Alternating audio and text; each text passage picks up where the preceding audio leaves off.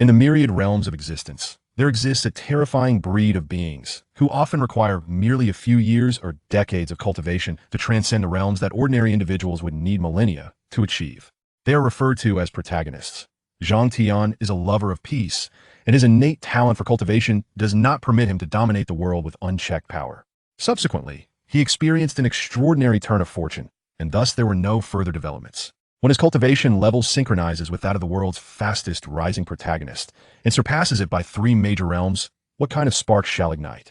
When the Emperor of Desolation ruled with an iron fist throughout the ages, Tion wielded his sword to shake the heavens. The endless inferno of the Flame Emperor incinerated all life, while Tion concealed himself within the god's tomb. As the Emperor of the Stars waged war against the heavens, Tion beheld the 9th layer of the heavens as the sky crumbled and the celestial laws wept blood. Chapter 75. In the vast expanse of the 3,000 flames, several twinkling stars above radiated their light, resembling mirrors reflecting brilliance. This was not truly a boundless starry sky. Otherwise, even if Tion spent a millennium exploring, he could not fully uncover the universe. This was merely a space brimming with immense stellar energy, akin to a celestial expanse. Is this truly the starry sky? Tion stood upon the void, flanked by the figures of Xiao Yan and Yao Lao. Xiao Yan, with his fighting spirit manifesting as wings, surveyed the surroundings. The spectacle of being seemingly immersed in the Milky Way left him in awe. These stars shine brilliantly, appearing almost lifelike. Xiao Yan observed that in this space, aside from the dim celestial canvas, there were only the twinkling stars, with vast amounts of stellar energy coalescing into peculiar planets.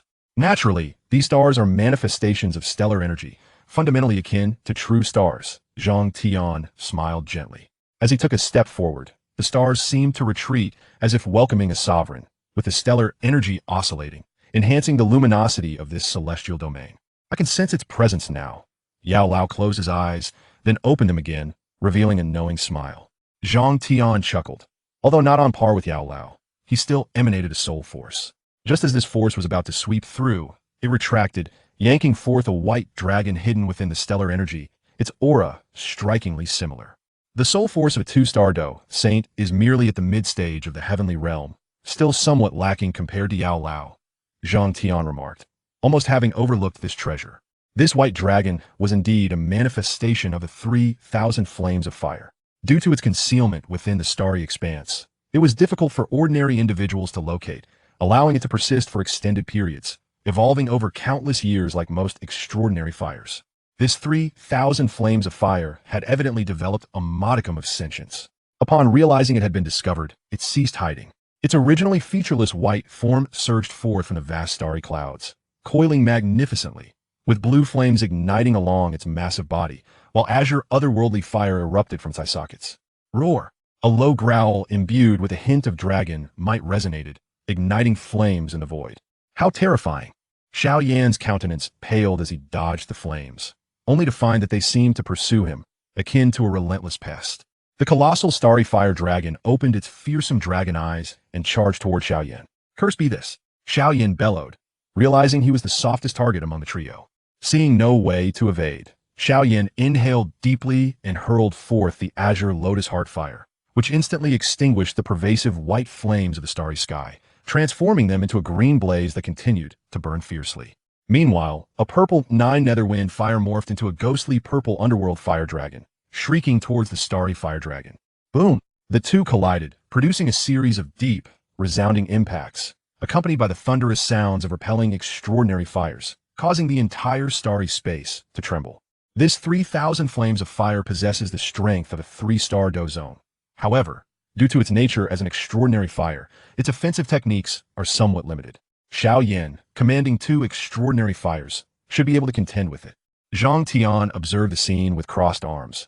As the undulating spatial waves approached him, he merely stepped lightly, stabilizing the entire space, rendering it impervious to the impacts of Xiao Yan against the starry fire dragon. This display of power caused Yao Lao's pupils to constrict slightly. No wonder a Do Saint could establish a unique colossal space. Such a feat was unattainable for a Dozun. Logically, the 9 netherwind fire should rank above the 3,000 flames of fire. Yet in practice, every time they clashed, the underworld dragon's form dimmed further.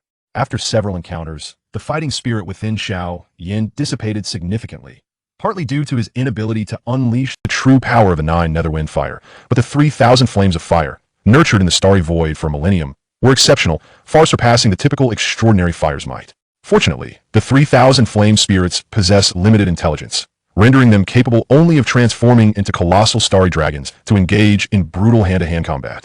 Additionally, given that Xiao Yan practices the devouring flame technique, which grants him substantial resistance against exotic flames, he is able to struggle through the conflict. The most formidable aspect of exotic flames lies in their terrifying temperatures and combustive properties. It is evidently unwise to engage in a direct confrontation as a starry dragon, as the disadvantages of size would overshadow any advantages. Imagine if a deluge of exotic flame petals were to descend from the heavens, each droplet bearing the horrific temperature of these flames. Xiao Yan's Douqi shield would scarcely endure before being reduced to ashes. The green lotus earth fire also morphed into a fiery lotus seed pod, descending upon the starry fire dragon in a bid to suppress it. After half a stick of incense, neither side could gain the upper hand, resulting in a deadlock. Suddenly, the lotus-shaped green lotus earth fire burst forth, transforming into flickering flames that coiled around the body of the nether dragon. The ghostly violet nether dragon appeared to don an armor of flames, and each collision caused the starry fire dragon to shed numerous fiery fragments scattered across the starlit sky. Xiao Yan, your Douqi is running low.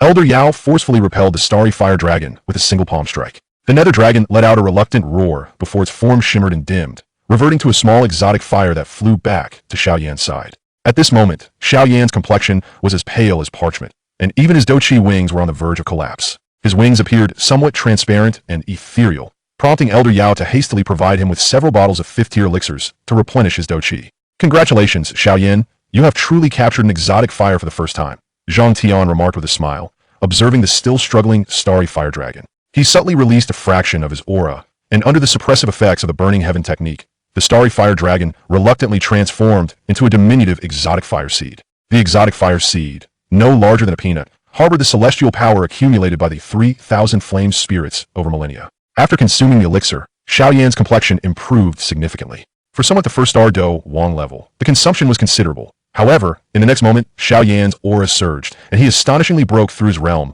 oscillating between states until he reached the 2nd star Do Wang level. Were this to be divulged, it would undoubtedly astonish countless individuals, as it is rare for someone to achieve a breakthrough during combat, particularly in a struggle against exotic flames. A look of joy appeared on Xiao Yan's face, though his gaze remained calm. The smile at the corners of his mouth was impossible to conceal. You and your master are both monsters, Elder Yao exclaimed, recalling his own perilous journey to the extreme cold land, where he nearly perished while attempting to subdue the bone spirit cold fire amidst a century of extreme temperature fluctuations. Yet, Xiao Yan had managed to subdue an exotic fire so effortlessly. Among the trio of master and disciples, it seemed that Elder Yao held the least prestige. Tion, without parents or spouse, had resigned himself to his circumstances, but Xiao Yan, being the son of a duke and a scion of a noble family, was undeniably superior to him. How infuriating! Yet, it seemed he had also not captured 2 types of exotic flames in his time, so the difficulty of subduing the bone spirit cold fire was somewhat understandable. Alas, how could it be that he possessed 2 types of exotic flames? The more he reasoned with himself, the more frustrated he became. Chapter 76, The Soul Palace, the Heavenly Gang Hall. It appears fortune is on our side. We have managed to subdue the 3,000 yen flames before the Alchemist Association could intervene. Upon exiting the starry space, although the internal celestial energy has diminished significantly, the overall impact is not overly severe. Perhaps, after millennium, this place may once again give rise to a new bloom of the 3,000 yen flames. Xiao Yan, do you feel confident about devouring the 3,000 yen flames now? Tion inquired, turning to Xiao Yan. After a moment's hesitation, Xiao Yan replied with a hint of uncertainty. I should be able to. Tion's brow furrowed slightly upon hearing Xiao Yan's response. Ability is one thing, and inability is another. Refining exotic flames is a perilous endeavor. How can you be so ambiguous? Xiao Yan, feeling quite embarrassed, lowered his head and murmured, I still may not be ready. Having already devoured 2 exotic flames, the burning decision had reached a state of saturation, making it improbable to absorb another exotic flame in the near term. After all, the burning decision originates from the ancient techniques of the Emperor of Flame, who did not consume multiple exotic flames in one go, but rather accumulated and digested them over centuries. I will concoct some potions to stabilize your realm and enhance your physique. This should greatly assist you, Xiao Yan, the medicine elder remarked at the opportune moment. Xiao Yan's eyes brightened as he said, if that is the case, I am confident I can devour the 3,000 yen flames within 3 months.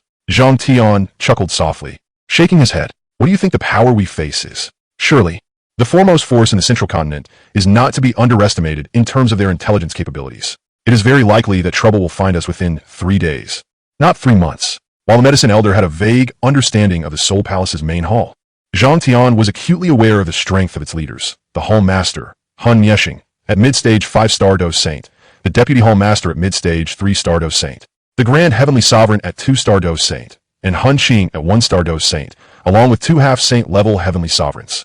Although the central continent is said to comprise 1 palace, 1 tower, 2 sects, 3 valleys, and 4 pavilions, even the 3 titans of the Alchemist Association cannot contend with Han Yeshing. Xiao Yan, it seems we need to part ways for the time being, Tion said with a slight smile. He was unafraid of Han Yeshing and the other Dose Saints, but Xiao Yan was different. Even with the borrowed power of the Medicine Elder, he would likely be obliterated by the aftershocks of a clash between Dose Saints. Understood, Master, Xiao Yan acknowledged. He was aware that his presence would hinder Tion, so he was not one to feign strength. The Dose Saints represented the pinnacle of this continent, and aside from select few, there was hardly anyone capable of withstanding their might. You shall remain in the Starfall Pavilion and Medicine Elder.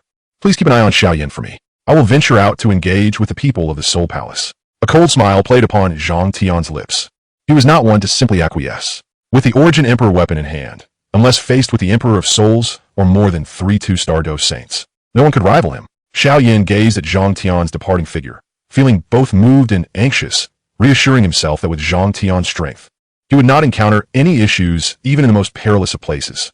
Tion had never faced defeat, and throughout his journey, he had seldom encountered foes that could make him falter. Xiao Yan could only fathom the extent of his master's terrifying power, which instilled a blind confidence within him. Still too slow, Xiao Yan muttered, clenching his fists as he diligently adhered to the Medicine Elder's method, beginning to refine his body using the medicinal liquids. Various potions seeped into his flesh, akin to sulfuric acid searing his skin, causing his body to blaze with heat, transforming him into a veritable furnace. This method was more agonizing than the Dark Thunder method of body refinement within the gates of life and death. Xiao Yan's physical strength could not deter the medicinal liquids from permeating his body, while the exotic flames were stored within the spatial dimension of his body. Even the residual heat emitted by the flames could be catastrophic. Without a robust physique, his internal organs would be reduced to ash. Though Xiao Yan was merely a 2-star Do Wang, his physical prowess surpassed that of 7-star Do Wang by a considerable margin. It seems the results of the Dark Thunder body refinement are exceeding my expectations, the Medicine Elder noted with satisfaction, observing Xiao Yan's remarkable absorption of the refining potions, which brought a faint smile to his face. At this rate, in just 2.5 months, you should be able to begin refining the 3,000 yen flames. By then, the burning decision will undoubtedly evolve into a high-tier Earth-grade technique. I wonder if it can ultimately transform into the legendary Heaven-grade technique. Even the Medicine Elder could not suppress a glimmer of anticipation in his expression. The high-tier Earth-grade technique was the most advanced method he possessed. Heaven-grade techniques were not something just any Dose Saint could attain, let alone the more precious techniques. In truth, even if it did not evolve into a Heaven-grade technique, the Burning Decision's continuous fusion with exotic flames would allow it to challenge higher levels, far surpassing the typical high-tier Earth-grade techniques. Indeed, it was the most formidable technique in the Medicine Elder's arsenal. Yet, a flicker of hope lingered within the Medicine Elder's heart. To see Xiao Yan catch up to Tion, only the legendary Heaven-grade technique could potentially achieve such a feat. Meanwhile, in the distance, Feng Xian took a sip of tea, stroking his graying beard and shaking his head in amusement, though his expression darkened slightly as he thought of Xing Lu, his brow furrowing gently. Still no sign of Xing Lu? Feng Xian addressed the disciple who had just arrived, prompting the disciple to kneel promptly. Reporting to the Deputy Pavilion Master, no trace of junior brother Xing Lu has been found. Hearing this, Feng Xian's brows knitted tighter, a look of realization crossing his face as he sighed. Xing Lu has always been fascinated by techniques for concealing his presence over the past decade. Coupled with his tenacious resilience, it is likely that even those of low-tier Do Zong could not locate him. Sighed his child. A twinge of regret filled Feng Xian's heart, lamenting why he had not revealed the truth to Xing Lu all those years ago. Although he was merely a 7-star Do Wang, he was now more troublesome than a 9-star Do Zong.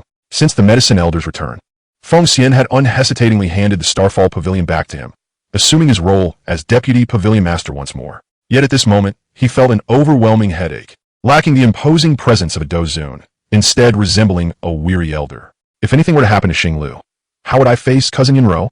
Feng Xian sighed, recalling that they were a century apart in age. Despite their mutual affection, they had ultimately been unable to be together due to various circumstances. Such formidable soul energy. In the secret chamber where the Medicine Elder was preparing potions for Xiao Yan, he raised his head, his gaze seemingly piercing through the chamber. Xiao Yan, too, felt a sense of foreboding and lifted his head, feeling a stirring in his heart at the powerful soul energy that enveloped him, even causing a sense of oppression. This soul power, though not as potent as my own, is still immensely formidable, the medicine elder mused, sensing the aura. It should belong to an 8th-rank alchemist. Such alchemists are highly sought after, aside from the ancient 8 clans, and can be considered esteemed guests in every force. However, it was peculiar that someone would exude their soul fluctuations and pressure. Typically, powerful beings emanate their own aura, while soul power serves as a comparative measure of strength among alchemists. Since many Dou saints may not possess soul powers surpassing those of 8th-rank alchemists, they could easily provoke annoyance by exerting pressure, which is why cultured alchemists generally refrain from emitting such pressure. This is troubling. That aura belongs to the Soul Palace. As the medicine elder pondered deeply about whether news of his resurrection had leaked and attracted attention, a palpable sense of dread arose within him. 3 3-star Dou Zuns. 1 5-star Dou Zun. Feng Xian felt an acute tension, immediately mobilizing the protective formation of the sect. Unlike the makeshift formation of the Cloud Mist sect, the Starfall Pavilion's formation, once activated, could evade even the keenest senses of Dou Zun experts. Once the Starfall Great Formation commenced, it unleashed a vast array of meteorite power, effectively concealing the entire Starfall Pavilion. Ah, it seems we have not been discovered. Feng Xian let out a sigh of relief, well aware of the nefarious activities orchestrated by the Soul Palace. It appeared that a group of its members was pursuing an 8th-tier alchemist. The power of the Soul Palace was so formidable that even the 3 titans of the Pill Tower found it impossible to contend with them. Thus, it could be said that the Pill Tower, which claimed to be indifferent to worldly disputes, was more accurately described as being fearful of the Soul Palace's leader, Han Miesheng, and consequently chose to endure in silence. Chapter 77. Han Miesheng, with a sudden spurt of blood. A figure clad in black robes collided against the Starfall Grand Array and fell silent, as a single palm strike shattered the Soul Palace's Dou Zun along with his weapon. Zhang Tion observed with keen interest as the fleeing Soul 7 transformed into a wisp of black mist. With a mere tug, it seemed as if he had shackled the very essence of Soul 7's soul, causing him immense agony that nearly shattered his spirit. Zhang Tion, may you suffer a most wretched fate. The venomous curse escaped Soul 7's lips, his visage twisted with malice, enveloped in a menacing aura. At this moment, all Zhang Tion could ponder was whether Han Miesheng would remain indifferent after witnessing the demise of so many of the Soul Palace's Dou Zun, including that of the Palace Master himself. He exchanged a glance with Yao Lao. Since this Soul Palace member was aware of his name, it indicated that the Soul Palace was indeed not oblivious to his existence. Yet, why had no formidable adversary sought him out? I would rather die than betray my lord. A fierce glint flashed across Soul 7's eyes, as his entire being erupted with black energy, swelling with an immense power that far exceeded his own level. He was preparing for self-detonation. Yao Lao gasped in horror. The self-detonation of a Dou Zun could obliterate the Starfall Grand Array and even annihilate the entire Starfall Pavilion if left unchecked. Zhang Tion's gaze flickered as he slightly raised his hand, effectively sealing the energies of the world, transforming the very fabric of reality into his domain. Soul 7, who had intended to self-detonate, found his Dou Qi stagnant, as if his voice had been choked like a duck. However, having absorbed a vast amount of violent Dou Qi, coupled with his own explosive energy, his body could not withstand the pressure. Although signs of an explosion were absent, Soul 7's form began to fracture, splintering as torrents of Dou Qi surged forth from his broken body. Just as Yao Lao stepped forward to extract Soul 7's memories, a clear voice resonated through the void. "Are you searching for the saint?" A middle-aged man's voice echoed, resonating through the sealed space with a fearsome aura that shook the heavens. The fabric of the restricted space began to crumble under his might. "Who goes there?" Zhang Tion's brow twitched, sensing that the newcomer was of a similar caliber to himself. A shadow made a sound of surprise, revealing a middle-aged man whose countenance exuded authority without anger, bearing the visage of a sovereign. 3-star Dou Saint. Intriguing, intriguing. You are worthy of knowing about that race. Would you consider working for the Soul Palace? I can grant you greater power. The newcomer was none other than Han Miesheng, the leader of the Soul Palace, who had traversed the rift of space upon detecting a trace of Zhang Tion's aura. This explained the absence of competent pursuers. Han Miesheng had chosen to take matters into his own hands. Even against other 6-star Dou saints from ancient races, he had emerged victorious, albeit at the cost of his own realm. Nevertheless, he remained highly regarded by the Soul Emperor. Zhang Tion chuckled heartily, the dragon's halberd appearing in his grasp as he lunged towards Han Miesheng, speaking as he fought. "Surely, the Lord of the Soul Palace cannot be so arrogant. Yet, I am quite curious. You are merely a 5-star Dou Saint. How could you possibly grant me greater strength? Zhang Tian's eyes gleamed, though his movements seemed to outpace Han Miesheng by a fraction. Have you not already surmised? Every powerful faction is backed by an unparalleled master. I am not the true master of the Soul Palace.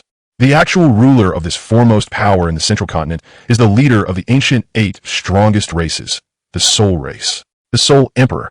Even such a terrifying figure as Han Miesheng held the Soul Emperor in the highest esteem, shattering the image of Zhang Tian's halberd with a thunderous clap. Impressive. Even as a 3-star dose saint, you are nearly my equal, Han Miesheng remarked, acknowledging Zhang Tian's rapid strikes that, while lesser in power, came at a speed that often allowed him to launch 2 attacks in the time it took Han Miesheng to respond, thus putting him at a slight disadvantage. The Soul Emperor would surely take a liking to you, but first, I must subdue you. Han Miesheng smiled, though his demeanor turned serious.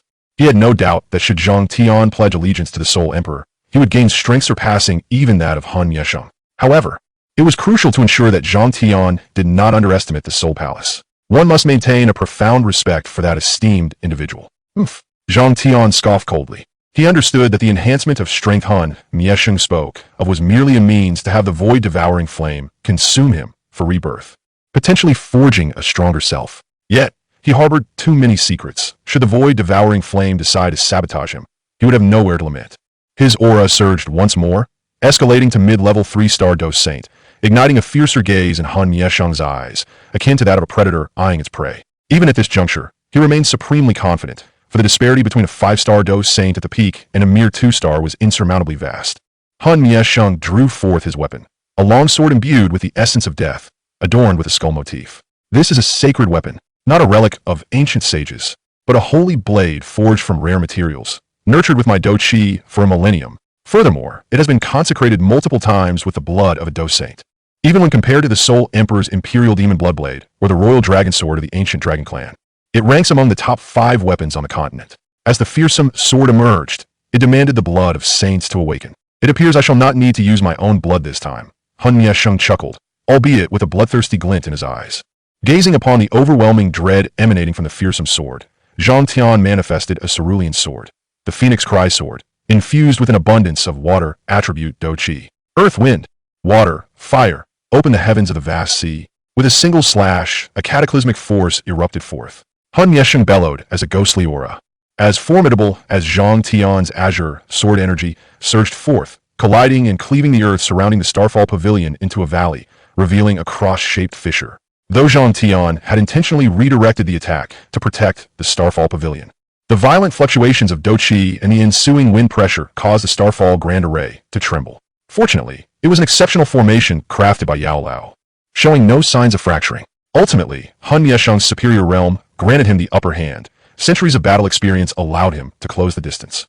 As the fearsome sword slashed towards Zhang Tian's visage, in that instant, a chilling wind howled, and the air thickened with the scent of blood, as if countless malevolent spirits sought to drag him into the abyss. Zhang Tian's speed surpassed that of Han Miesheng, enabling him to react swiftly.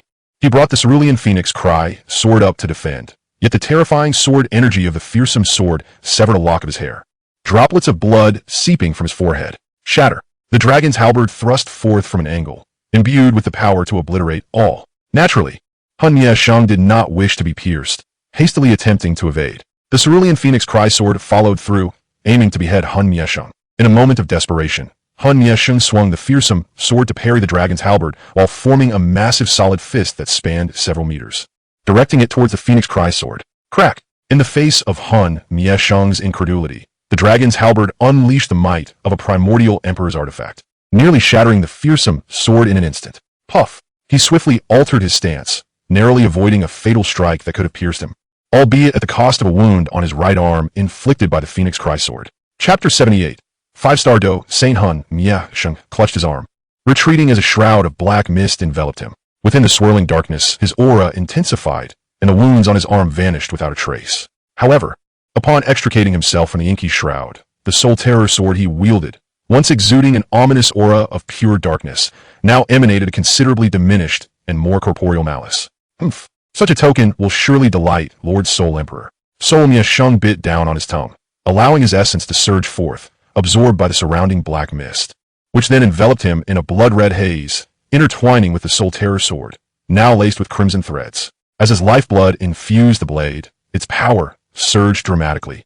The sword's arc slicing through the air, a colossal crimson-black beam extending 3,000 zhong, cleaving through all obstacles in its path. Roaring, Zhang Tion's hair whipped about as if caught in a tempest, his azure garments billowing without a breeze, a thunderous roar reverberating through the heavens. Golden flames erupting as his golden-hued eyes filled with fervor.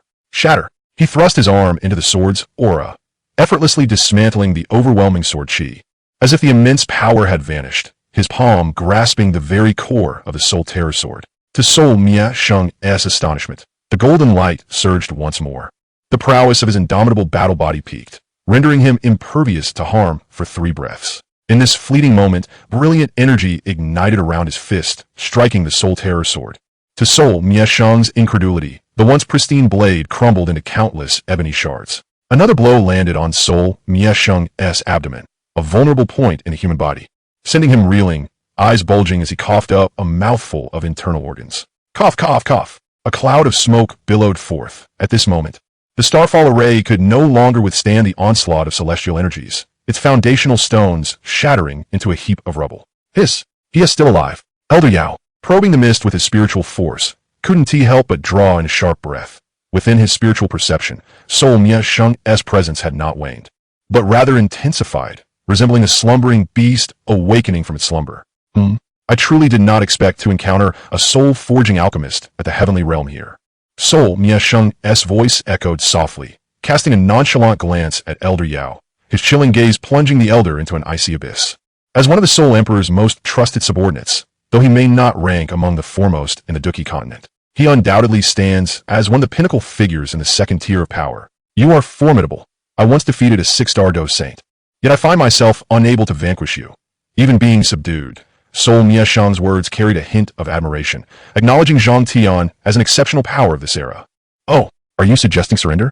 Zhang Tion paused his assault, a bemused inquiry escaping his lips. However, Soul Mia Sheng's tone shifted. Opposing the great Lord Emperor of Souls leads to dire consequences. The might of the Soul Emperor is beyond your imagination. Submit.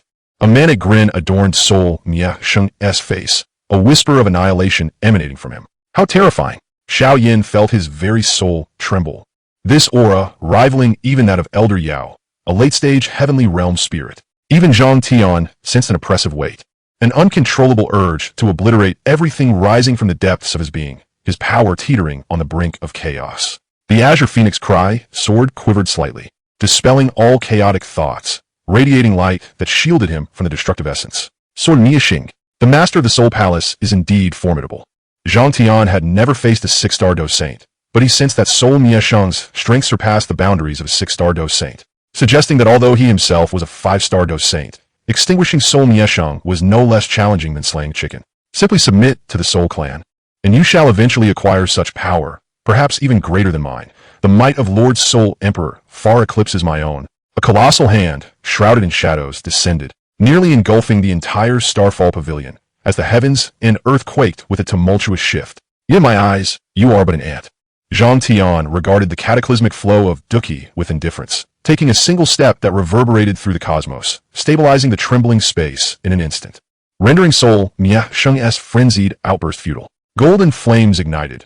Zhang Tion felt his Duki surge forth like a torrential flood unleashed.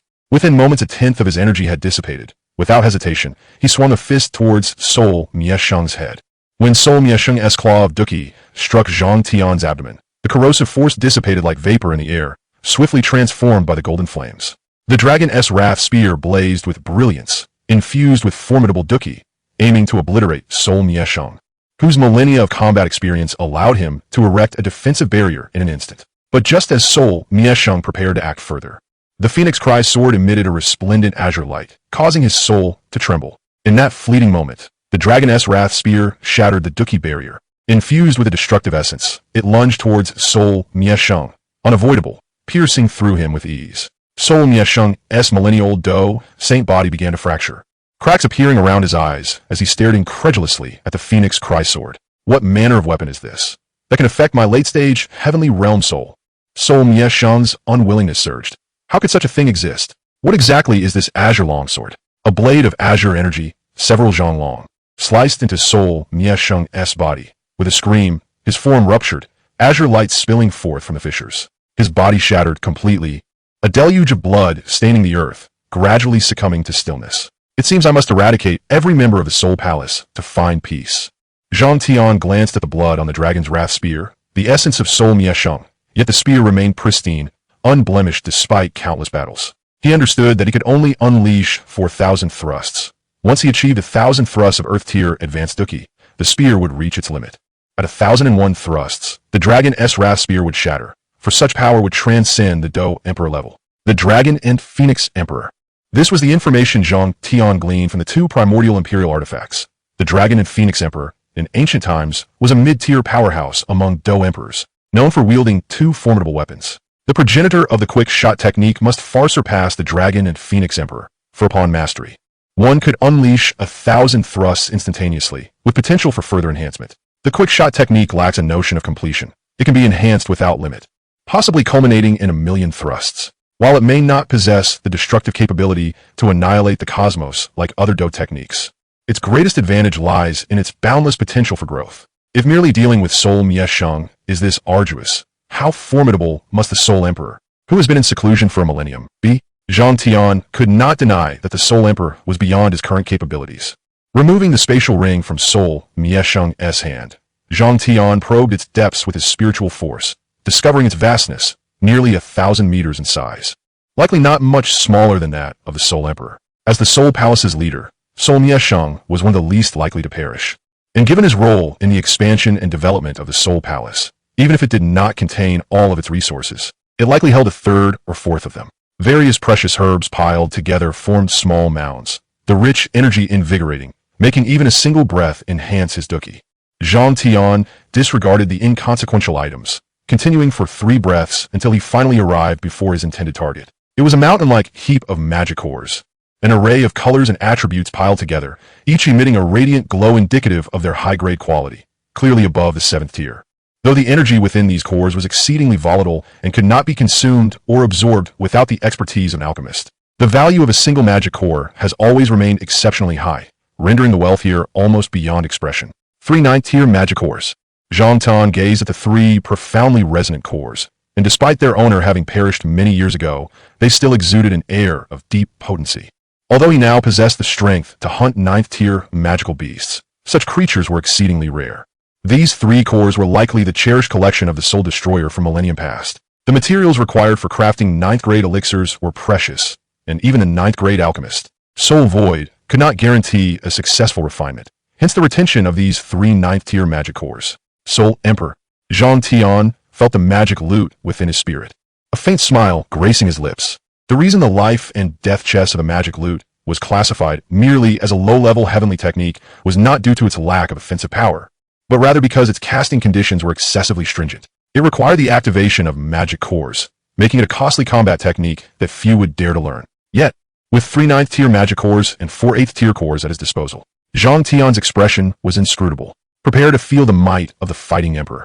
The body of the Soul Destroyer had already been secured by Tion, intended for the old alchemist to revive. Although he had managed to obtain the body of Soul Yomu, which barely reached the threshold of a 1-star fighting saint, the old alchemist was taken aback upon seeing the Soul Destroyer's body and subsequently disregarded the nearly completed Soul Yomu's corpse. Now, employing Bone Spirit Cold Fire to incinerate the body of Soul Yomu, a 1-star fighting saint, albeit one forcibly elevated, would yield at most a half-step fighting saint strength. Conversely, the Soul Destroyer's body could at least retain the cultivation of a 3-star fighting saint. While merely 3 stars, the old alchemist would not risk a fleeting gain, opting instead to wait for several hundred years of further cultivation. Chapter 79, Invincible. After vanquishing the Soul Destroyer, Tion commenced a vigorous hunt for magical beasts, slaying untold numbers of top-tier creatures. The 9 nether-earth serpents, the gold-eating mice, and the celestial toxic blue dragons, all were ruthlessly purged by Tion, with dozens of 8-tier magical beasts at the fighting sovereign level falling to his blade.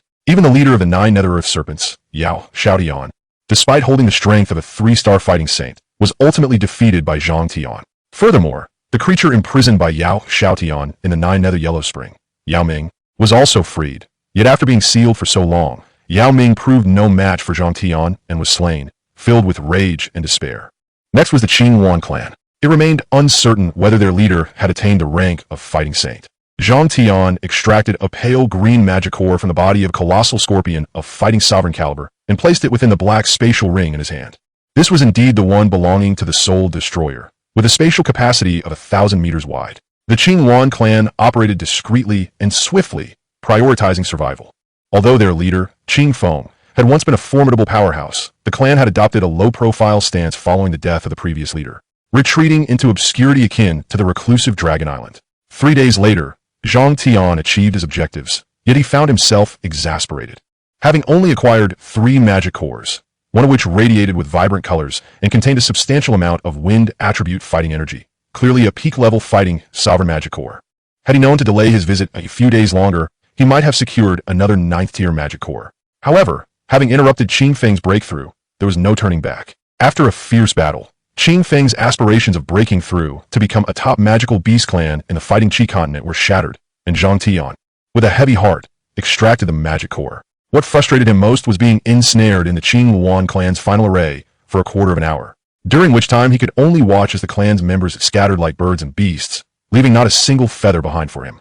The Qingwan clan had experienced a stroke of luck. Aside from losing a half-saint leader and 2 fighting sovereigns, they had suffered minimal losses. Zhang Tian was not foolish enough to wait idly for the Qingwan clan to regroup. Reluctantly, he set off to Dragon Island in search of fortune, only to be thwarted by 2 Dragon Kings, who barred him from entry, resulting in the demise of a single fighting, sovereign-level ancient void dragon. You will regret this. Zhang Tian glared at the 2 once furious Dragon Kings, now transformed into cooperative allies before him, which only fueled his frustration as he found himself unable to breach the joint defense of the 2 mid-tier 4-star Dragon Kings. Evading the island in a flash, he sensed another formidable aura approaching, evidently the remaining North Dragon King, alongside a weaker presence, likely an elder from the ancient Void Dragon clan supporting the Dragon Emperor. Among the 3 recognized great clans of magical beasts, the ancient Void Dragons, the Celestial Phoenix clan, and the 9 Nether Serpents, the ancient Void Dragon clan, despite the disappearance of their emperor and their division into 4 islands, still possessed the means to rival the Celestial Phoenix clan on each island. With the 4 Dragon Kings joining forces, the number of individuals capable of defeating them across the entire fighting Qi continent, including Soul Emperor and Gu Yuan, could be counted on one hand. Although Zhang Tian's journey did not yield the slaughter of several 9th-tier ancient void dragons, he did manage to eradicate the ancient Battle Bear clan, a subordinate force of the ancient void dragons. However, upon encountering a black and white patterned ancient battle bear, he found himself unable to strike the fatal blow. How did this creature end up here? Zhang Tian stared in disbelief at the sunglasses-clad bear, now clinging to the hind leg of the ancient Battle Bear clan leader, Bear Zhan, and playfully seeking his affection. After much hesitation, he ultimately refrained from delivering a fatal strike. 4 months later, Zhang Tian emerged from the territory of the Celestial Phoenix clan, covered in dust and looking utterly disheveled. What a revolting array! Zhang Tian shot a fierce glance back at Huang Tian, who was preparing to pursue him. The overwhelming aura emanating from Zhang Tian caused Huang Tian to hesitate, his emerald eyes aflame with intensity, wavering as he ultimately chose not to follow. This boy is a true monster. A trembling voice from a member of the Celestial Phoenix clan echoed beside Huang Tian. As his words spread, a chorus of agreement arose among the clan members, their voices filled with panic. They had witnessed a human charge in and obliterate their respected 5th elder with a single punch, transforming him into a cloud of blood mist. Although only a mid-tier 3-star fighting saint, he had managed to suppress Huang Tian, a 4-star fighting saint. The elder's wing had been torn from him, and it took the combined efforts of 2 2-star fighting saints, 3 half-saints, and the full force of 4-star fighting Saint Huang Tian to barely expel this demon from the territory of the Celestial Phoenix clan. Zhang Tian's face turned pale, his body swaying precariously as he barely managed to support himself with one hand. The Celestial Phoenix clan proved to be no ordinary adversary. In truth, had it not been for the indomitable war roar, he likely would have been reduced to ashes by Huang Tian's flames the moment he was ensnared within the array. Although Huang Tian was no match for Zhang Tian, once within the Celestial Phoenix clan's Phoenix Flame array, Huang Tian's fighting energy surged, amplifying the power of the flames several-fold, a force even Zhang Tian struggled to withstand. His eyebrows had been singed away. He was indeed in a rare state of disarray. Just as Huang Tian was about to call for silence among his clansmen, a distinctly different voice emerged from one of the Celestial Phoenixes, startling them. Indeed, it appears this individual is quite weakened. Clan leader, he must be severely injured, merely a dying ember. Let us unite and slay him. The words of his kin stirred a flicker of emotion within Huang Tian, causing his breath to quicken slightly, his eyes ablaze with fury. It was this very individual who had ruthlessly extinguished countless bloodlines of the heavenly demon phoenix clan, a lineage that prized its bloodlines above all else. Following this devastating blow, it would take millennia for their vitality to be restored. Clan leader. As the call echoed, Tion, swayed by emotion, resolved without hesitation to hurl a massive fiery sphere, a vibrant orange inferno, towards Tion. The flames erupted from the fireball, transforming the surroundings into a veritable ocean of fire, distorting the very fabric of space. While the clouds above appeared as though they were ablaze. Slightly lifting his gaze, Tion sensed the terrifying power concealed within the flames. A bead of sweat trickled down from his hair, landing on the ground, yet his countenance bore a smile, for he realized that the aura within him was steadily escalating, and the fighting spirit that had been nearly obliterated by the Phoenix Annihilation Array was rapidly rejuvenating. It seems, my choice was indeed the right one.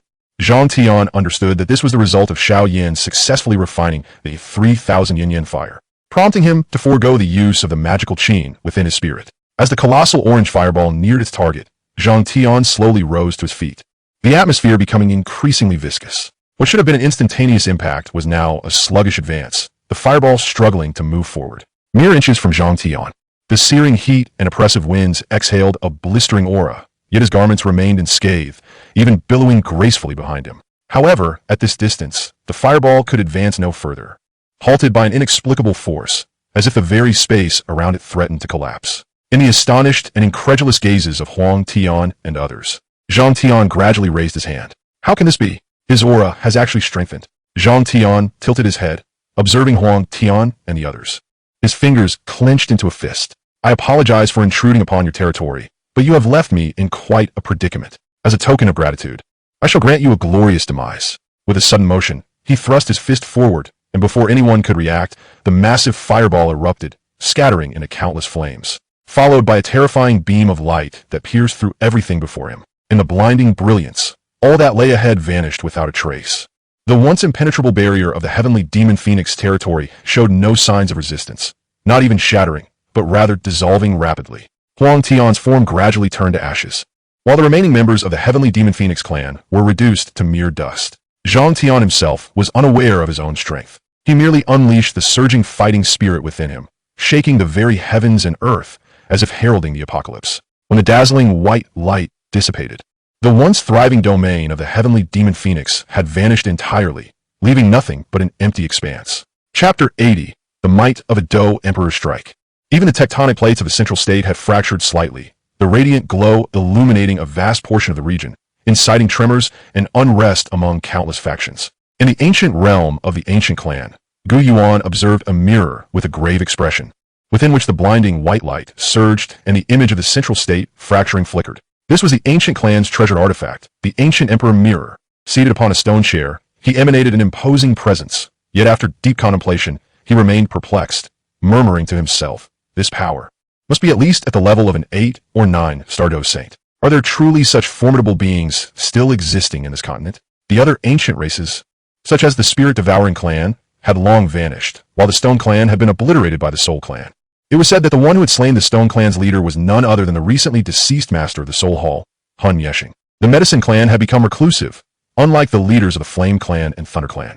Yuan mused, his fingers anxiously tapping against the stone chair, when suddenly a lamp within the hall ignited with a bright yellow flame, flickering momentarily before extinguishing. Clan leader, Miss Sun's golden emperor burning heaven flame has exhibited anomalies. A 2-star Do saint expert from the ancient clan entered, offering a slight bow to Yuan. On the Do Chi continent, Do saints were transcendent beings, capable of obliterating the land given time, which granted them tremendous respect. They rarely knelt except during significant meetings or ancestral ceremonies, often merely bowing and greeting. I understand. Yuan acknowledged, glancing at the newcomer with a nod. The ancient clan expert showed no sign of departing, remaining quietly by Yuan's side, observing his contemplation. Why haven't you taken your leave? After a moment of reflection, Yuan noticed the presence beside him and could not help but inquire curiously. Uncle, it would be dreadfully boring to leave. You don't know that I've been looking after Sunner for so many years. When we want to go out and play. The ancient clan expert leaned closer, resting against the stone chair with a playful grin. Yuan fell silent. The young man before him was the child of his close friend, possessing remarkable talent, having reached the Do saint realm in merely 600 years. Yet, despite being a few hundred years old, he still lacked seriousness, often surrounding himself with numerous women of low cultivation or no cultivation at all, reveling in their astonished and admiring gazes when he revealed his lineage and strength, followed by their various attempts to curry favor with him.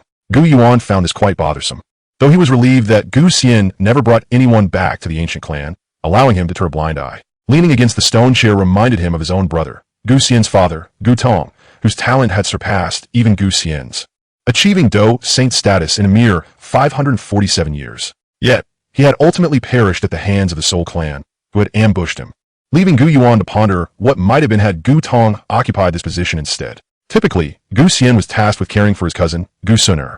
Under normal circumstances, Gu Yuan would express concern for his daughter, but in the current situation, he found himself unable to divert his attention.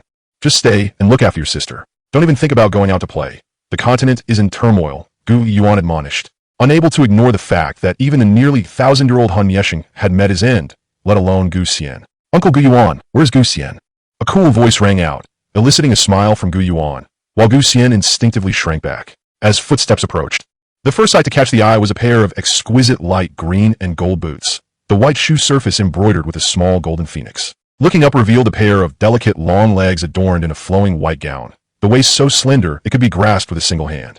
The upper garment was embroidered with a blue lotus, and from her ample bosom, one could glimpse a finely shaped chin and a stunning visage, with delicate willow leaf brows, an exquisite face, a charming little nose, and a pair of slender eyes that seemed to sparkle with mirth. Isn't this my domain?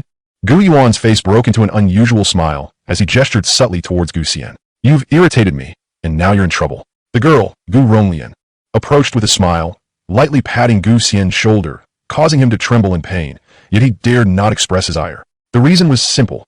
The girl before him, appearing slightly younger than himself, was a 3-star Do Saint.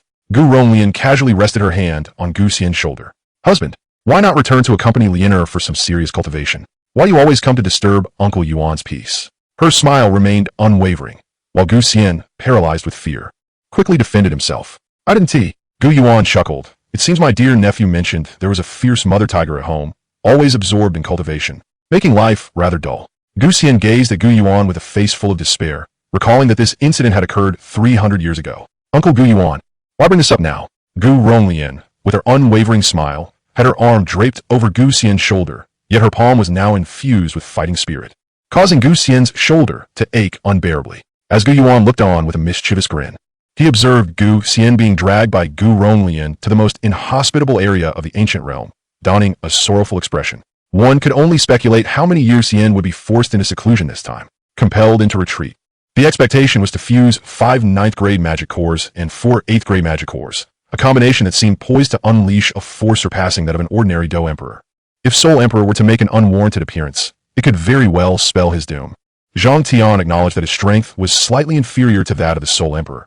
However, he had no intention of returning to Dragon Island to wreak havoc. Instead, he set his sights on the Canaan Academy. With his current spiritual power, he could scour the entire northwest continent in a short span, let alone the mere Canaan Academy.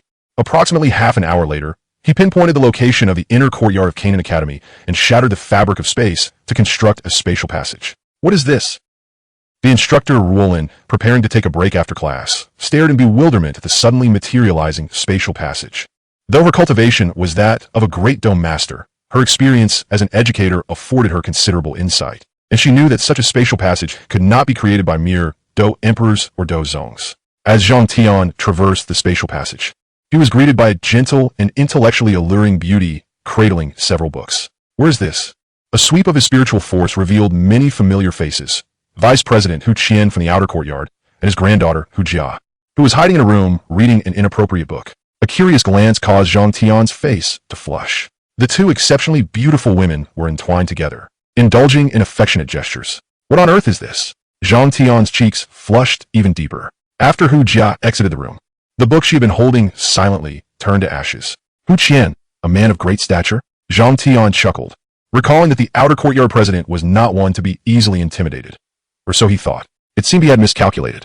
Shaking his head, he reassured himself that since he had locked onto the outer courtyard, the inner courtyard would not be far off. Another quarter of an hour passed. In the inner courtyard of Canaan Academy, the elders were utterly astonished as they beheld a man radiating immense authority, clutching a magma fire serpent measuring several dozen feet in length. The individuals below were in a state of chaos, desperately evacuating students fleeing from the heavenly burning chi tower. Xiao Yan gazed at the lifeless serpent in his hand, devoid of any aura. Hey, you were supposed to be a strange fire. How can you lack any aura? You're not extinguished, are you? Tion couldn't help but chuckle. As if acknowledging the absurdity of his words, the fainting dead, fallen heart flame opened its eyes. Its enormous serpent pupils bewildered, molten lava dripping from its form, evoking a sense of helplessness in Tion. Fallen heart flame, formless heart fire. Pardon me, esteemed elder. The elders respectfully clasped their hands in greeting. Despite Tion's youthful appearance, they still addressed him as an elder. The fallen heart flame belongs to me. Consider it a favor owed to me by the alchemist sovereign, Mang Tianchi. Tion's voice was calm. The elders exchanged glances, unable to contain their protests. This cannot be allowed. Though he was a sovereign, their president, Mang Tianchi, was a Dou saint. If the fallen heart flame were simply taken away, it would be a tremendous disgrace. A glimmer of azure light flashed in Tion's eyes. Water attribute fighting spirit dispersing around him, emanating an overwhelming aura that instilled terror and despair in the elders. Moreover, this presence far surpassed that of their president, Mang Tianchi. This cannot be. How can we allow an elder to leave so easily? At the very least, he should stay for a meal. One of the elders, in a panic, exclaimed, beads of cold sweat trickling down his brow. No need for a meal. Tion waved his hand, dissipating his overwhelming aura. He had a modicum of patience for humans, as familial ties and distances were natural. The elders felt the pressure lift from their bodies, their burdens eased significantly. A glance at the students below, who remained unaffected, revealed shock mirrored in their eyes. Tion departed from the Black Corner region, heading back toward the central state. Speaking of which, Queen Medusa still seems to be around, doesn't she?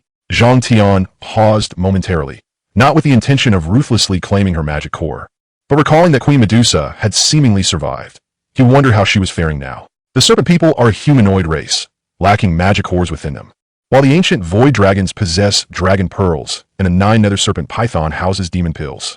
With some free time on his hands, and no trouble from the Soul Emperor, he might as well pay her a visit. Chapter 81. The decision of Queen Medusa in the Tagore Desert. Tion silently evaded the searches of dozens of fully armed serpent warriors. The defenses here are considerably stringent.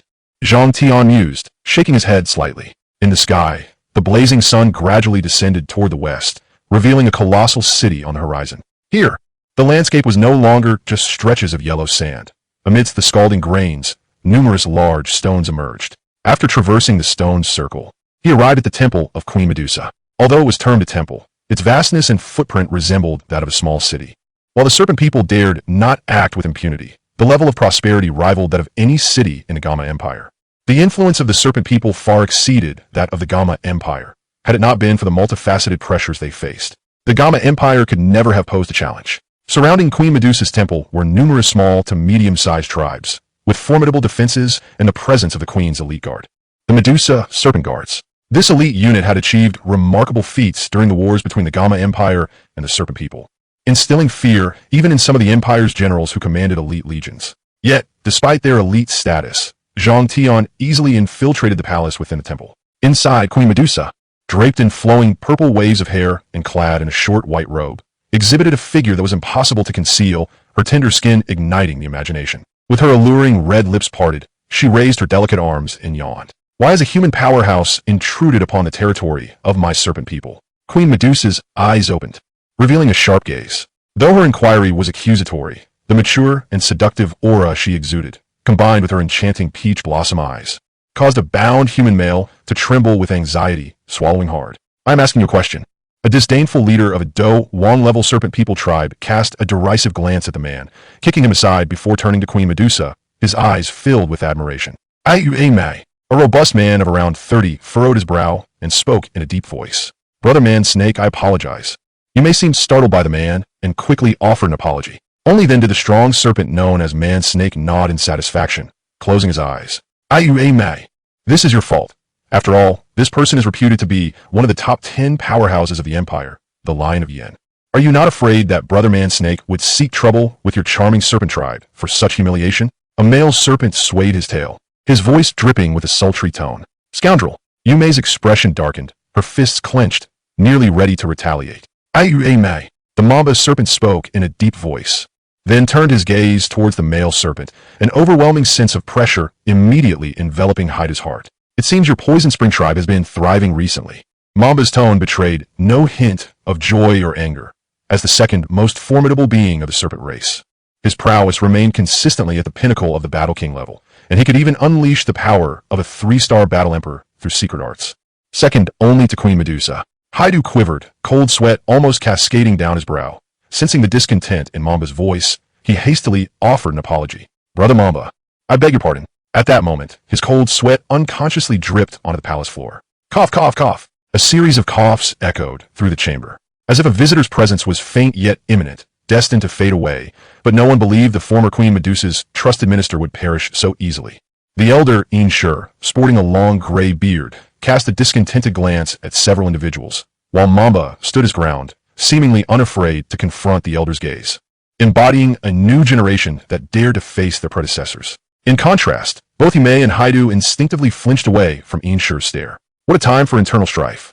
I am utterly disappointed in you all," Xiao scolded, tapping his cane, causing Haidu to involuntarily shrink back. "Elder Xiao, please do not be angry." A conciliatory voice emerged from behind, as all present were leaders of various tribes, yet only Xiao, with his seniority, commanded respect and bore the title of elder. "Emo, beast, hold your tongue," Xiao retorted, his initial sense of relief evaporating upon seeing Emo Ba smiling at him, recalling the foolish words he had just spoken, which incited his ire. "You and Yin Ci are the most troublesome. You love to follow Mamba around. Your temper is volatile and lacking Mamba's composure." She bluntly criticized Montauk Bus. "Enough. Let's maintain silence, for there are outsiders present." Queen Medusa's voice was the softest and most melodious, yet upon her utterance, both Mamba and the fuming Xiao gradually quieted down. Recently, the Yuan Empire had nearly met its demise. However, the Yunlong sect was also severely weakened, and even its leader, Yun, was unaccounted for. Xiao cleared his throat, and his words illuminated the minds of those present. None were foolish, and they understood the implications behind Xiao's statement. "Continue." Even Queen Medusa's demeanor revealed a hint of intrigue. "Now, as we prepare to assault the Gamma Empire, we need not bear any burdens," Xiao succinctly summarized, yet his words stirred the hearts of those assembled. "In the past, during the Human-Snake War, our serpent tribe suffered a devastating defeat, forced to dwell in the inhospitable Tagore Desert. Now that the Yuan Empire has fallen, it is time for the Gamma Empire to pay in blood for their transgressions." Mamba was the first to speak, evidently in agreement with the proposal, prompting a nod of approval from Queen Medusa seated upon her throne. "I second that. I too concur. It is high time those wretched humans face the consequences." After a cacophony of voices erupted, 5 out of the 8 leaders, including Mo, Bas, and Yume, expressed their agreement, leaving only 3 remaining silent. "Your Majesty, what is your opinion?" Xiao inquired, directing his question towards Queen Medusa, fully aware that the decision regarding this war rested not with them, nor the Gamma Empire, but with the formidable, mature queen before them. Queen Medusa lifted her brow, her violet eyes reflecting an inscrutable expression. Years prior, an unprecedented calamity had ravaged numerous empires, leaving the Serpent Tribe to struggle under the leadership of the former Queen Medusa. The Serpent Tribe has endured significant hardships over these years. Chapter 82. The alarmed Queen Medusa in the past. During the siege against the previous Queen Medusa, both the Yuan Empire and the Gamma Empire had deployed battle emperors to the fray. Xiao, one of the 10 strongest of the Gamma Empire. "Do you have any final words?" Queen Medusa inquired, her tone imbued with regal authority and devoid of emotion. Below, the disheveled Xiao surveyed the intimidating assembly of 8 battle kings and 1 peak battle emperor, nearly fainting from despair. Were these so-called strongest of the human empires merely defeated subordinates who fled from Brother Mamba? Yume sneered disdainfully at his pitiful state, while Mamba remained silent. His disappointment in Yin sure evident. Only that old coot, Jia Tion, possesses some real strength, Haida murmured under his breath, casting a sidelong glance at Mamba, who glowered back at him. Recalling Jia Tion's terrifying prowess, Haidu remembered how, even at his fullest strength, he had been defeated in 11 moves. The speed of a battle emperor was akin to a flash of lightning. "You have no final words? Then do you have any intelligence to divulge?" Queen Medusa frowned, yet maintained her composed tone. However, in her heart, she had already resolved that regardless of whether Xiao spoke or not, he would not leave the temple alive. At most, she would grant him swift death. Suddenly, a sound of steady footsteps resonated through the quiet, expansive palace. Each step synchronized, even the breathing matched a singular rhythm. Mamba stiffened, straining to listen, as if he could hear an expansive ocean, a world brimming with water attribute energy gathering, an endless sea. Although he listened with his ears, the visage and scenery of this world unfolded vividly before his eyes. Just as Mamba reached out to touch this world, a thunderous roar erupted. This unexpected sound caused Mamba's outstretched arm to tremble. and he beheld the once boundless ocean and the water-laden sky igniting into flames. The dark and azure waters seemed to split apart. The waters acted as the finest fuel, almost instantly filling this world with the dual forces of water and fire. Heavenly conflagration, oceanic boil. Mamba coughed up a mouthful of blood, his spirit nearly shattered. Wisps of smoke rising from his soul, a small fraction consumed by the unending sea of flames. Yet, his entire being surged with newfound momentum, his already towering figure expanding even further. A wave of energy swept through the temple. Battle Emperor, all present, gazed at Mamba with astonishment and elation, save for Queen Medusa, whose expression morphed in horror, her graceful figure trembling as her eyes fixated on the approaching silhouette. That height, that voice, indeed it is him. After many days apart, the queen remains as captivating as ever. As the newcomer fully materialized before Queen Medusa, the assembly finally grasped that an unfamiliar presence had invaded the temple. You again, Queen Medusa seethed through gritted teeth. Despite the man's unremarkable appearance, he had left an indelible mark in her heart. The destructive melody of his instrument, the terrifying waves of fire still vivid in her memory. Damn it, who are you? Human. Halt! Mobas and Yume barked in unison within the temple, while Haidu's gaze flickered uncertainly. Only Mamba remained unmoved, his acute senses heightened from his recent breakthrough. Unlike others who might have succumbed to silence, however, his entire being was in a state of alarm. Every cell and fiber of his being warned him of impending danger. The sensation of death lingered incessantly in his mind, causing him to sweat profusely. In a concealed corner, Queen Medusa trembled uncontrollably, biting her crimson lip, her arms quaking. Although reluctant to admit it, she had to acknowledge that the man before her resembled an abyss of darkness and terror. Human, the serpent tribe does not welcome you. Queen Medusa forced herself to maintain composure, though her body felt weak and unsteady. Was the queen truly seeking vengeance against the Gamma Empire? Tion, unperturbed by the presence of others, picked up a spirit fruit placed upon the table, wiped it absent-mindedly, and bit into it, causing a cascade of emerald juice to splatter. After a brief pause, he ascended the high platform of the palace and stood before Queen Medusa, gazing intently at her, gently nibbling on the spirit fruit. A faint energy emanated from it, splashing droplets of juice onto Queen Medusa's visage. Her breath nearly hitched, and though she yearned to articulate that the serpent spirit fruit contained trace amounts of poison, consumable only by the serpent folk, the words lodged in her throat. Refusing to escape, observing Medusa's silence, Tion suddenly chuckled. We have been neighbors for quite some time, yet you, my queen, have harbored intentions to assault my homeland. I am most curious about the enmity between the serpent folk and humanity that I have heard whispers of. At this juncture, Tion's tone faltered as he glanced at the seemingly defiant man-snake, tempering his imposing presence. He continued, Are your aspirations directed towards avenging the Gamma Empire and the Izumo Empire, or do you seek retribution against humanity as a whole? Given that the Izumo Empire had already fallen, Tion found little merit in voicing it. Yet Queen Medusa's voice faltered. Naturally, it is all of humanity. Macabas, suppressing the crushing weight upon his heart and spleen, barely managed to utter a word. In the continent of combat countless powerful beings, along with various super races and transcendent powers, abound. Humanity boasts an overwhelming number of mighty fighters and champions. A flicker of amusement graced Tion's countenance. To my knowledge, aside from the ancient Void Dragon clan, it is unlikely that any race would dare to declare vengeance upon humanity. Second Elder, save me. Observing Tion's formidable presence, Yen Shi, who was bound, was momentarily stunned before he hastily bowed before Tion, tears streaming down his face. Although restrained, he managed to adopt a comical posture. Yet, no one mocked him. They were all struck by Tion's might. Oof! Curse humans, Yume exclaimed, clutching her chest as she hurled a short dagger towards Yen Shi. Though termed a short dagger, it was crafted from Yume's own serpent fangs, drenched in a lethal toxin. A wave of sword energy flashed past, and Tion's eyes flickered as he withdrew his finger. The once expansive temple now bore a meticulously carved section, exposing the sunlight of the Tagar Desert. After all, you are the one I intend to save, Tion remarked, his gaze sharpening. Yume, as if struck, spat blood and staggered back several paces. At this moment, Yen Shi's state of mind was far from ideal. His hair disheveled and face soiled, Tion nearly failed to recognize him. Had it not been for his formidable cultivation, he might have perished at the hands of the serpent folk.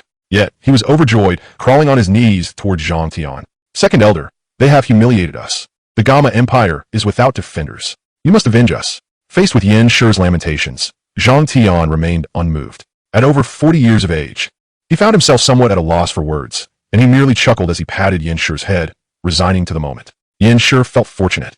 grateful that he had previously invited Zhang Tion to visit his faction, thus forging this bond of kinship. Your Majesty, rather than pursuing this unrealistic revenge, why not seek to awaken the bloodline of the seven-color devouring python and forge a splendid future for the serpent tribe? He suggested, but Queen Medusa regarded him with heightened suspicion. How do you know this? Do you wish to join me? Zhang Tion addressed the man-snake, whose will and talent far surpassed the ordinary, merely lacking an opportunity for awakening. Otherwise, the prospect of becoming a nine-transformation saint was not beyond reach. The man-snake's eyes sparkled, flames of crimson igniting around him as he thrust his fingers toward Zhang Tion, resembling a divine sword cleaving the earth.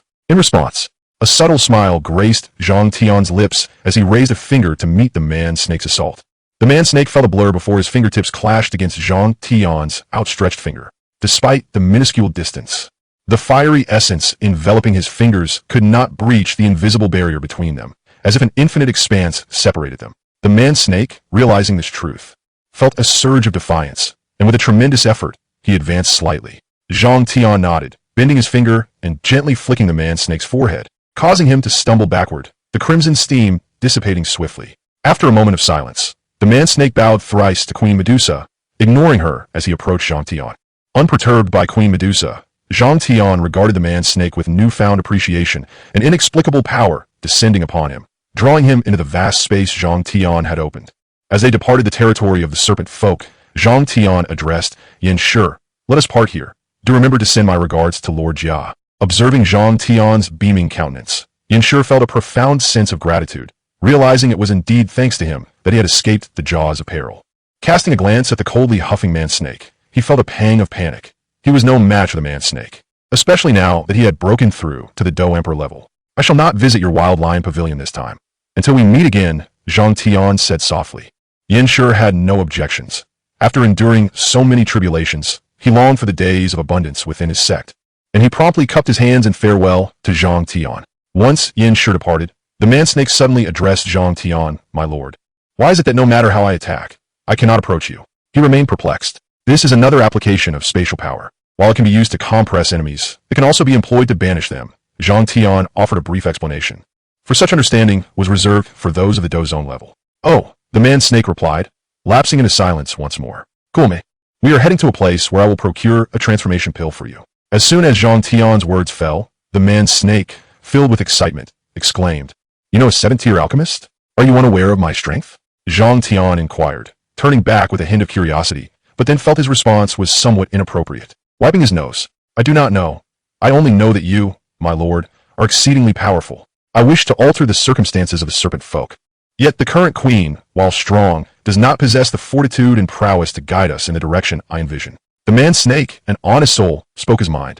Let us go. Zhang Tion beckoned the man-snake to follow him. Where to? The man-snake, now slightly curious, wondered which faction they were to visit. Central Continent. Starfall Pavilion. Chapter 83. Internal Affairs of the Ancient Clan. Xiao Yan and the young lady seemed quite close. The 7-star Doe Zun stationed outside Xiao Sunner's chamber at the Canaan Academy murmured to himself. Through the window, he observed Xiao Sunner's gaze fixed upon the sky, her expression one of deep longing. Should we? Ling Ying began to speak to Gu Tion, though the thought remained unvoiced. The implication of reprimanding Xiao Yan was clear.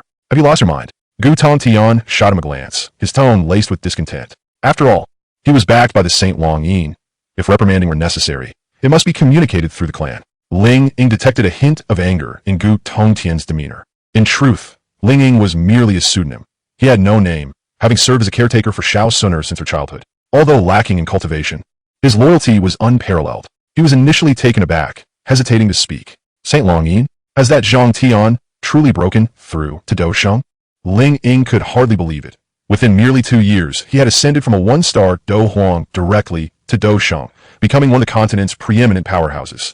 Exercise caution. Do not speak his name so freely, Gu Tian admonished with a shake of his head. They had no grievances with Saint Long Yin. It was prudent to maintain a degree of respect. Who on earth is this individual? Though Ling Ying appeared outwardly calm, tumultuous waves surged within his heart. The legend of the Doe Emperor had come to an end, with only the final Ta Shigu Emperor remaining.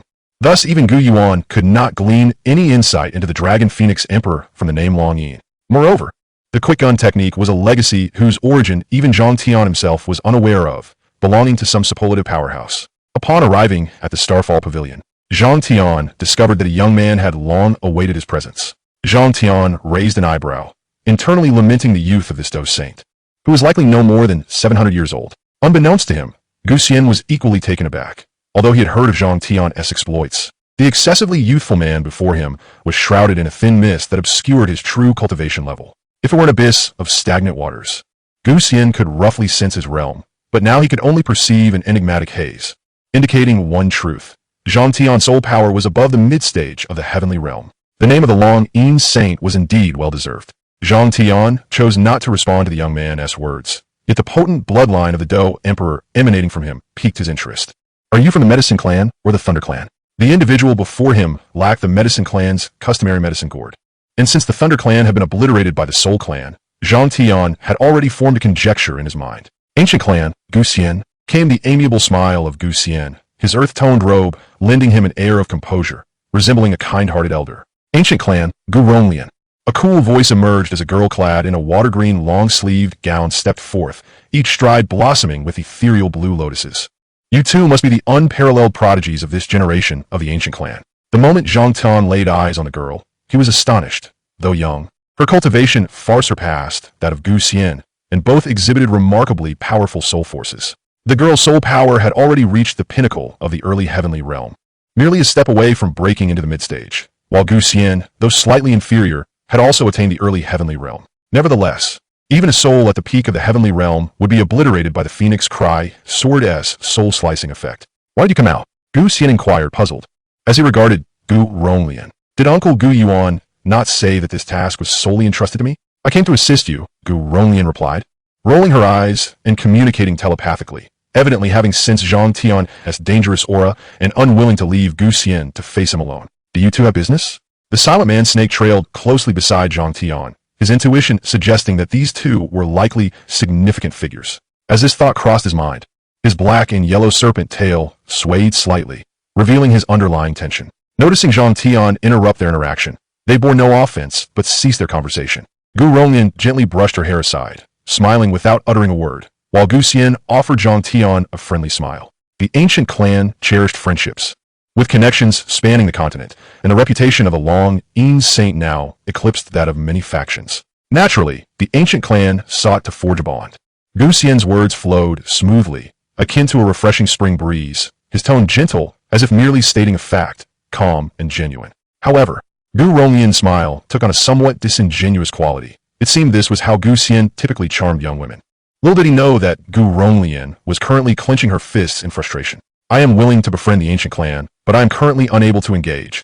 Perhaps we could reconvene at a later date. Zhang Tian responded, acknowledging their overtures. While he had no objection to allying with the ancient clan, such matters should be initiated by them. Gu Xian's smile faltered for a moment, but he quickly regained composure, gritting his teeth as he said, It appears that the long-Yin saint has a disciple named Xiao Yan, who is quite close to our young lady. Surely you would not disregard your disciple's lifelong affairs? As Zhang Tian was preparing to turn away, he was drawn back by curiosity, glancing over his shoulder and asking, Is your ancient clan truly proposing a marriage alliance? Are you genuinely willing to bind sooner to Xiao Yan? At this moment, Zhang Tian found it hard to believe. Although Xiao Yan would soon become the Flame Emperor and he himself would ascend to Dou Emperor within a year, the ancient clan was unaware of this. What audacity did they possess to consider marrying Suner, the bearer of the ancient clan's legacy, to Xiao Yan, merely because they shared mutual affections?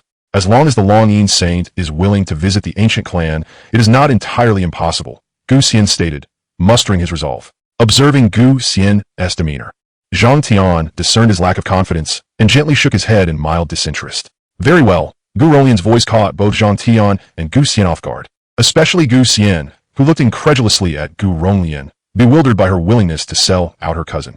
I perceived a fragment of his strength, Gu Ronglian whispered telepathically, having deduced a hint of Zhang Tian's might, which was a unique ability of hers. War was inevitable between the Soul Clan and the Ancient Clan.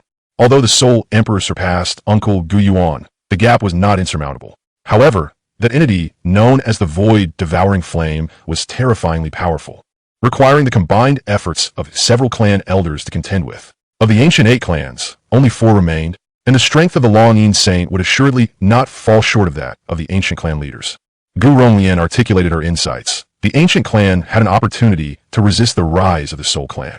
Furthermore, the marriage proposal was merely a formality, Whether it entailed a bride price or a dowry remained uncertain. As long as the source flame did not fall into the wrong hands, even Gu Yuan would likely acquiesce.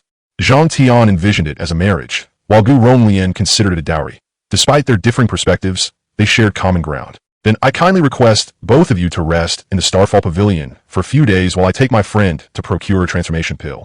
Zhang Tion nodded in agreement with Gu Ronglian's decision, gesturing towards Man Snake. Gu Xian understood the situation was untenable, though somewhat disheartened. He recognized that befriending a formidable ally could yield benefits. He produced a transformation pill from his sleeve. This is but a trifling matter. There is no need to trouble the longing saint. I happen to have one on hand, and I dare to present it to this esteemed friend. As Gu Xian revealed the transformation pill, Gu Ronglian's expression shifted, casting him wary glances laden with disapproval. While it was one thing to return with various human women, a transformation pill?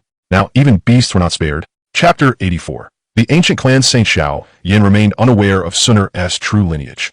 Zhang Tion chuckled as he sipped his tea. Gu Xian sat beside him, furrowing his brow, internally reluctant yet suddenly breaking into an ambiguous smile.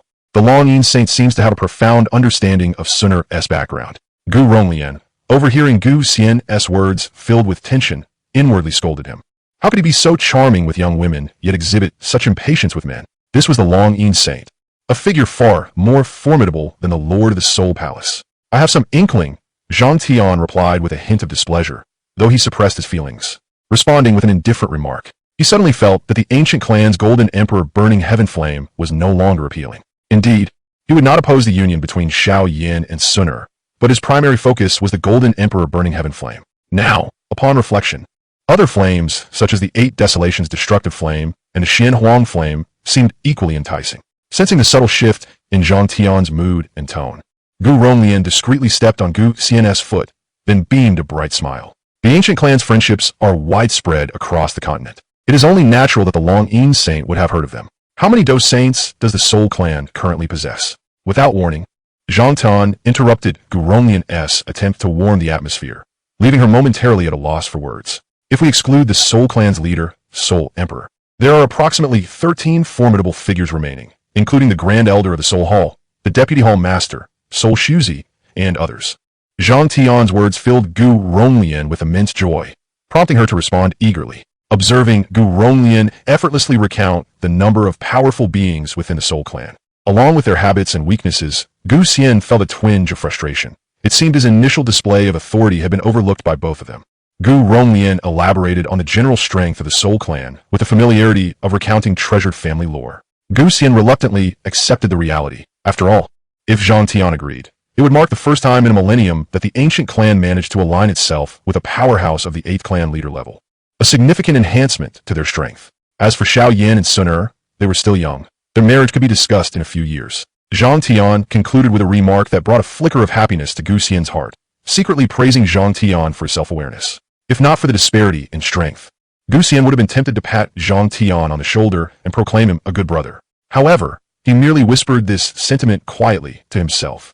Gu Ronglian also displayed a knowing smile, sincerely bowing slightly in his direction. Do not rush to thank me, Zhang Tion gently interjected, shaking his head to halt Gu Ronglian's gesture of gratitude. Amid their puzzled glances, he calmly stated, should a coalition be necessary, I require 2 flames of extraordinary nature as recompense. As he spoke, he raised 2 fingers slowly. Extraordinary flames? Why? Gu Xian couldn't restrain his curiosity. It wasn't that these flames were overly precious, but rather that such a request seemed rather unconventional. Zhang Tion hardly appeared to be someone in need of extraordinary flames. These flames only served a select few, and only a handful could aid in combat to attain the might of Dosheng, including the combined flames of the Flame Clan's leader, the 8 Desolation Destruction Flame.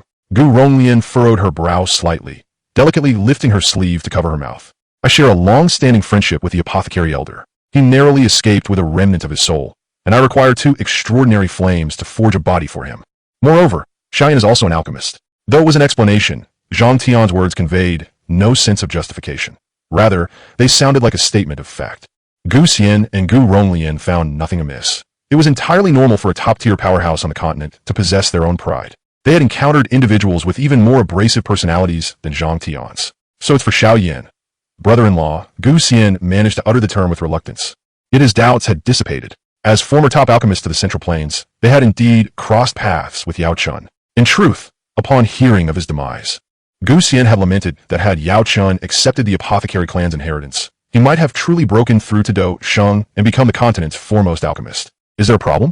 Zhang Tion raised an eyebrow, gazing at the standing Gu Ronglian. He gently placed the lid back on his teacup, and the entire cup, along with its contents, gradually disintegrated into dust and vanished with the wind.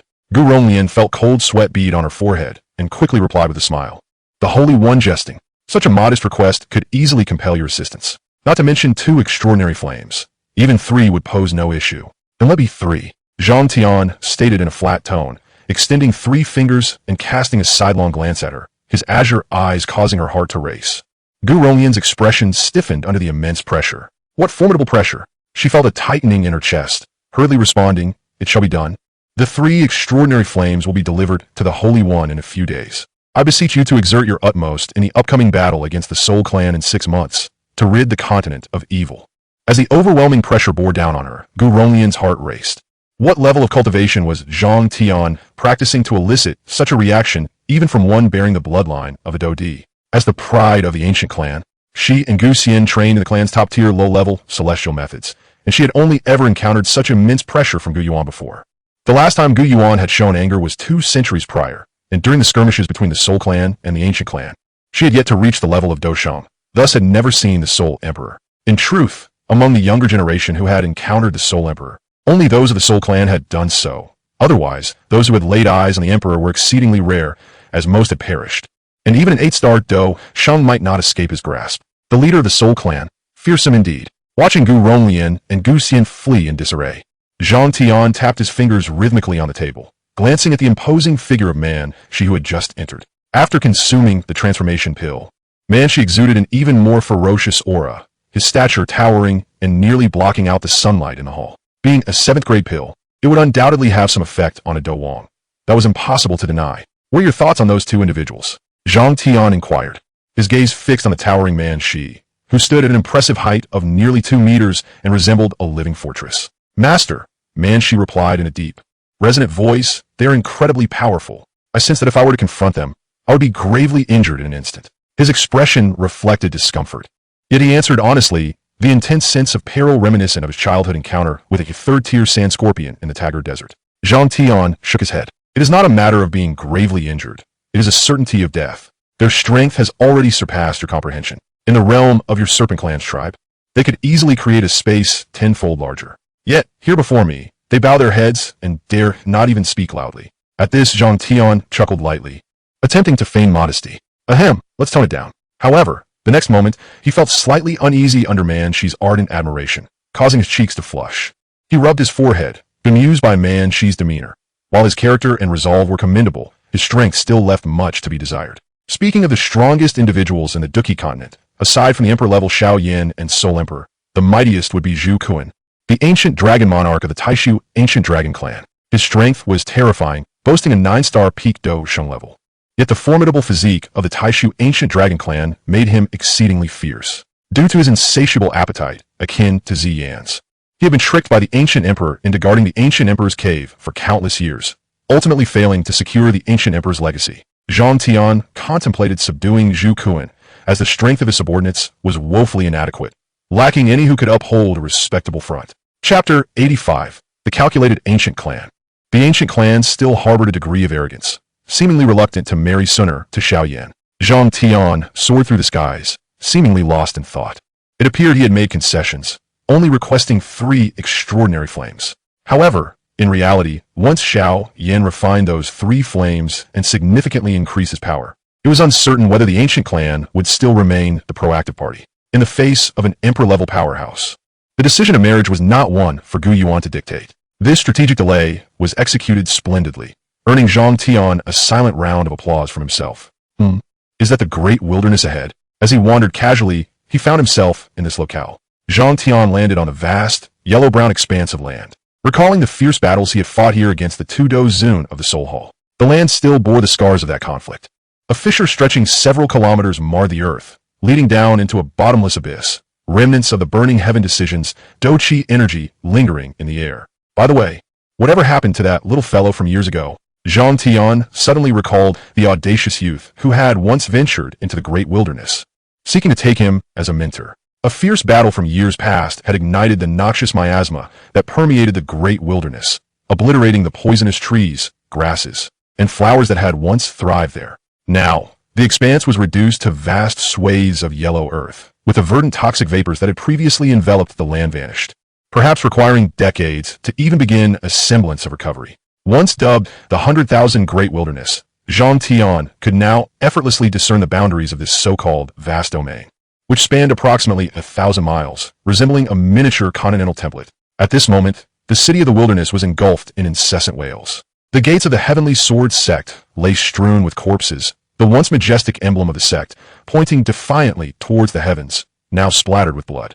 The body of the sect leader, Wan Jinha, was impaled by a massive steel blade, left suspended at the entrance of the sect, transforming the once solemn and dignified gates into a scene of carnage and despair. The interior was a chaotic mess, littered with the bodies of countless male and female disciples, each in varying states of disarray, clearly meeting their demise in diverse manners. Occasionally, a few surviving disciples could be heard muttering incoherently, their minds evidently shattered, succumbing to their mortal wounds as they bled out. A similar scene unfolded at the Chun family estate. However, this was no longer the Chun family under the leadership of Chun Long, but rather a realm of unbridled cruelty and violence, ruled by the merciless Mohan. Servants were routinely dragged out with broken limbs, the incessant cleaning of blood staining the entire courtyard. At this moment, a curved dagger was thrust into the plaque bearing the name of the Chun residence, the force of the blow causing cracks to appear in the sandalwood sign. "I have returned." A handsome youth, drenched in blood, surveyed his surroundings. His expression was peculiar, shrouded in a swirling black mist that ebbed and flowed about him. His eyes, encircled by shadows, glowed with a blood-red hue, encasing a hint of bright yellow in his pupils. It appeared as though his feet barely touched the ground.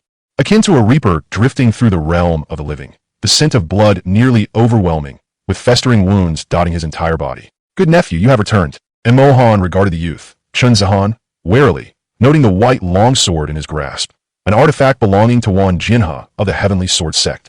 "It seems you have obtained a wondrous treasure from our ancestors. What a fortuitous encounter." She licked her lips, her alluring eyes sparkling with mischief as she delicately touched her beauty mark, then erupted into a fit of giggles. "Good nephew, your current appearance is quite endearing to this ant." Kill. Seemingly stirred by a distant memory, Chun Zihan surged forward towards Mohan, the white longsword igniting with a corrosive crimson glow. Whoosh! A shadow appeared beside Mohan, delivering a punch towards Chun Zihan. Puff! Blood involuntarily spewed from Chun Zihan's mouth, splattering onto the ground and causing wisps of smoke to rise from the bluestone surface. "Good nephew, how eagerly you rush to embrace your aunt."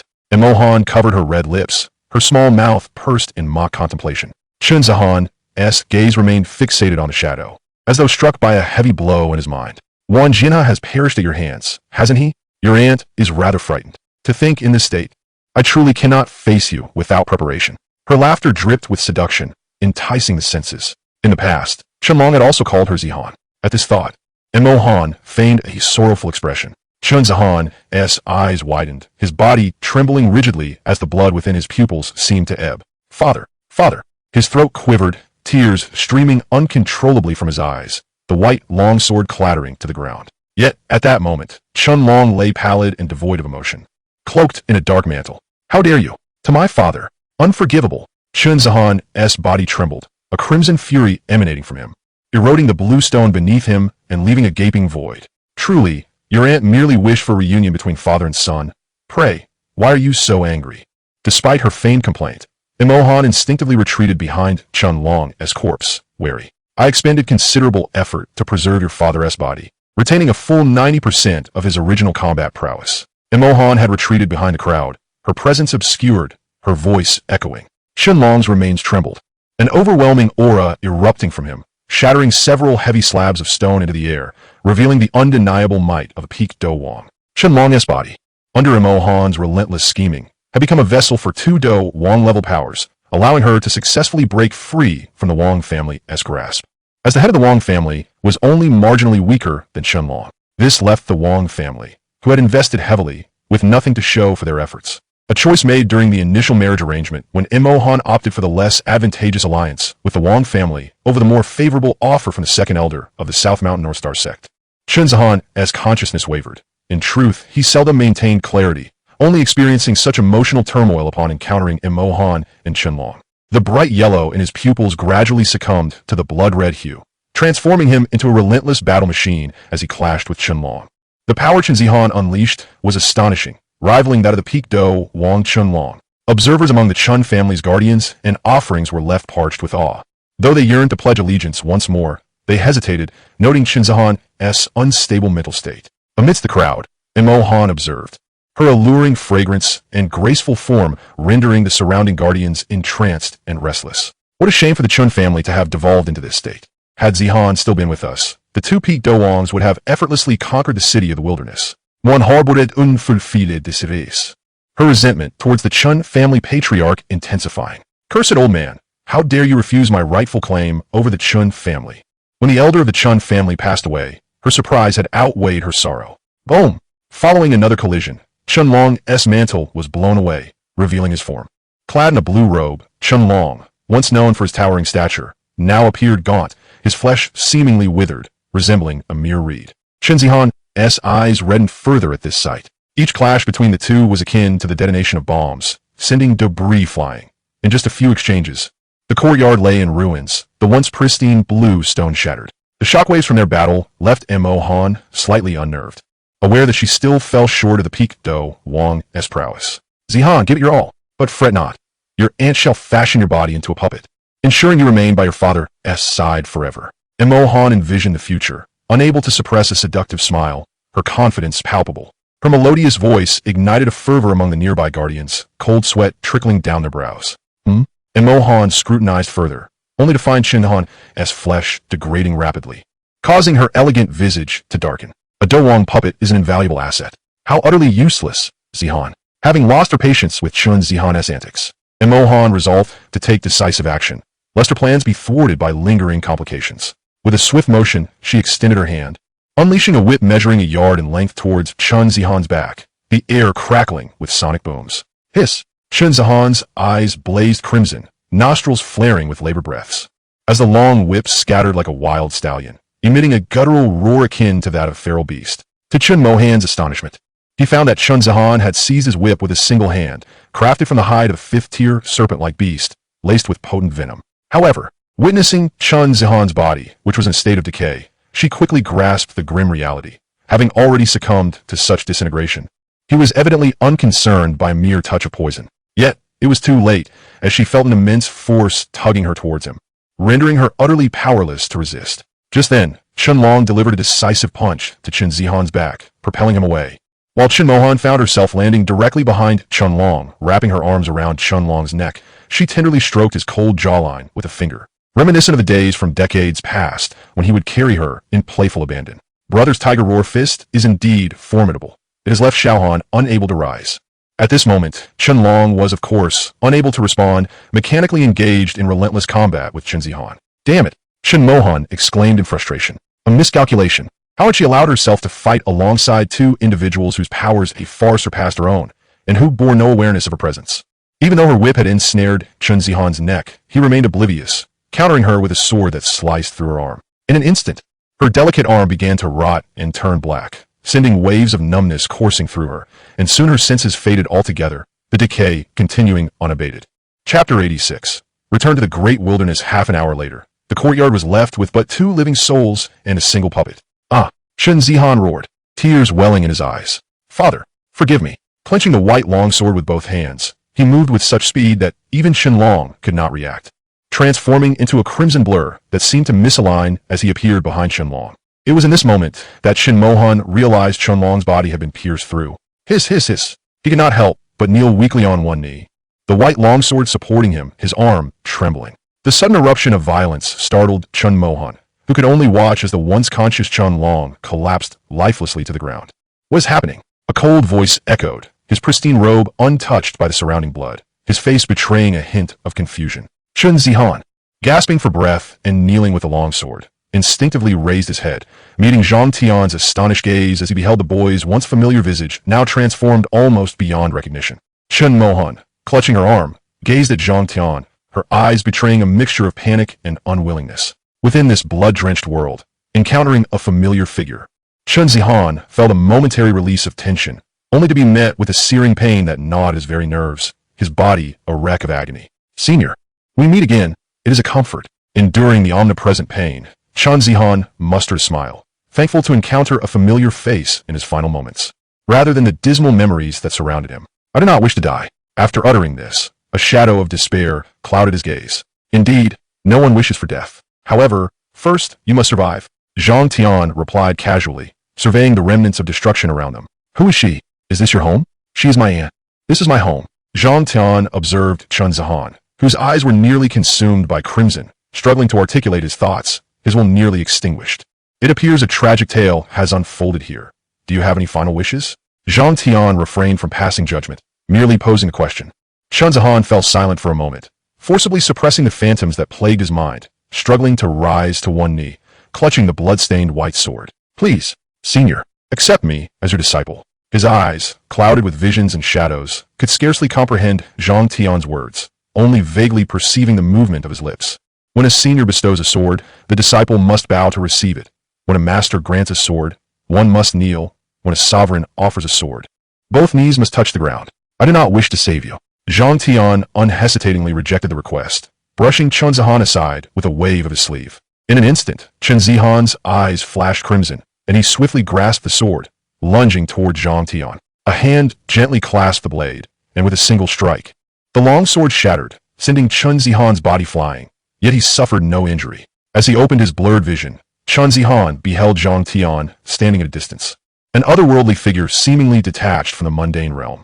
Gazing at Zhang Tian's demeanor, Chen Zihan found himself at a loss for words, eventually letting out a bitter laugh, an unspoken sorrow lacing his tone. You possess the power, yet you refuse to lend me your aid. You see my eyes stained with crimson, but how can you fathom that my world is equally drenched in blood? Zhang Tian regarded Chen Zihan for a long moment, reflecting on the trajectory of his life.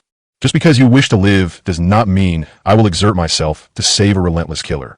I do not wish to be entangled in the mortal realm, yet we are both ensnared within it. With a sigh, he posed a question. Do you need me to kill this woman?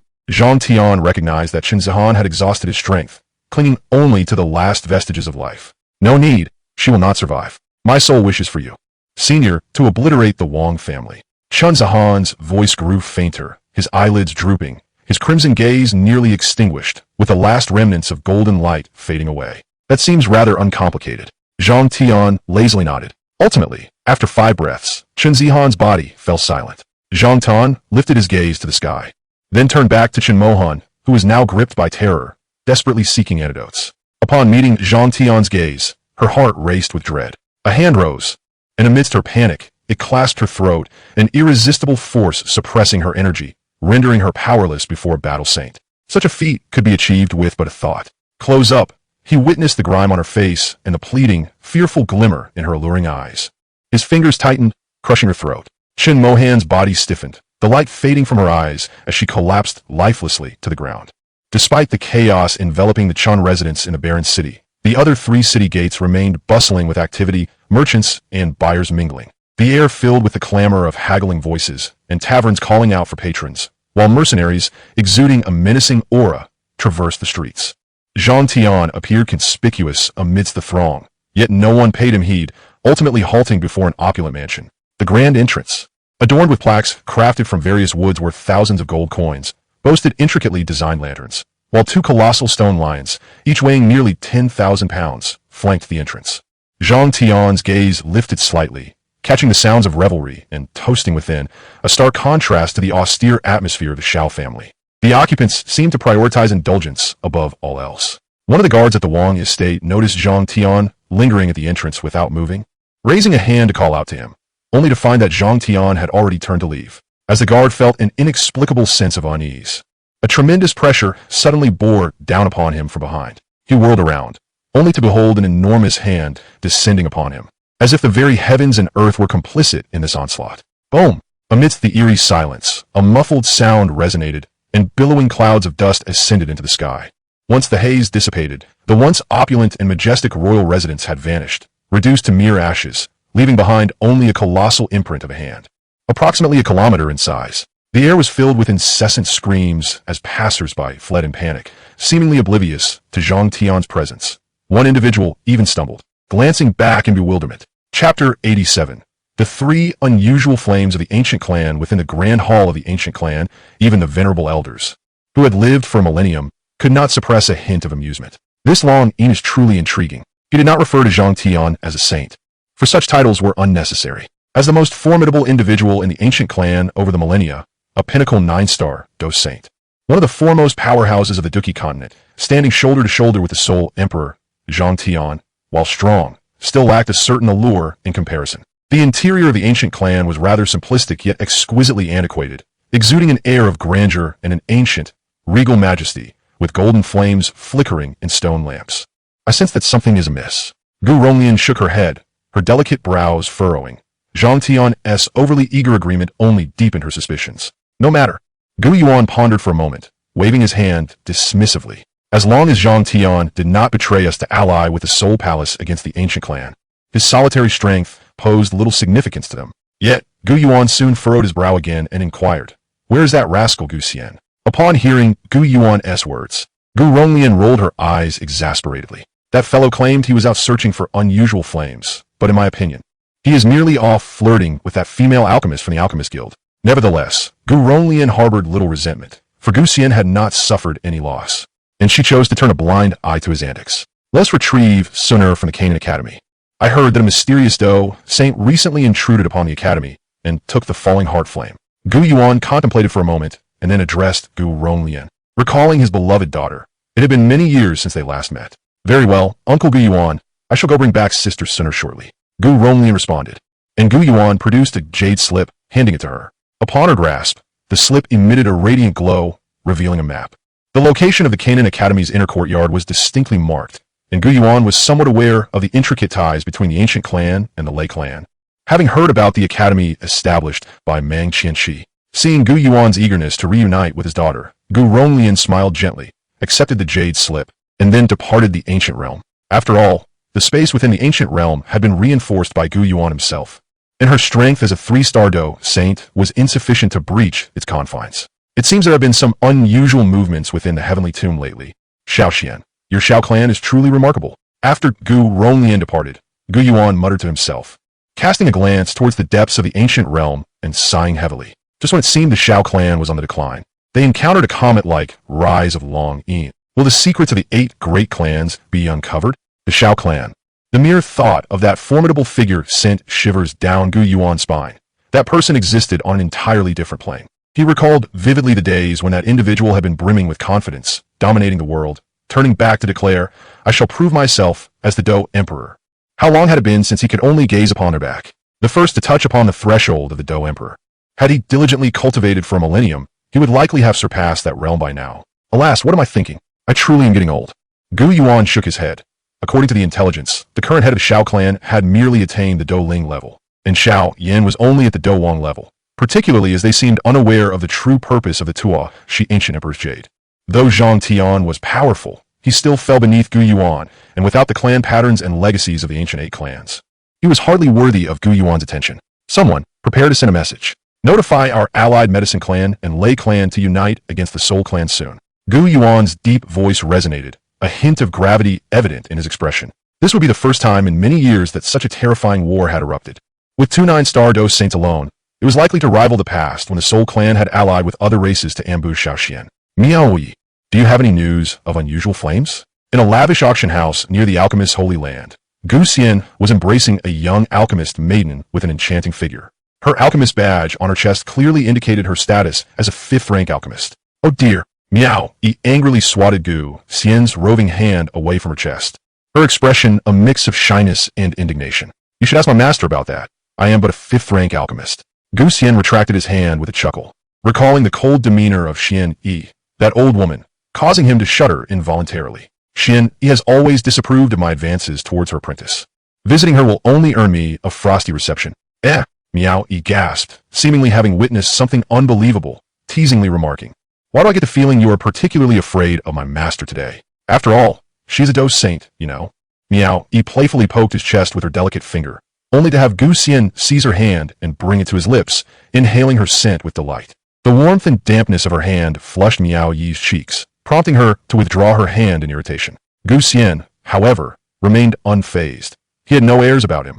pulling Miao Yi into his embrace, her alluring figure pressed against his abdomen, the intimacy causing her breath to quicken. Gu Xian then leaned his head on her shoulder, one hand slipping beneath her skirt, caressing her voluptuous form. What if Xian Yi, that old hag? She has close ties with Yao Chun, and I hope to rely on Yao Chun for alchemical concoctions to enhance my strength in the future.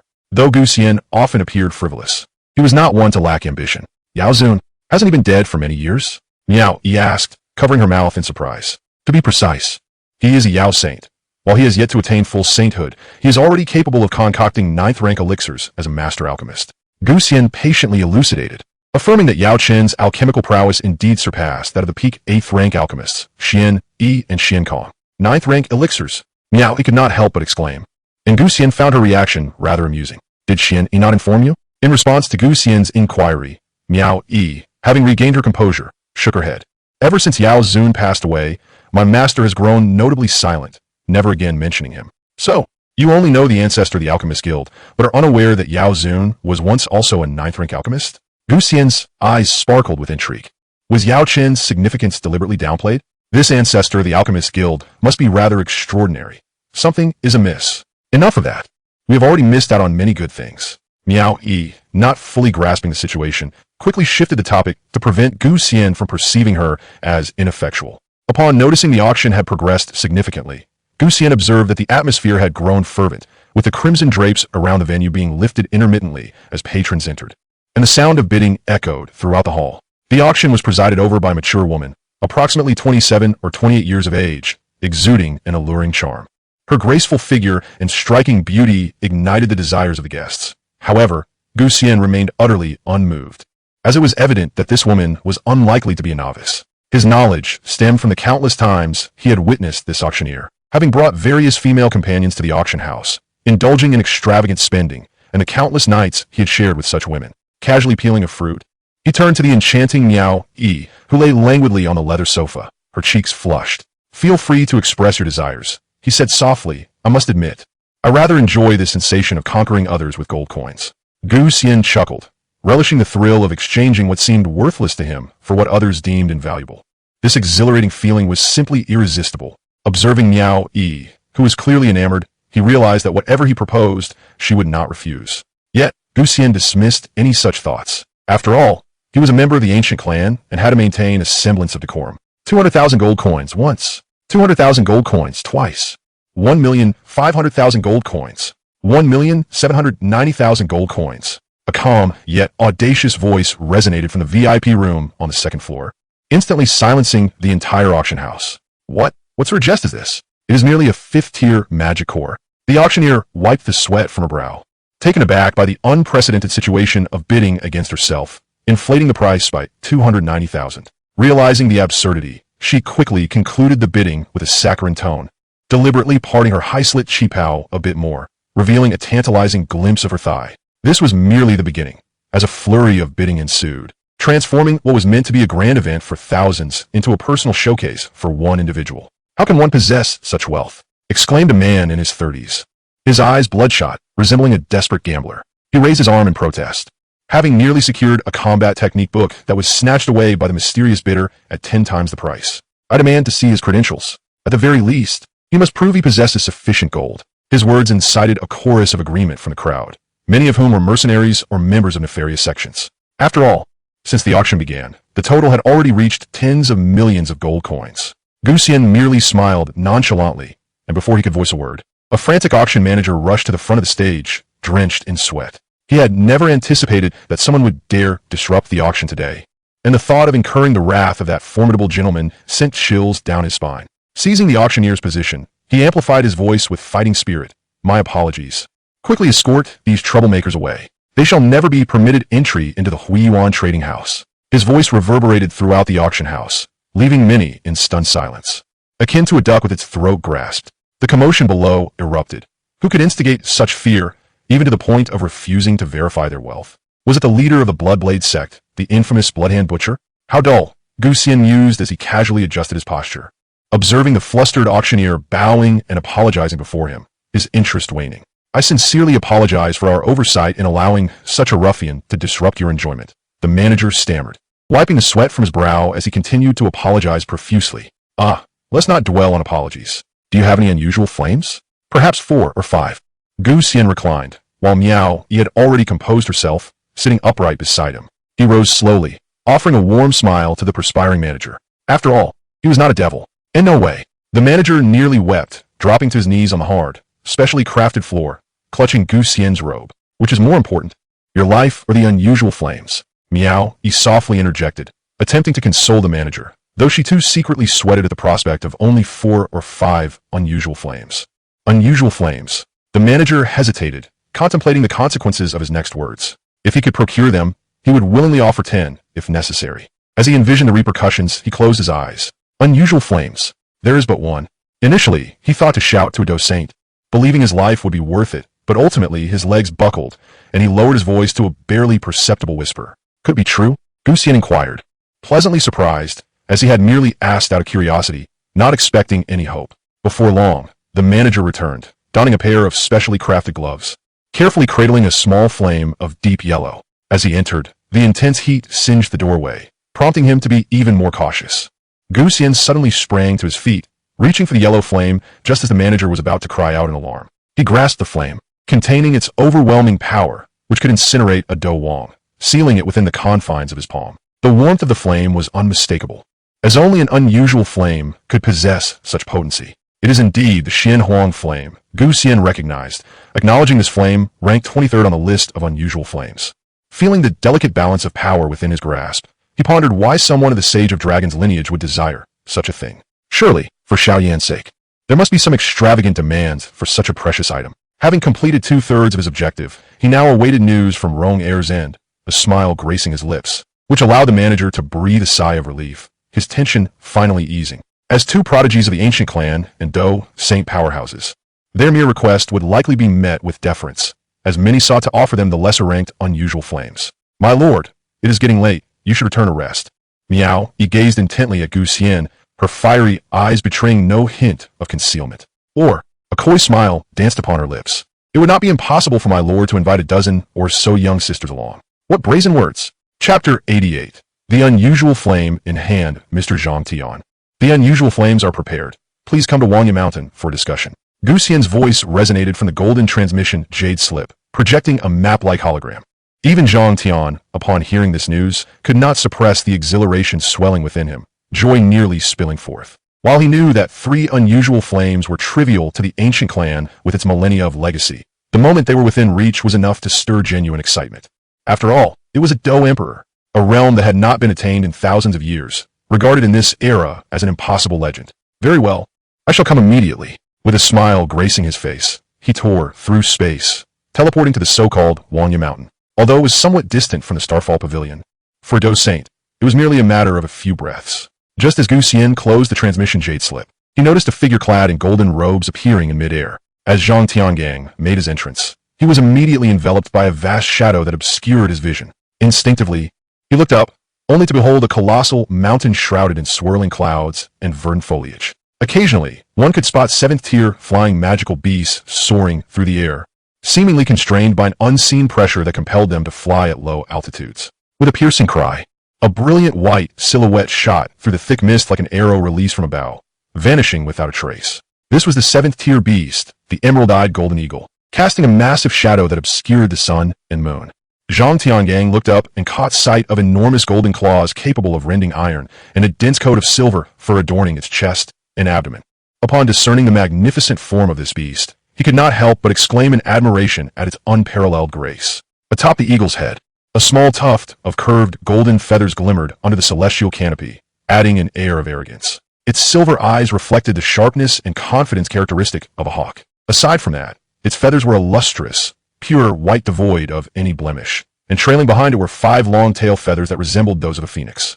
The majestic bird cast a brief, respectful glance at Zhang Tiangang, exuding a hint of reverence and battle intent. Then, with a sudden surge, it ascended into the sky, plunging into the ethereal mists of the enigmatic Wangya Mountain. It was then that Zhang Tiangang realized the mountain was an awe-inspiring spectacle, rising majestically, with even its midsection surpassing the limits of human sight. The divine peak pierced the clouds, although it was merely a mountain.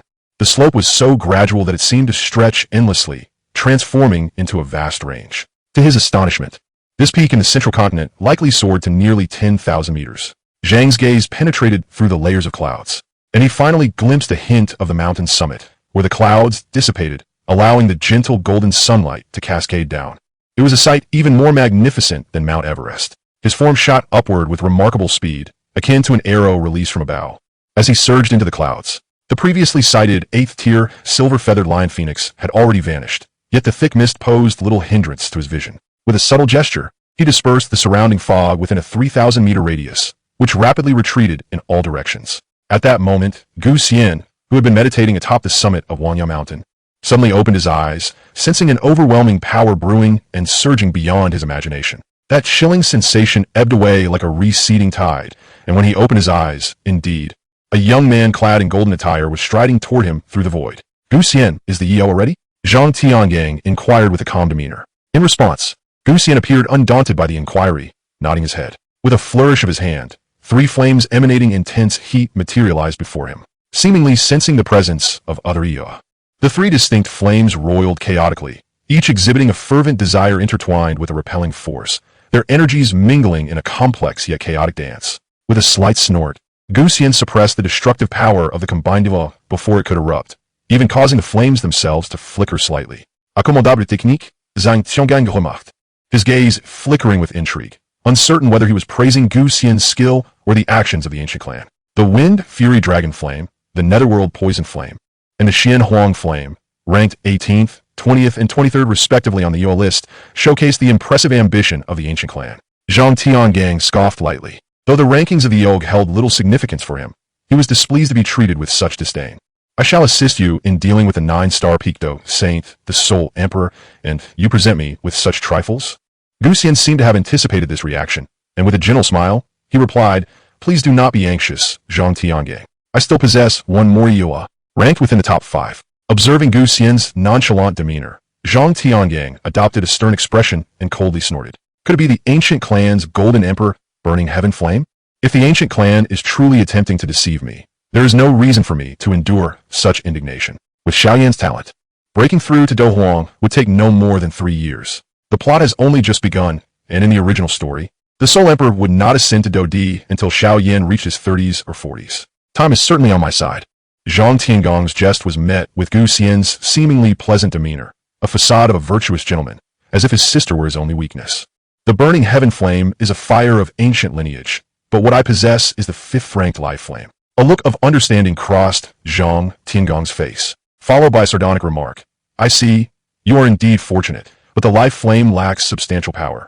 As he reached out to grasp it, Gu Xian flashed a small smile, quickly retracting his hand. Zhang Tiangang fixed his gaze upon him, gripping his wrist tightly.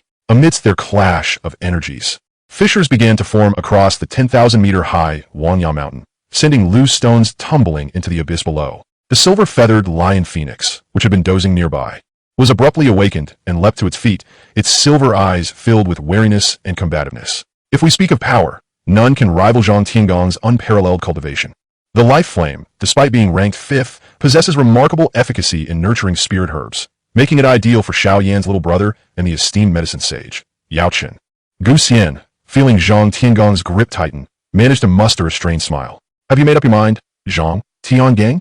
Gu Xian recognized that no matter how dissatisfied Zhang appeared, he was merely negotiating for his own benefit, and he too shared the same intent.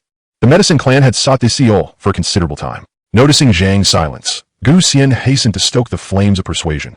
As the only sounds on Wanya Mountain were the howling winds and the occasional bored cries of the silver-feathered lion phoenix. Let them come to me. With Zhang Tiangong's eventual agreement, Gu Xian breathed a sigh of relief, grateful that he had not wasted the resources spent to acquire the life flame.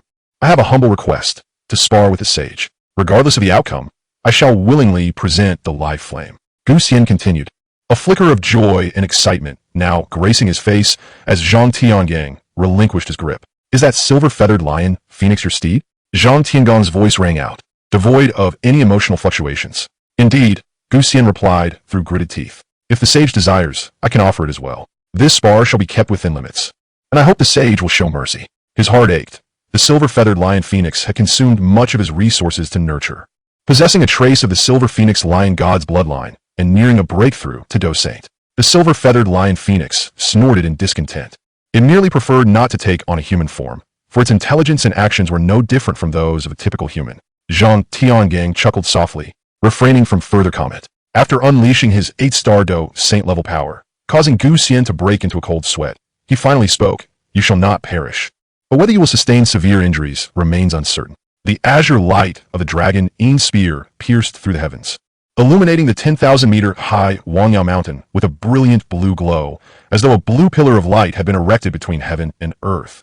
Today, everything seemed to have been meticulously calculated by Gu Xian, with not a single oversight, and even remedial measures had been anticipated. However, this sensation of being manipulated by others left Tion feeling quite irked. Thus, he resolved to turn the tables. Today, no one was to partake in this meal, not even Wang Jingze. As he declared, it was a proclamation worthy of Crow. Gu Ronglian's silhouette appeared atop Forgotten Cliff Mountain, and upon witnessing the overwhelming aura emanating from the figure clad in golden attire, she hastily urged caution. Yet her words were swept away by the unstoppable wave of energy. And in an instant, the mountain capable of hosting a battle between Do Saints was ground down, losing several dozen meters in height. A terrifying gun-like light cleaved through space, causing the atmospheric currents to shift dramatically and rapidly forming a colossal storm that engulfed the skies for miles, obliterating everything in its wake. The mere aftermath of the gun's radiance left both of them aghast, and they intertwined their fingers, casting formidable heavenly tier Do techniques to resist. It was akin to fragile bubbles confronting an enraged dragon, as their otherwise blinding heavenly tier techniques were effortlessly dispersed. Just as the gun's light was about to pierce their brows, they momentarily forgot everything.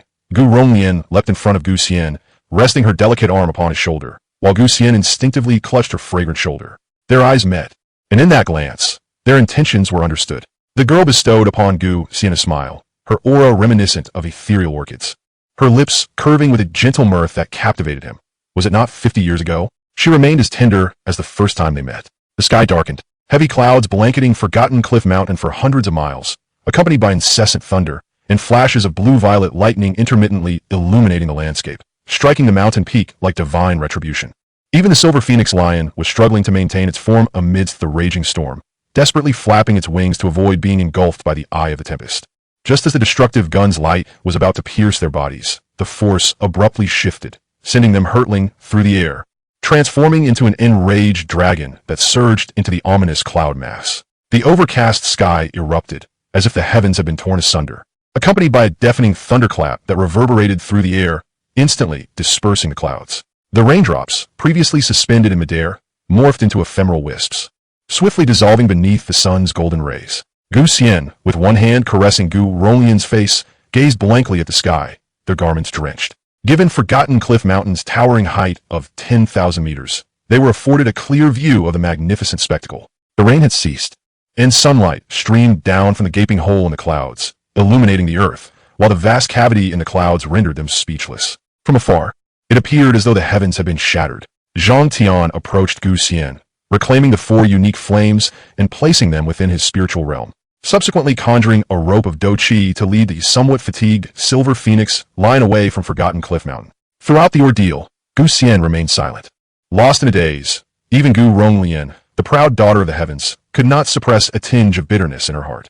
Chapter 89. The Ancient Emperor's Cave emerges prematurely. The ancient cave has surfaced, and the Soul Clan has unleashed a massacre. Long Yin hastened to the Canaan Academy in the northwest continent. As Gu Yuan's silhouette faded, Tion was left in deep contemplation.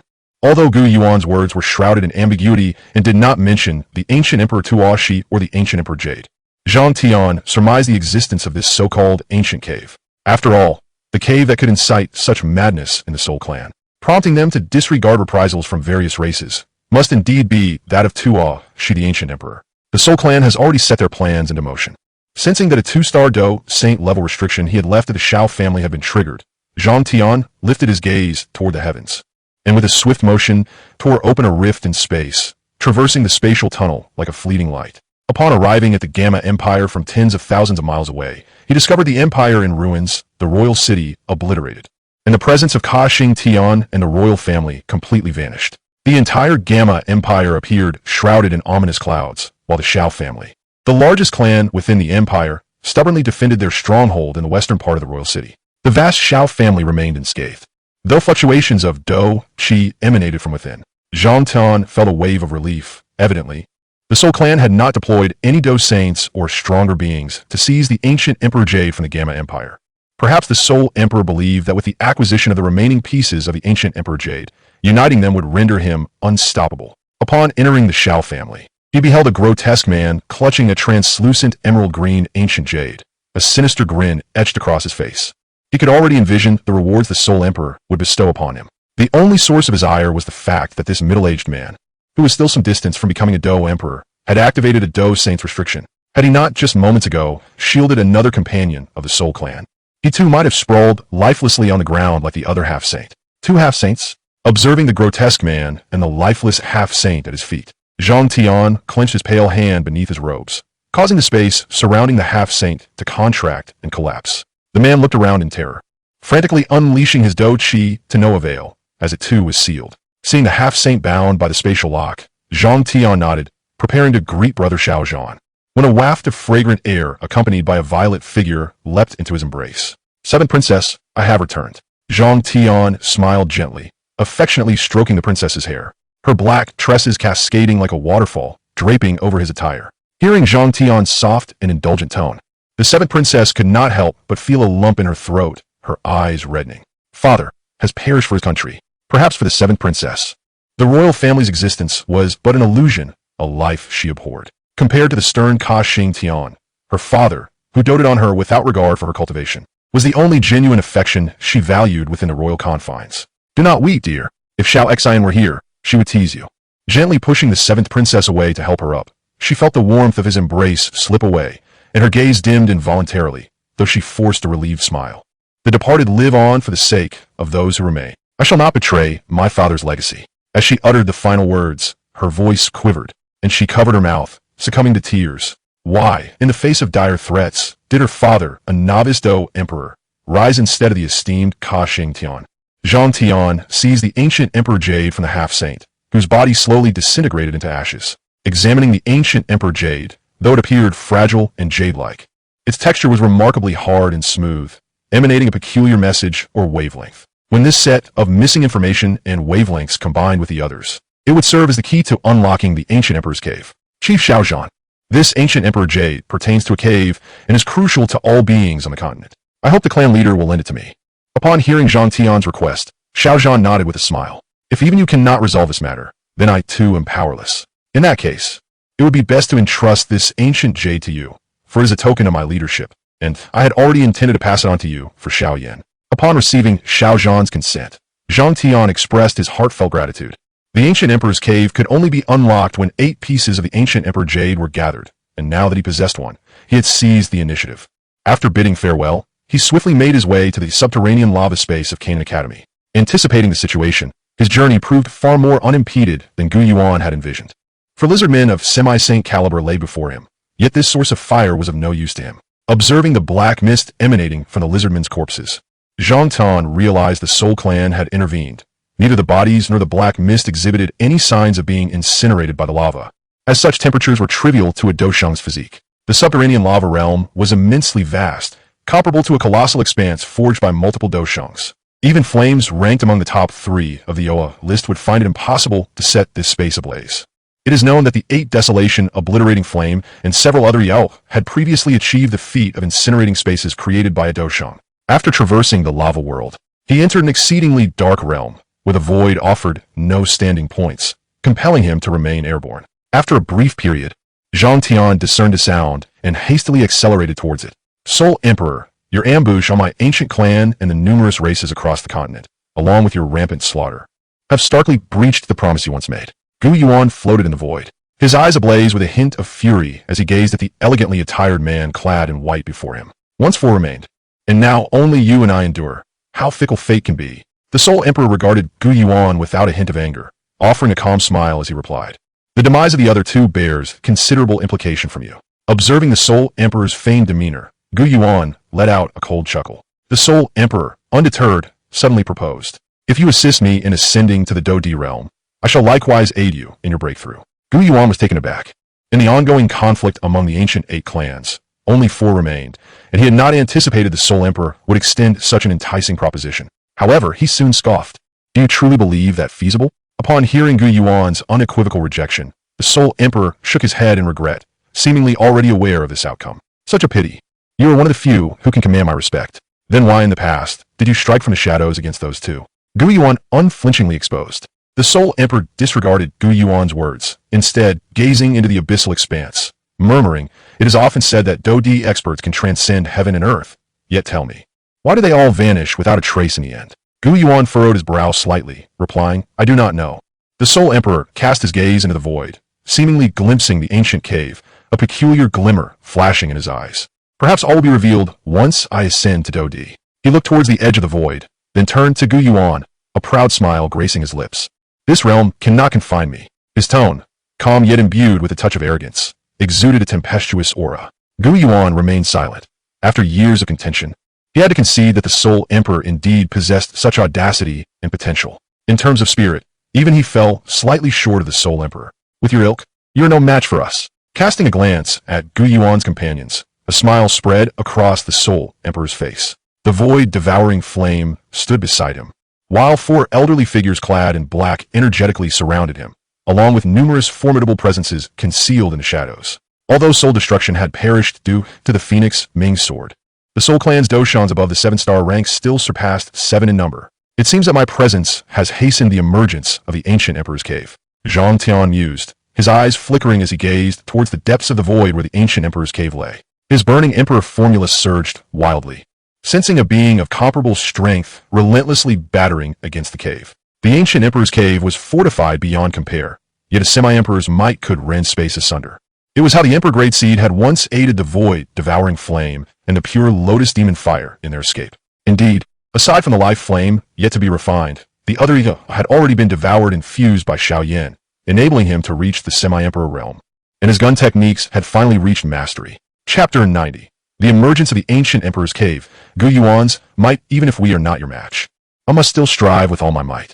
Gu Yuan's expression remained unchanged. Should the Soul Emperor acquire the treasures within the ancient Emperor's cave, they would undoubtedly face dire consequences. As for the Soul Emperor's attempts at persuasion, despite his genteel demeanor and beguiling words, Gu Yuan had long since developed immunity to his manipulations. Observing Gu Yuan at a slight disadvantage, Tion elevated his foot, creating ripples in the void.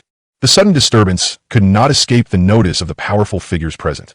Upon seeing Tion, Gu Yuan revealed a faint smile. A 7-star doshan had indeed leveled the disparity in combat power. Emperor Realm Soul.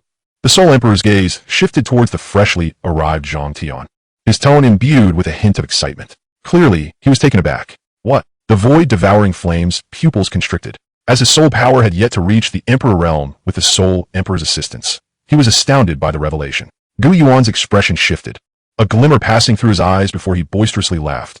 "I have awaited your arrival." Tion, however, did not look at him, instead locking eyes with the Soul Emperor, unperturbed as if nothing could instill fear in him. After a lengthy pause, Tion finally spoke. "Aren't you in the same situation?" Sensing the other's soul power was no less than his own, he could not help but marvel at the extraordinary talent of the man in white before him. "Gu Yuan, my conditions remain valid until I ascend to Do-Di. Ponder them carefully." The Soul Emperor stood with his hands clasped behind him, his gaze fixed intently on the ancient Emperor's cave, his eyes ablaze with fervor. Tion's attention was likewise captivated.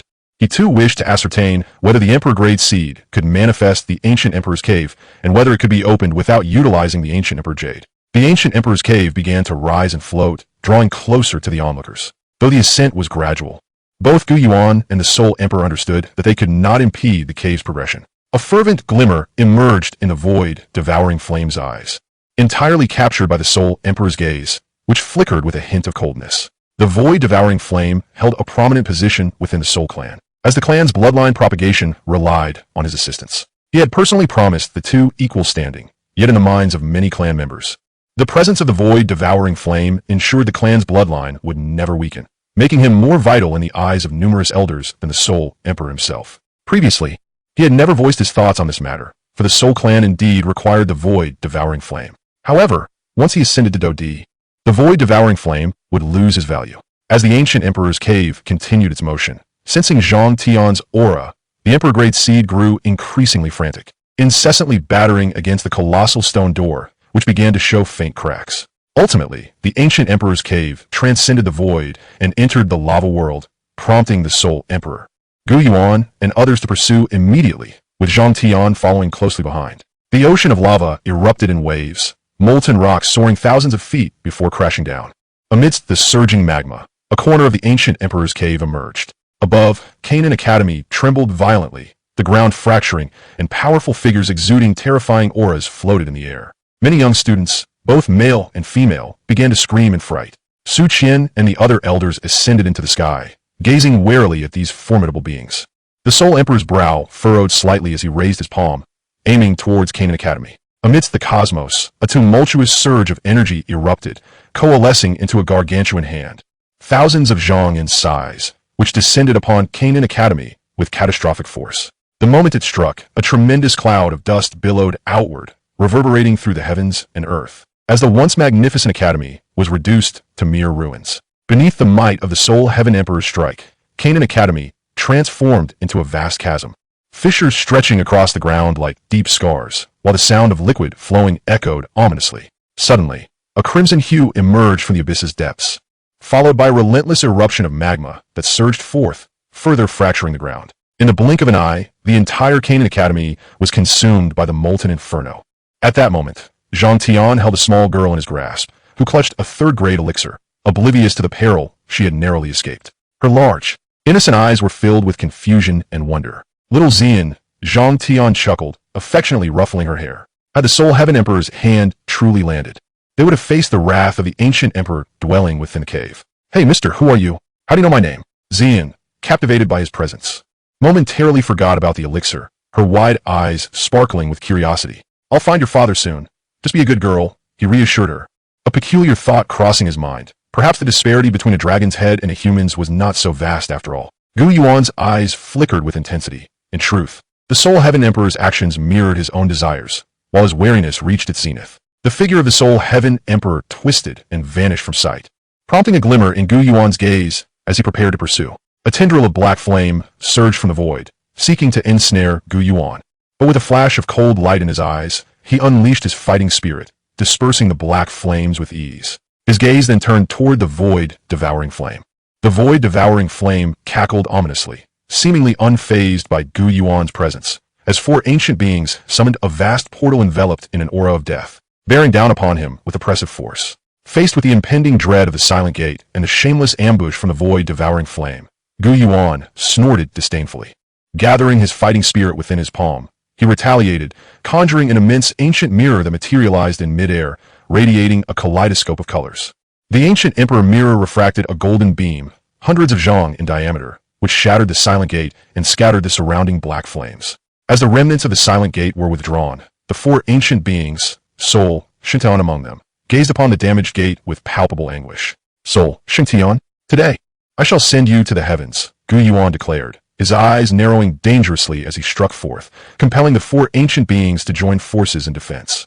An immense black mist enveloped the space as the four ancient beings united their efforts, while the void-devouring flame unleashed its full might against Gu Yuan. Despite being momentarily detained, Gu Yuan charged fearlessly into the black fog. If the Soul Heaven Emperor could effortlessly dispatch the five, it was because they bore some of his constraints. With a thunderous roar, Gu Yuan surged into the mist, his formidable fighting spirit coalescing into a colossal fist that obliterated one of the ancient beings. The ancient Emperor mirror erupted with blinding, destructive radiance, piercing the black fog, while terrifying golden flames ignited, crackling as they consumed the mist. The void-devouring flames' expression darkened, and another unfortunate soul was engulfed by the Golden Emperor's burning flames, their internal fighting spirit igniting rapidly. Before Gu Sun'er could fully master the Golden Emperor's burning flames, she could still wield a fraction of its power.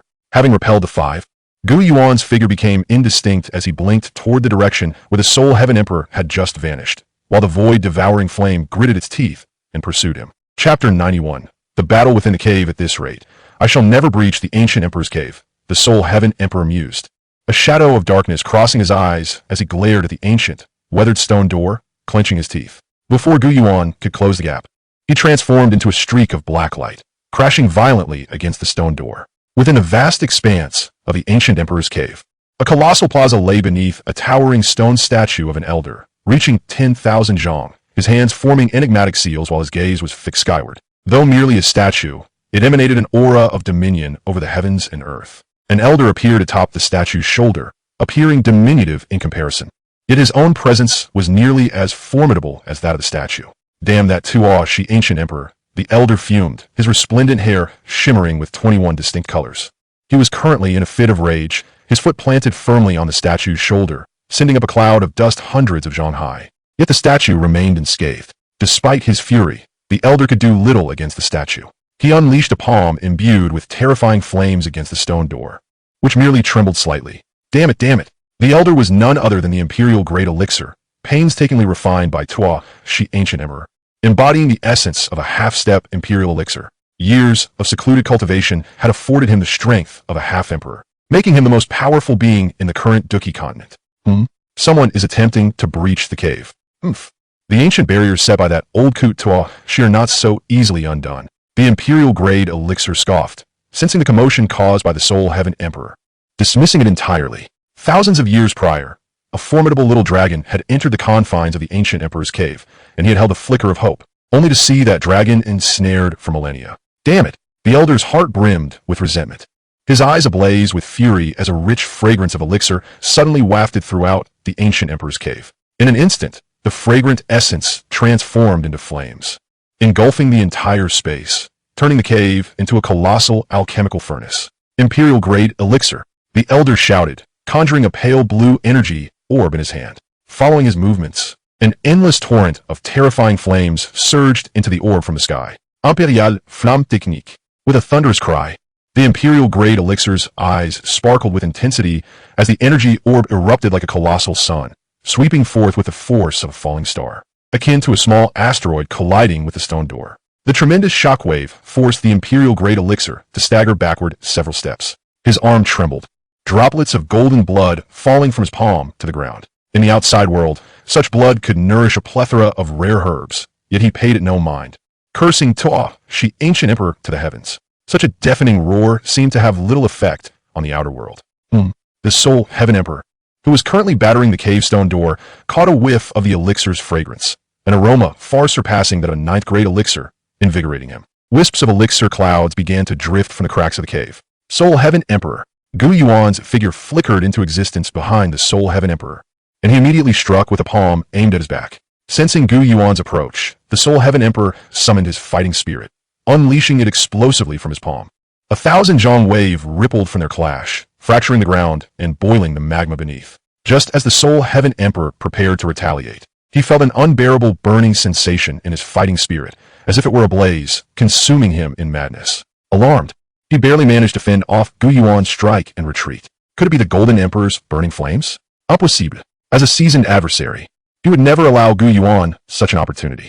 Damn it, it's that elixir's fragrance. It must be toxic. He recalled the peculiar fragrance he had sensed earlier, his complexion darkening with apprehension. If he were to inhale those elixir clouds directly, he would likely suffer grave injuries. A trickle of fresh blood escaped from the corner of his mouth, evidently a consequence of enduring Gu Yuan's palm strike without adequately channeling his fighting spirit. That blow, imbued with 80% of Gu Yuan's strength, left him in considerable discomfort. Fortunately, Gu Yuan, by nature cautious, had only exerted 70% of his full power during their confrontation. Well-versed in the nuances of battle, Gu Yuan recognized the troubling state of the Soul Emperor and, seizing the advantage, unleashed the ancient Emperor Seal with a decisive strike. A colossal hand, thousands of feet in size, surged towards the Soul Emperor. Deploying the Gu clan's advanced Earth-tier fighting technique, the Emperor Seal, a formidable force that, when combined, rivaled low-tier heavenly techniques, exhibiting exceptional mastery in Gu Yuan's hands. Despite his injuries, the Soul Emperor was not to be underestimated. A swirling mass of black energy flickered in his grasp, effortlessly cleaving through the massive ancient Emperor Seal with a dark, elongated thread. Gu Yuan cast a wary glance at the shadow enveloped in black energy, his heart heavy with apprehension and vigilance. The Emperor's Bloodblade, a weapon said to have tasted the blood of a fighting emperor, surpassed any armament on the current continent of fighting spirits, even outshining his ancient Emperor Mirror. He lamented that the Soul Emperor had, with the full might of his clan, launched a surprise attack on Xiao Xuan, who was on the verge of a breakthrough, only to be severely injured in return. Although Xiao Xuan ultimately failed and perished, the Soul Emperor retreated into seclusion for a millennium. This man was exceedingly cunning, perpetually on guard against all, and after sustaining grave injuries, He had not even delegated the affairs of the Soul Clan before vanishing into his secluded meditation for 1,000 years. He possessed all the traits of a ruthless tyrant, relentless, brutal, and unscrupulous, scheming for a millennium to ascend to the exalted status of a fighting emperor, resulting in untold suffering for countless lives. Had it not been for Xiao Yan's unexpected emergence, the ultimate fate of the fighting spirit continent would undoubtedly have been altered by the Soul Emperor. Yet, it seemed the Soul Emperor harbored some trepidation, perhaps aware that even wielding the Emperor's bloodblade, he could not slay Gu Yuan in his current weakened state. Thus, his sole intention was to escape. With a clenched fist, he unleashed several lustrous pills, exuding a rich medicinal fragrance, which shot towards Gu Yuan like bullets. Detonating mid-air with a resounding explosion, Gu Yuan was compelled to brace against the ensuing shockwave, his hair disheveled, yet he bore no injuries. His fierce gaze fixed on the Soul Emperor as he remarked, self-detonating ninth-grade medicinal pills. What a grand display. Though he appeared as a stalwart middle-aged man, bound by loyalty, Gu Yuan was indeed the most adept at preserving his own safety, having engaged in a millennium-long game of wits with the Soul Emperor, who regarded him as a worthy adversary. However, this had led to the Gu clan losing its most significant ally, diminishing from a once mighty second clan to a mere contender against the Soul Clan. Damn it! The patriarch of the Lei clan, Lei Ying, struck the ground with a fierce punch, causing the molten lava beneath to erupt nearly 1,000 feet into the air, cascading down upon him without a hint of concern. These cowardly pups of the Flame Clan dare to cling to life. A trickle of blood adorned his lips, and a dark bruise marked his chest, a palm imprint of about an inch deep. Had it not been for his formidable physique, any other Do Saint would have likely succumbed. Chapter 92. The terrifying Emperor Tear Seed Pill Crack. As he swung his fists, a bolt of lightning, thousands of feet long and dozens of feet wide, descended from the heavens. This lightning, more dreadful than any mere bolt, bore an explosive force capable of rending the entire Black Corner region asunder. Among the various attributes of fighting spirits, even the explosive power of fire could not rival that of lightning, and in Lei Ying's hands, it manifested the might of a heavenly tier technique. 10,000 calamities thunder. With his furious shout, the skies darkened, thick clouds swirling ominously as violent bolts of lightning cascaded from the tempestuous heavens, while the ground erupted with numerous terrifying, twisted lightning bolts stretching thousands of feet. As the lightning struck relentlessly, the entire Black Corner region transformed into a desolate wasteland, a scene of devastation. Yet none paid heed to this chaos. All were focused on their adversaries. Lei Ying's terrifying onslaught compelled the Soul Clan to curse under their breath, momentarily stalling the battle. For the Soul Clan's greatest fear was the lightning attribute, followed closely by fire and other elements. Standing alongside several other Lei Clan Do Saints, Mang Qinshi cast a pained glance at the abyss now filled with molten lava, the remnants of his Canaan Academy. Meanwhile, the Grand Elder of the Gu clan, accompanied by numerous Do Saints, stood firm, his cane in hand, eyes like bolts of lightning surveying the shattered landscape, a hint of gravity etched across his features. Gu Xian and Gu Ronglian stood behind him, knowing that even the weakest from the Soul Clan boasted a 4-star Do Saint level, and only by joining forces could they hope to withstand the onslaught. As the decisive moment had not yet arrived, both clans retained a significant number of personnel to guard their respective realms. At that moment, the third elder of the Gu clan supported the second elder, who was drenched in blood, a grievous wound marring his chest. His complexion was as pale as parchment, and had it not been for the Grand Elder's support, he would likely have become the fifth elder to perish in battle in centuries. Just as the Grand Elder contemplated whether to summon a few esteemed elders, Gu Xian suddenly clenched his teeth and exclaimed, "Damn that dragonine saint, a traitor to his allies." Upon hearing this, not only did the Gu clan's expression darken, but even the Lei clan revealed a look of disbelief. Who would dare offend the Gu clan? Moreover, it appeared to be alone, unaligned powerhouse. Did he not fear retaliation from the Gu clan, or had this dragon saint already allied himself with the Soul clan? Though perplexed, the Lei clan had no intention of approaching the Gu clan. The two factions remained distinctly divided, for the Gu clan had a history of betraying allies. While the Lei clan was known for their fiery tempers and recklessness, they were not foolish. Gu Yuan's figure flickered, first casting a wary glance at Zhang Tion, who had appeared simultaneously, before he unleashed a palm strike that sent 4 ancient Soul clan elders sprawling. "Patriarch! Patriarch!" The Do Saints of the Gu clan cried out, while Gu Xian and Gu Ronglian remained silent, knowing that they, as juniors, had no standing to interject. The 4 ancient elders and the Grand Elder of the Soul clan exchanged wary glances with Gu Yuan, acutely aware of the vast disparity in strength between themselves and this late-stage 9-star Do Saint Patriarch. Even 5 of them combined would not stand a chance against Gu Yuan. "Patriarch, Why not summon the esteemed elders and confront the Soul Clan in a decisive battle? The third elder proposed, supporting the nearly breathless second elder. Though their current strength fell short of the Soul Clan's, awakening a few esteemed elders would change the tide. For these elders were former Grand Elders, each possessing at least 7-star saint capabilities. Despite the Soul Clan's strength, their Soul Emperor's autocratic nature meant there were no esteemed elders to balance his power. Old Third, I can't say if I'll return alive. Take good care of little Xian for me. He turned his head laboriously to look at Gu Xian, who, at that moment, bore none of his previous levity. His eyes reddened as they met the second elders. Master, please don't speak anymore. Gu Ronglian gently grasped Gu Xian's hand, applying a slight pressure. No, it is not yet the time for a final battle. The Soul Clan still holds trump cards.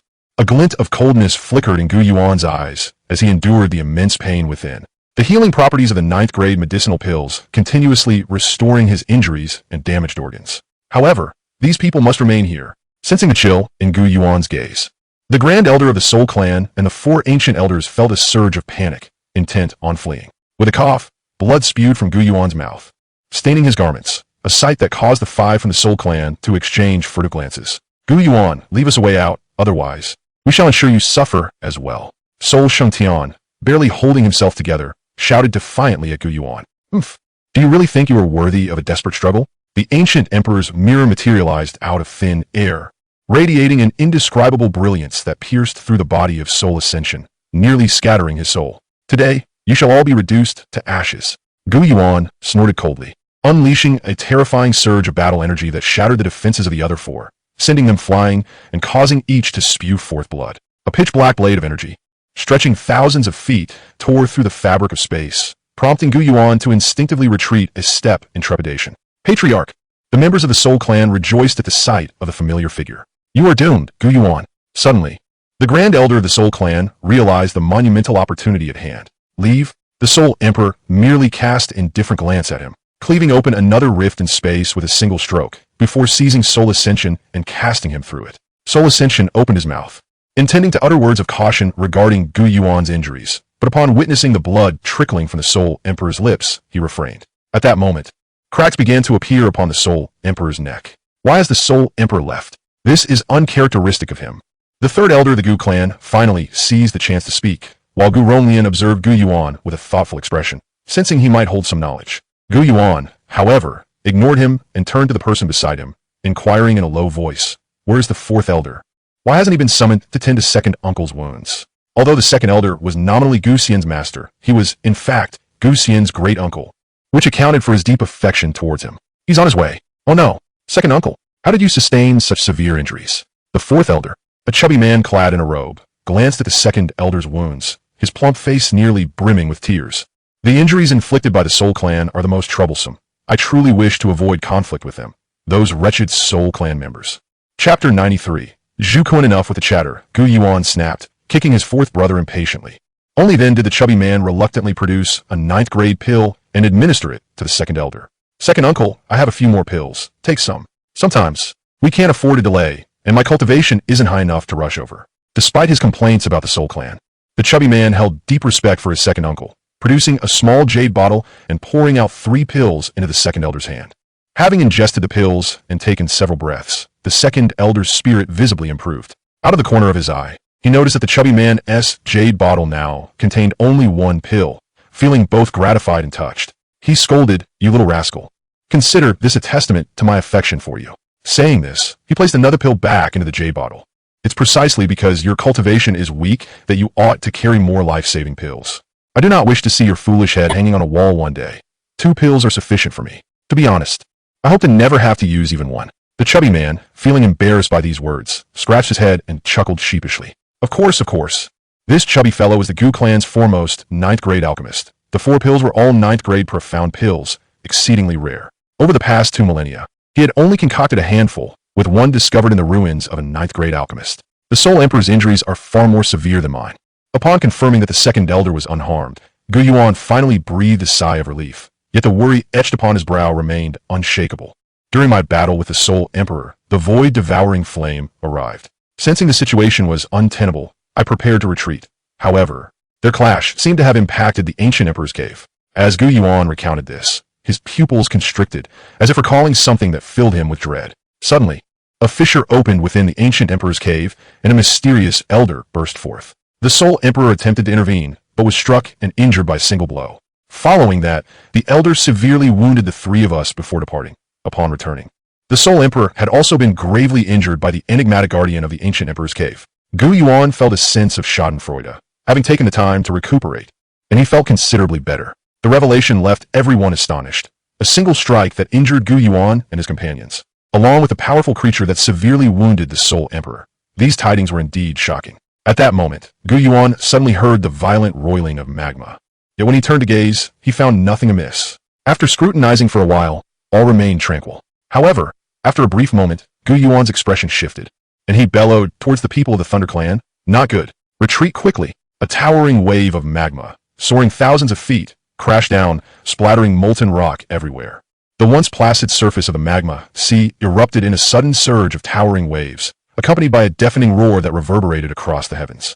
The immense magma soared skyward, releasing a fierce aura that transformed the very air around it, causing Gu Rolian's complexion to turn pale, while Gu Xian staggered back several steps.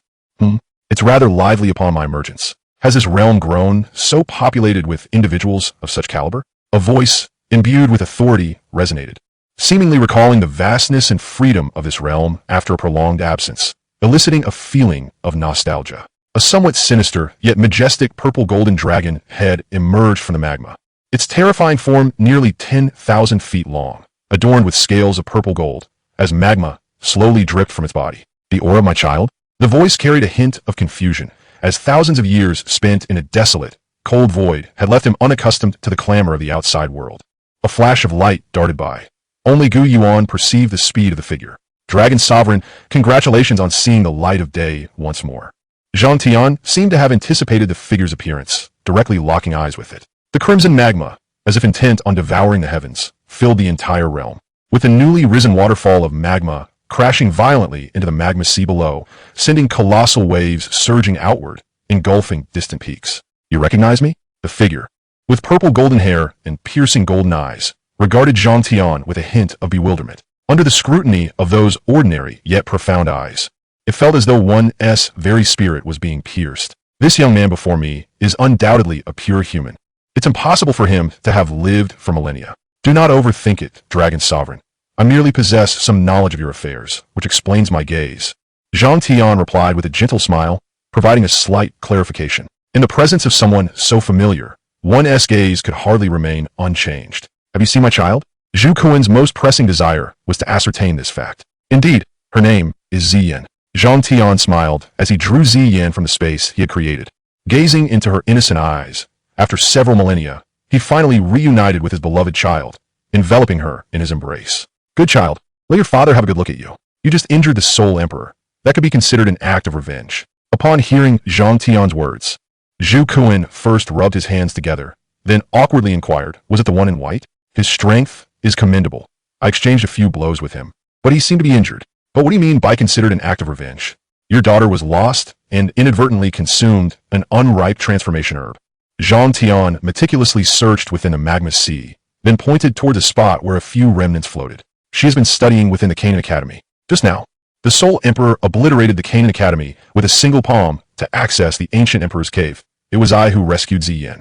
Upon hearing this, Zhu Kuan's face could no longer conceal his fury. He longed to slay the Soul Emperor. Having just re-emerged into the world, he had nearly lost sight of his daughter. "This debt, I, Zhu Kuan, shall remember." Tion merely smiled at this. "Dragon Sovereign, why do you not take action?"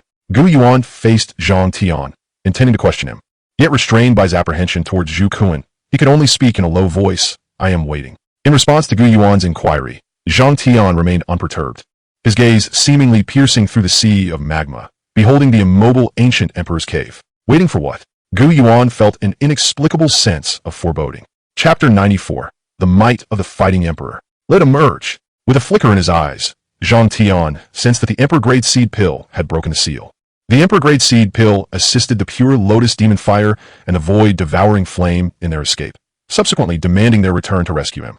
With the aid of 3 9-star dose saints, and bolstered by the semi-emperor cultivation of the Emperor Great Seed Pill, the seal of the ancient Emperor's cave was finally shattered. Tion had awaited this moment, Without the seal broken, the Emperor-grade seed pill could not emerge, and being at the same semi-emperor realm, he too could not enter. To do so would only arouse the Emperor-grade seed pill's wariness. At the entrance of the ancient emperor's cave, the Emperor-grade seed pill stood upon a platform. Behind him the stone door had closed. At last, this accursed space is opened. With a resounding crack, the contingency left by the ancient emperor crumbled. A satisfied smile graced the face of the Emperor-grade seed pill, for he sensed that within this realm, aside from the energy within him, no source energy remained, indicating the absence of any fighting emperor. He alone had the potential to break through. Quite capable indeed. Tion's figure flickered, causing the Emperor-grade seed pill to retreat a step in trepidation, his eyes gleaming with ferocity. Such a familiar aura. The same technique as the ancient emperor.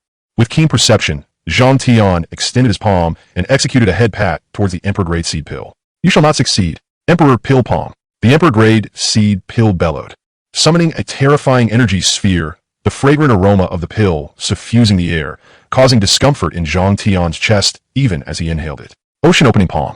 Having reached the semi-emperor stage, he could wield it at will. His seemingly unremarkable palm struck down, matching the might of the Emperor Pill Palm without yielding. Waves of flames and azure tides surged outward, causing the entire ancient emperor's cave to tremble slightly. In the battle within the ancient emperor's cave, Tion observed that this space seemed incapable of withstanding the clash of two semi-emperor powers, and thus charged forward. You shall not flee. Upon encountering Tion, who bore the aura of the ancient emperor, the Emperor-grade seed pill's eyes flared with rage, hastily pursuing him. Upon entering the ancient emperor's cave, Tion found some paths were part of the ancient emperor's legacy, while others were not, so he relied on his formidable strength to forge ahead. Upon reaching a vast plaza, he finally halted, standing amidst the emptiness, where a colossal statue towered, exuding an aura that transcended the realm. Indeed, as an Emperor-grade elixir, you are extraordinarily formidable. Among all the elixirs I have encountered, none can rival you. I deem you the strongest. Tion's gaze lifted, filled with admiration for the Emperor-grade seed pill, while his fingers danced, summoning 9 ancient dragons that coiled around his fingers, laying down a seal at the cave's entrance. Do you think that by saying such things, you will escape death?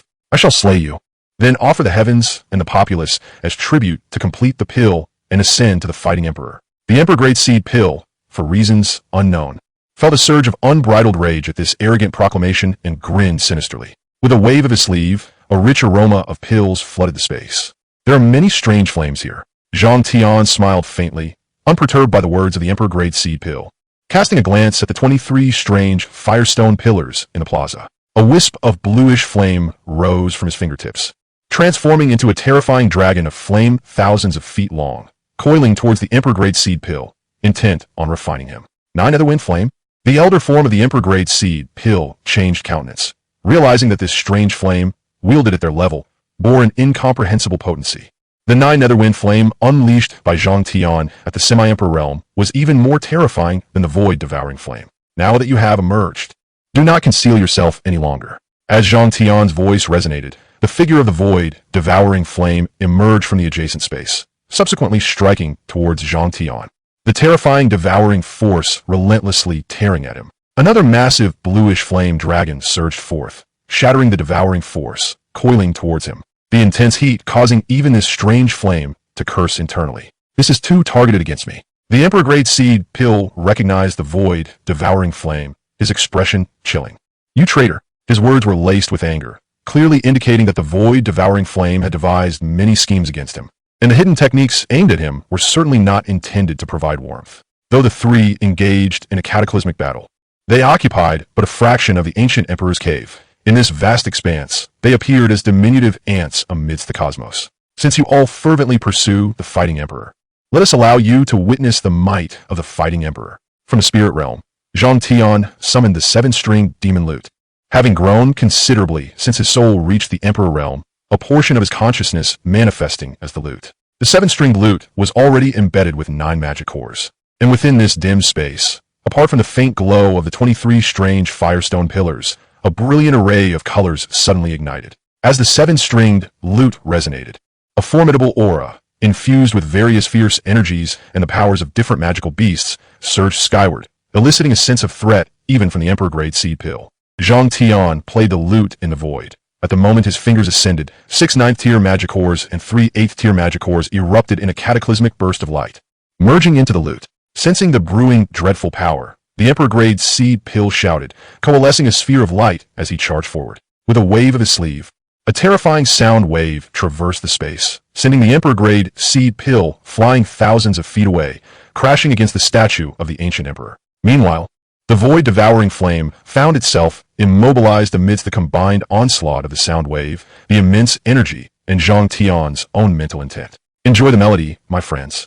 Zhang Tion laughed heartily before striking the first note. At that moment, the already slender strings of the lute seemed to elongate, becoming increasingly ethereal to the point of being imperceptible to the naked eye. The Emperor-grade seed pill perceived a looming threat of death. The space rippled with intangible attacks.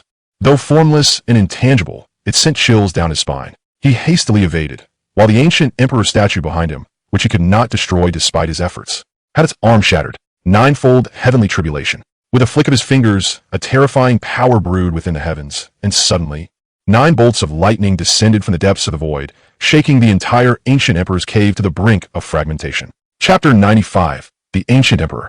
9 purple bolts of destructive lightning were dodged by the Emperor-grade seed pill, while 4 struck the ancient emperor statue, and the last bolt targeted the void-devouring flame, with 1 bolt striking the ancient emperor's cave. The ancient statue, which had remained undisturbed for countless years, now erupted in a thunderous crash, its chest and arms shattered, leaving only a small opening at its heart, protected by a faint blue energy membrane.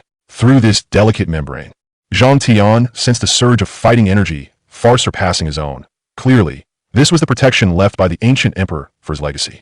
Zhang Tion brushed his hand across the lute's surface, transforming it entirely to a cerulean hue, an icy chill instantaneously freezing the vast ancient emperor's space, blanketing it in frost. Attempting to pluck the strings, he discovered that the 7-string zither was enshrouded in a dense frost and frigid mist, rendering it nearly impossible to strum. It seemed that he was left with only one final strike. Fiery Sun's Descent. Zhang Tion delicately pinched the zither string, yet the strings of the enchanted instrument began to melt at an alarming rate, each moment filled with an onslaught of energy that rushed in, as if racing against time. With a sound akin to a droplet of water hitting the ground, the literary string within the 7-stringed zither shattered, while the golden string also rapidly succumbed to dissolution. A wave of terrifying heat suddenly surged forth, causing hundreds of feet of magma to erupt from the ground. Even the once unyielding earth of the ancient emperor's cave began to melt and fracture under the strain as torrents of crimson magma poured forth from the depths, flooding much of the cavern, leaving only a small portion of the ground intact. At this moment, Xiao Yan had lost consciousness, enveloped in a haze, as the formidable 9-star Do saint was struck by a cataclysmic bolt of lightning that nearly shattered his soul and obliterated his intellect. The imperial-grade nascent pill suddenly experienced an unbearable stinging sensation, a burning pain that had not been felt for countless years. The entire realm seemed to transform into a colossal furnace, as the ravenous flames within the alchemical furnace surged, threatening to consume him. A faint golden liquid trickled down his body, filling the ancient emperor's cave with a rich fragrance. And even the dazed Xiao seemed to regain a semblance of awareness, a reminder of the grievous injuries that could annihilate one's very soul. Raising his head, he sensed an immense energy, far beyond his own, coalescing in the sky thousands of feet above. Damn it, the imperial-grade nascent pill thought. Its momentary joy at Zhang Tion, halting his assault, turning to disbelief as he gazed skyward. A fireball, not merely a fireball, but a blazing sun, arose from the heavens, erupting with blinding golden light that could obliterate all beings below the Do Emperor realm. Even a fleeting glance was enough to induce pain, leaving a lingering fiery sting in his eyes, as if he had acquired the vision of a fire-eyed golden dragon. Fear finally etched itself onto the face of the imperial-grade nascent pill, as he sought to flee this space, only to find the exit had long been sealed by Zhang Tion. The pressure and the terrifying energy that could obliterate him were reminiscent of the imperial flames he had felt from the ancient emperor Tua Shi thousands of years prior.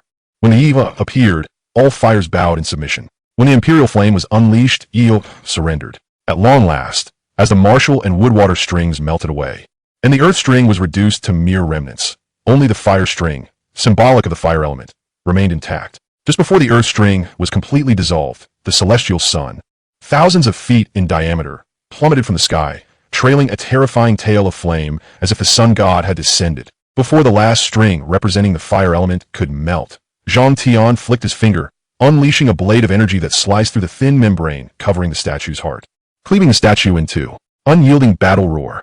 Zhang Tion blazed with an aura of terror, yet that heat was but a trifle compared to the fiery sun's descent, akin to a mere incandescent bulb facing the sun. His form was enveloped in golden light, as his energy rapidly began to wane. The sun finally crashed down, striking the molten sea of magma within the ancient emperor's cave, creating a spectacle akin to a sun bathing in the eastern sea, though none had the heart to behold it. At the moment of impact, the sun rebounded slightly upwards, and the entire ancient emperor's cave began to tremble. Fissures stretching for thousands of feet appearing in the ground, splitting the cave in two. Geysers of magma erupted, exploding forth, creating waves that splashed across the magma sea. Yet, from a distance, it seemed as though merely a small splash had risen. Amidst this tumult, Tion's battered figure surged forth, his arm char-black. This time, he truly felt the flames licking at his brows. With a wry smile, Tion approached the imperial-grade nascent pill, now reverted to its original form by a blow from the Dough Emperor. A pill radiating a soft white glow with a golden essence exuding an aromatic fragrance.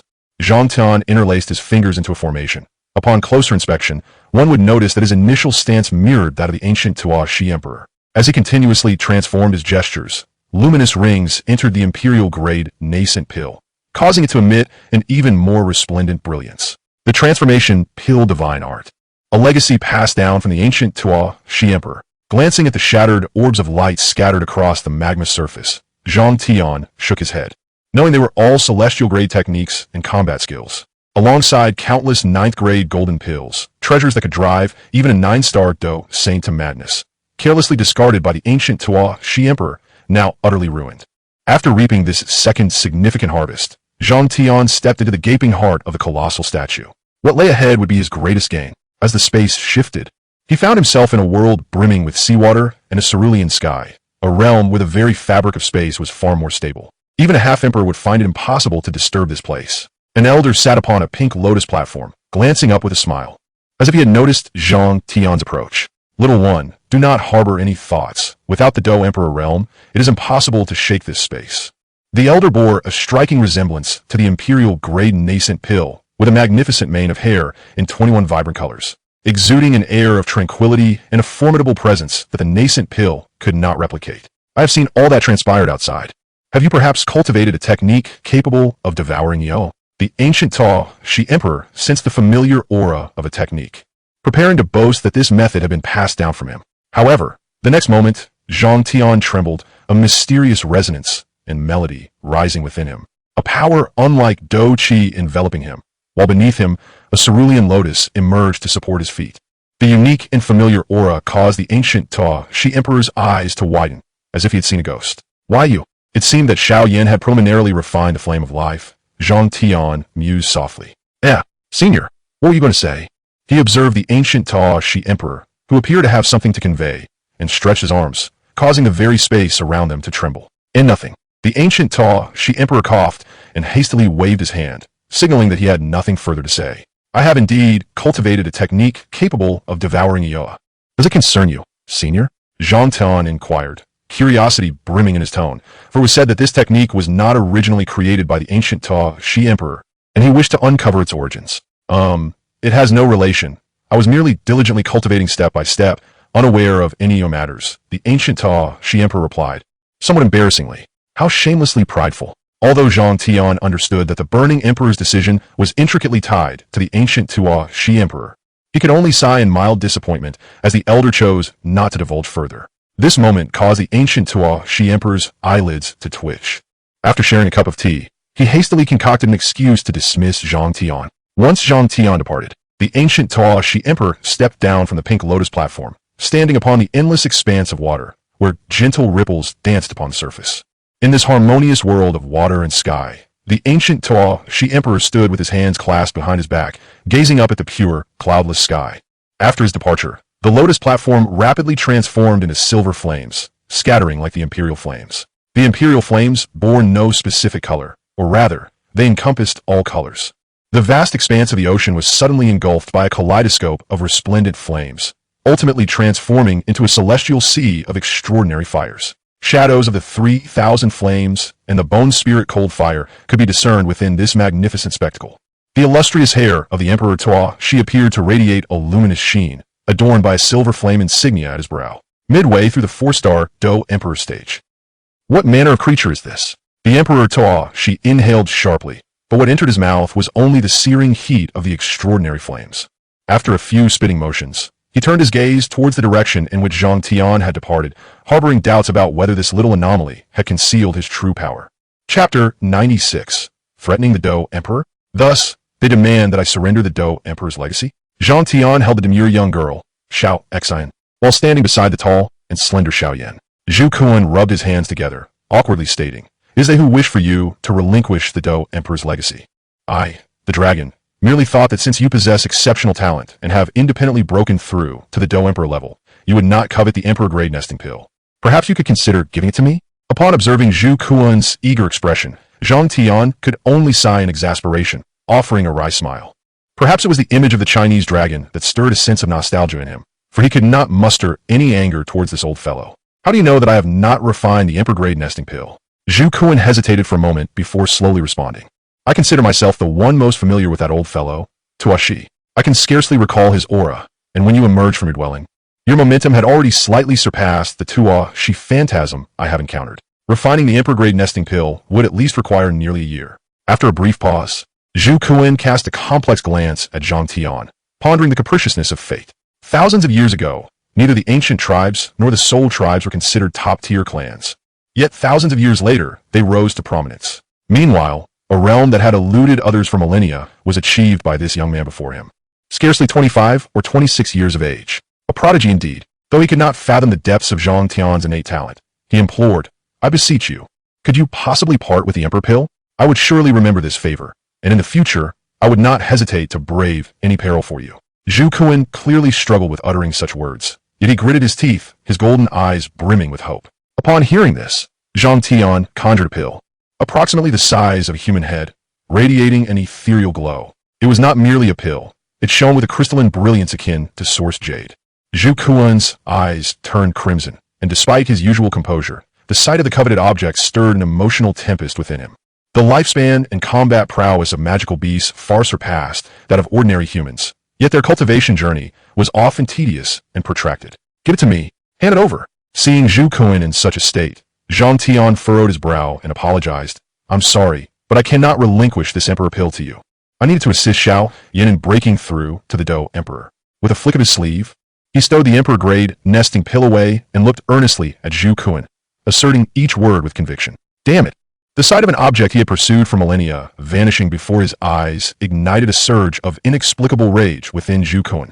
His golden eyes glinted with fury, even harboring a hint of murderous intent directed at Xiao Yan, causing the latter to flinch. Xiao Yan understood that if this purple-haired middle-aged man wished to end his life, he would stand no chance, unless he acted swiftly enough to use the Xian heavy ruler to craft his own coffin lid. Ultimately, Zhu Kuan managed to suppress his urge to strike, for he knew that should he act, he would face Zhang Tian's retribution. Merely a remnant of the Tuashi Emperor had ensnared him for millennia. To directly offend a contemporary Dou Emperor would result in his immediate demise. Why? What is so special about this wretched boy? Do you truly believe he can break through to the Dou Saint? Even if he does, what makes you think he can successfully ascend to the Dou Emperor level? Zhu Kuan was utterly confounded and unwilling to accept this reality. If Zhang Tian truly assists me, I will repay him, binding myself with an oath in the name of the ancient Void Dragon Emperor.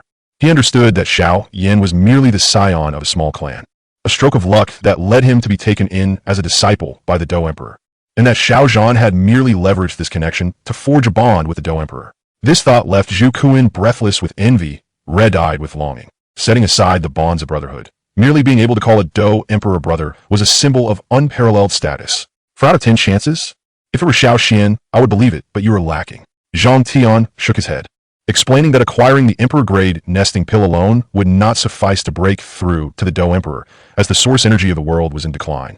And the Emperor-grade nesting pill contained but a trace of that energy. Years ago, Xiao Xian indeed possessed extraordinary talent, being the only one in nearly 10,000 years to sense the Dou Emperor realm, and he had also discerned the waning of the world's source energy. If he were given the Emperor-grade nesting pill, he would likely have a 70 to 80% chance of success. You do not comprehend the might of the Dou Emperor. Zhang Tian sighed. Creating Dou Saints is a trivial endeavor for a Dou Emperor. Does Xiao Yan possess this potential? Undoubtedly, as the rightful first in this world. The ethereal fortune will surely descend upon him. Observing Zhu Kuan's vacillation, Zhang Tian gently shook his head, saying, "If anyone in this world is worthy of inheriting the legacy of the Tuashi Emperor, it is my disciple, Xiao Yan, for he cultivates the burning formula." Xiao Yan trembled, his eyes filled with curiosity and confusion as he gazed at Zhang Tian. Why does cultivating the burning formula potentially lead to becoming a Dou emperor? Master, do you know the origins of the burning formula? The origins of the burning formula are shrouded in mystery, no less so than the techniques I practice. Xiao Yan of the Xiao clan possesses the potential of a Dou emperor. Zhang Tian's words sent a tremor through Zhu Kuin's heart. Heavenly-grade Dou techniques and methodologies are coveted treasures even by 9-star Dou saints, yet they hold little significance for a Dou emperor. They can create heavenly-grade techniques with ease. And what truly entices them are the legendary emperor-level techniques of other Dou emperors or even more profound methods. Zhang Tian, having broken through to the Dou emperor level, must be practicing a technique of that caliber. Yet how could Xiao Yan, a mere scion of a small clan, possibly learn such profound techniques? In truth, the burning formula and the burning emperor formula share a common origin. It is not unreasonable to regard them as techniques of the same level. The burning formula, you say? I could learn it. Zhu Kuin looked at Zhang Tian, unwilling to relinquish this opportunity. Can you? The skepticism in Zhang Tian's eyes was palpable. I can, but before he could utter the words, he saw Zhang Tian shake his head, his heart filled with uncertainty, unable to discern the other's thoughts. With a gentle tap of his finger, Zhang Tian began to speak slowly. The burning formula must be cultivated prior to attaining the Dou master level. You must disperse all your energy. This statement caused Zhu Kuin to shudder, a flicker of hesitation creeping into his heart. Though he understood the immense cost of changing techniques, potentially leading to severe energy depletion, the thought of abandoning his painstakingly cultivated Dou Qi was unbearable. You should be aware of the Tua Shi Emperor's story. He devoured 21 types of extraordinary flames, intricately linked to the burning formula. However, you are a magical beast. I wonder if you can successfully cultivate it. Once again, it was a gamble. The notion of devouring 21 extraordinary flames seemed fraught with complications and improbability. To be candid, barring the Tua Shi Emperor, who was inherently an extraordinary flame and possessed innate suppressive power, only Xiao Yan, the chosen one of this world, might succeed. Even Zhang Tian did not entertain such thoughts. Extraordinary flames, even the likes of the void-devouring flame and the clean lotus demon fire, would submit before the emperor flame. And should a human cultivator attempt to devour them, it would undoubtedly provoke their furious retaliation. Which forces have dared to threaten me? Coerce me? Zhang Tian inquired. Intrigued by their actions, he displayed neither disdain nor arrogance, nor did he exhibit the fury one might expect. Zhu Kuin regarded Zhang Tian with a hint of curiosity, akin to a child eager to witness a contest among ants. Various factions, including remnants of the Medicine Clan, the Flame Clan, and the Soul Clan, boasted an army nearing 10 million. A trace of disdain flickered across Zhu Kuin's face and Zhang Tian's eyes. This so-called coalition against the emperor scarcely held the merit to elicit even a smile from him. Such formidable forces had indeed established a stronghold within the vast expanse of the Great Wasteland, posing a considerable challenge for Zhu Kuin, necessitating the assembly of the entire Taishu ancient dragon clan to mount a defense. Very well, Zhang Tian declared, rising with an air of nonchalance. Thus, the Dragon Gate is hereby established. The Dragon Gate stood as the sole emperor-level force on the continent, and harbored Zhang Tian's fervent aspiration to witness Xiao Yan leap through the Dragon Gate one day. What the coalition against the emperor? With their vast army of millions, will you annihilate them? Zhu Kuin's interest piqued, eager to discern whether Zhang Tian would eradicate the threat entirely. Who knows? Zhang Tian replied with a subtle smile, leaving his intentions shrouded in mystery. Zhu Kuin could only sigh in resignation upon witnessing this. Chapter 97. The Dragon Gate. Have you attempted to access the legacy of the ancient emperor's cave? Zhang Tian inquired with a smile. In the original narrative, Zhu Kuin had not attained the threshold recognized by the ancient emperor Tua Shi, and now that the statue of the ancient emperor had been shattered, revealing the legacy space, could Zhu Kuin still gain entry? Zhu Kuin was momentarily taken aback before asking curiously. There was a faint membrane enveloping the statue that I couldn't break through. Was that not your doing? He presumed it to be Zhang Tian's handiwork. If I had wished to keep it from you, I would have acted long ago to secure the statue. Rather than going through such convolutions, Zhang Tian retorted, creating an awkward atmosphere. Xiao Yan seemed amused, playfully tapping Zhang Tian's chest, while Xiao Yan wore an expression of amusement. Damn it! A classic expletive escaped Zhu Kuin's lips as he suddenly realized he had misplaced the emperor's legacy. He transformed into a beam of purple gold light and dashed away towards the Black Corner region, recalling the enigmatic and dubious figure of Gu Yuan, who had urged him to leave earlier, hinting at some hidden secret. Do not worry about the inability to transcend to emperor rank due to the absence of source energy. In 3 to 5 years, I shall recover the source energy restoring hope for the Do Shang to break through to Do Di. By then, it will be a matter of skill, Zhang Tion remarked calmly, his tone imbued with a sense of purpose that heralded the dawn of an era spanning thousands of years. Zhu Kuan felt a slight easing in his heart, yet his gaze darkened with fierce determination. If Gu Yuan dares to meddle with my legacy, I shall consume him. Hearing Zhu Kuan's words, Zhang Tion chuckled softly, having intended to reassure him that Gu Yuan would not gain approval. However, he suddenly considered that Xiao Yan's young girlfriend, Gu Sin'er, possessed a divine bloodline and was also the inheritor of the fourth-ranked heavenly flame, the Golden Emperor's flame. Whether she could attain the approval of the ancient Emperor Tuo, she remained uncertain. Speaking of which, it is time to bring Sin'er into the family. I even envisioned having a disciple and grandson, Zhang Tion mused, observing Xiao Yan's expression in the antiquated yet elegant room, noting the hint of embarrassment upon his face, which elicited a smile from him.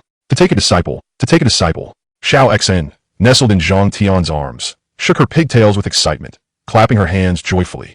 Witnessing the mischievous antics of his beloved little junior sister, Xiao Yan could not help but smile wryly, though he dared not provoke this little imp. As for Zhu Kuan's departure, it remained uncertain whether he would arrive in time. Should he arrive late? It was not beyond the realm of possibility for the ancient clan to produce another female Do Di. Zhang Tion laughed heartily, seemingly looking forward to this scenario. Could Sin'er truly become a Do Di? Xiao Yan inquired, genuine happiness evident in his expression. How did you know it was Sin'er?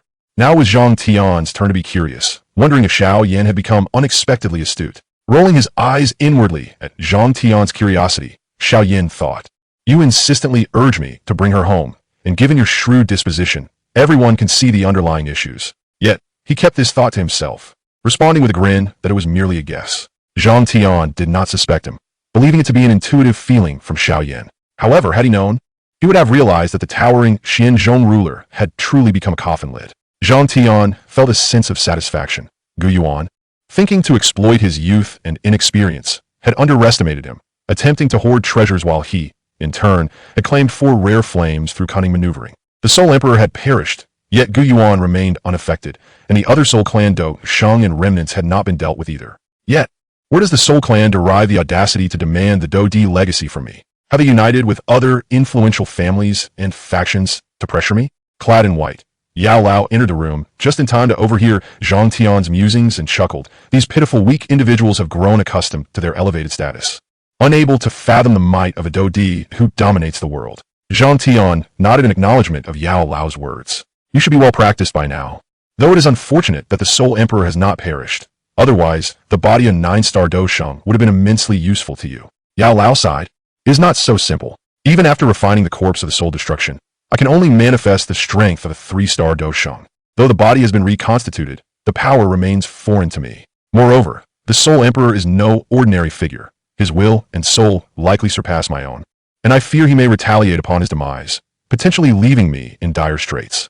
Yao Lao, wise and seasoned, was not easily deceived by appearances. Yet perhaps my involvement has led the Medicine Clan to join forces with the Soul Clan against you, he added with a tinge of regret. After mastering his new body, he had rushed to the Medicine Clan to seek vindication for his parents, only to be expelled for lacking their bloodline. To be honest, who in the Central Plains does not know of the fall of the Medicine Sovereign? With his body destroyed, how could bloodline even be a topic? It was clearly an act of malice. Perhaps the clan leader discerned the aura of soul destruction about me and, associating it with my resurrection, chose not to offend the Soul Emperor. The knowledge of our connection is a matter for another time. Primarily, wealth can be a compelling motivator. All the supposed justifications are merely pretexts. The allure of the Do Di legacy is far too potent. With the Soul Emperor, a late-stage 9-star Do Shang, leading the charge, those who have not witnessed the might of a Do Di in millennia are bound to entertain hopes. The ancient clan should be wary. However, having obtained the ancient emperor's legacy, they may not hesitate to engage in some underhanded tactics. Reflecting on Gu Yuan's demeanor, Zhang Tion chuckled, recognizing that Gu Yuan's lack of strength rendered him unworthy of being the next Soul Emperor. My Dragon Gate fears no formidable adversaries, even should we contend against the entirety of the continent. He laughed haughtily, subsequently appointing Yao Lao as the deputy leader and Xiao Yan as the junior leader. While the Silver Phoenix Lion, now awakened with the bloodline of the Silver Phoenix Lion God, became the divine beast of the Dragon Gate. With 2 Do Shangs, 1 Do Di, and 1 Do Huang, this constituted the fundamental structure of the Dragon Gate. A look of anticipation lit up Zhang Tion's face as he tore through the fabric of space to arrive at the Xiao family's branch in Wutan City, where the Xiao clan now thrived. Not only was Xiao Zhan at the pinnacle of Do Wang, but Xiao Yan's Do Huang's strength was also sufficient to safeguard the region. Every year, the branches of the Xiao family convene for a grand family competition, a tradition aimed at infusing fresh blood into the ever-expanding family lineage. The victors earn the privilege of joining the prestigious clan, while the branch families are often comprised of individuals of modest potential. The patriarch of the branch family, known as Xiao Quan, was initially the family's accountant. Despite his humble position, he has achieved the formidable strength of a two-star Do spirit, commanding respect in the city of Wutan. Seated in an armchair, a man of square features and a sincere demeanor listened attentively to the discussions between the patriarch and the elders. Occasionally, those nearby would respectfully offer him tea, eliciting a trace of exasperation from him, clearly weary of such flattery. In truth, this individual is the strongest among the branch family, Pain, whose prowess as a five-star Do spirit far surpasses that of the patriarch. Furthermore, he has mastered two advanced Do techniques, the absorption palm and the fire-blowing palm. Most significantly, the younger members of the family have heard tales from their elders that Pain once served as the captain of the guard for the illustrious young master Xiao Yan, responsible for ensuring his safety. If young master Xiao Yan were to utter a word, it would be akin to divine favor, transforming a mere mountain chicken into a phoenix. Zhang Tion's figure flickered before Pain, pausing momentarily. Noticing the excitement in Pain's eyes, he did not wait for him to speak and directly took him back to the headquarters of the Xingyun Pavilion, which is now known as Longman's Gathering Dragon Mountain. The elders and patriarch, left in a state of bewilderment, exchanged glances, struggling to comprehend the unfolding events. After a considerable time, an elder with a slightly more aged appearance finally spoke with a tone of uncertainty. It appears to be that individual. With the utterance of these words, nearly all the jade cups in the hands of the assembly fell to the ground, scattering tea across the floor. At that moment, on Gathering Dragon Mountain, Zhang Tion regarded Pain, who knelt before him, with a playful expression. You have been taught the mystical sky attraction and the divine manipulation of the heavens. Why have you not developed a technique like the Earth Explosion Star? Kneeling, Pain felt an overwhelming pressure. It was not merely Zhang Tion's aura, but the immense might emanating from Gathering Dragon Mountain itself. The steep, towering peak was entwined with a cloud-like pathway, appearing from a distance as a glistening, serpentine jade dragon, hence the name Gathering Dragon Mountain. This majestic peak had once been relocated by Zhang Tion from the Forgotten Cliff Mountain. After a moment of silence, Pain finally lifted his head and spoke slowly. In truth, I have indeed devised a new Do technique. He proceeded to demonstrate, suddenly unleashing a powerful attraction with one hand, drawing a massive boulder toward him as if he were controlling a crane. Should an adversary encounter such force, they would likely find their very life essence drawn forth. Subsequently, the boulder shattered and an immense shockwave surged from his other hand, as the rubble coalesced into a sphere, perfectly balancing the forces of attraction and impact. As Zhang Tion observed the stabilizing black sphere, reminiscent of a spiral ball, he could not help but cast an appreciative glance at its essence. Pain then hurled the black sphere into the sky, where a tremendous gravitational pull ensued, tearing apart everything in the vicinity, warping even the light itself. Within a radius of 10 paces, soil and stone fragments soared into the air, leaving a gaping crater on the ground. With this technique, I am invincible among Do spirits, Pain declared, a hint of pride gleaming in his eyes, before respectfully addressing Zhang Tion. I believe the name Earth Explosion Star is quite fitting. I dare to request the second elder to bestow a name upon it. Upon voicing this sentiment, he felt no shame, but rather a sense of honor. Few in the entire Xiao family were worthy of addressing this individual as the second elder, and he was among them. As Zhang Tion surveyed the devastation wrought by the Earth Explosion Star, a smile crept across his face. Relishing the thought that bringing Pain along to inflict suffering upon the anti-emperor coalition was indeed a wise decision. Chapter 98. A challenge to the Do Emperor? While aware that the escape of the Soul Emperor would bring some complications, Zhang Tion had not anticipated that, bereft of the assistance of the void-devouring flame, the coalition against the Emperor would still be assembled. In pursuit of the Do Emperor's legacy, the Medicine and Flame clans were surprisingly willing to ally with the Soul Clan and the Tiger Clan. Both clans, however, appear to possess lesser means and strength, and seem destined to be mere pawns for the Soul Emperor, with their ultimate fate likely grim. The Ancient Clan remained prudent, likely opting to observe from the sidelines. The ancient realm was quite distant from Gathering Dragon Mountain, and Zhu Kuan first returned to the Dragon Island to subjugate the 4 Dragon Kings from the north, south, east, and west. Seated upon the Dragon Throne, Zhu Kuan's golden eyes cast a heavy pressure upon the 4 Dragon Kings. In this vast hall, for the first time in millennia, it was filled to capacity, and the Dragon Throne awaited its master's return. A cadre of 9 transformations dove Zoom guards, along with their leaders, elders, and attendants. All gazed at the middle-aged man with golden eyes on the main seat with reverence and fervor. when Tion was merely a 2-star dose saint. He had slain the 5-star dose saint, Hun Miesheng, but had been forced to retreat from Dragon Island due to the combined efforts of the 2 Dragon Kings. Now that Zhu Kuan had returned, the 4 Dragon Kings did not dare to resist, even with their greatly enhanced cultivation over the millennia. They knew they could not contend with Zhu Kuan. They suspected that if Zhu Kuan desired, he could easily crush all 4 of them without even needing to wield the Dragon Emperor's sword, simply by using his colossal ancient dragon form. Speak, you bold ones. Have you rebelled? Have you caused my child to wander the world? Zhu Kuan's eyes glinted with murderous intent, a chilling aura sweeping through the hall, causing the temperature to drop. The 4 Dragon Kings trembled, recalling that when Zhu Kuan held power, they had merely been children and only dared to fracture Dragon Island after his long absence. Forgive us, Dragon Emperor. We are guilty of treason and deserve death. But we implore your mercy. The Dragon Kings fell to their knees, tears streaming down their faces. They understood that should Zhu Kuan harbor any ill will, their fates would be sealed and no one could save them. Reclining against the back of the dragon throne, Zhu Kuan's eyes revealed a hint of disinterest. While he intended to execute the 4, he first required them to contribute to the ancient dragon clan. Zhu Li, you little rascal, he remarked. Hearing Zhu Kuan's words, the elder Zhu Li, trembling, promptly responded, Dragon Emperor, I am here. Casting a glance at the now gray-haired Zhu Li, Zhu Kuan felt a surge of warmth and nostalgia. The little rascal had aged, having dedicated his life to the ancient dragon clan. You have done well, Zhu Kuan spoke softly to elder Zhu Li. This simple statement brought tears to the elder's eyes, and he straightened with renewed vigor, exhilarated by the Dragon Emperor's acknowledgement. Elder Zhu Li, Zhu Kuan's expression shifted to seriousness, a rare solemnity appearing.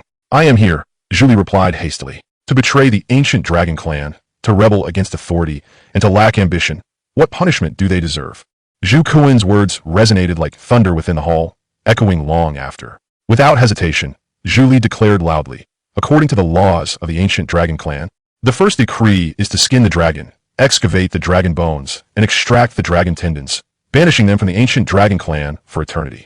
The second decree for those who rebel is death without mercy. The third decree is to strip them of their cultivation and exile them from Dragon Island.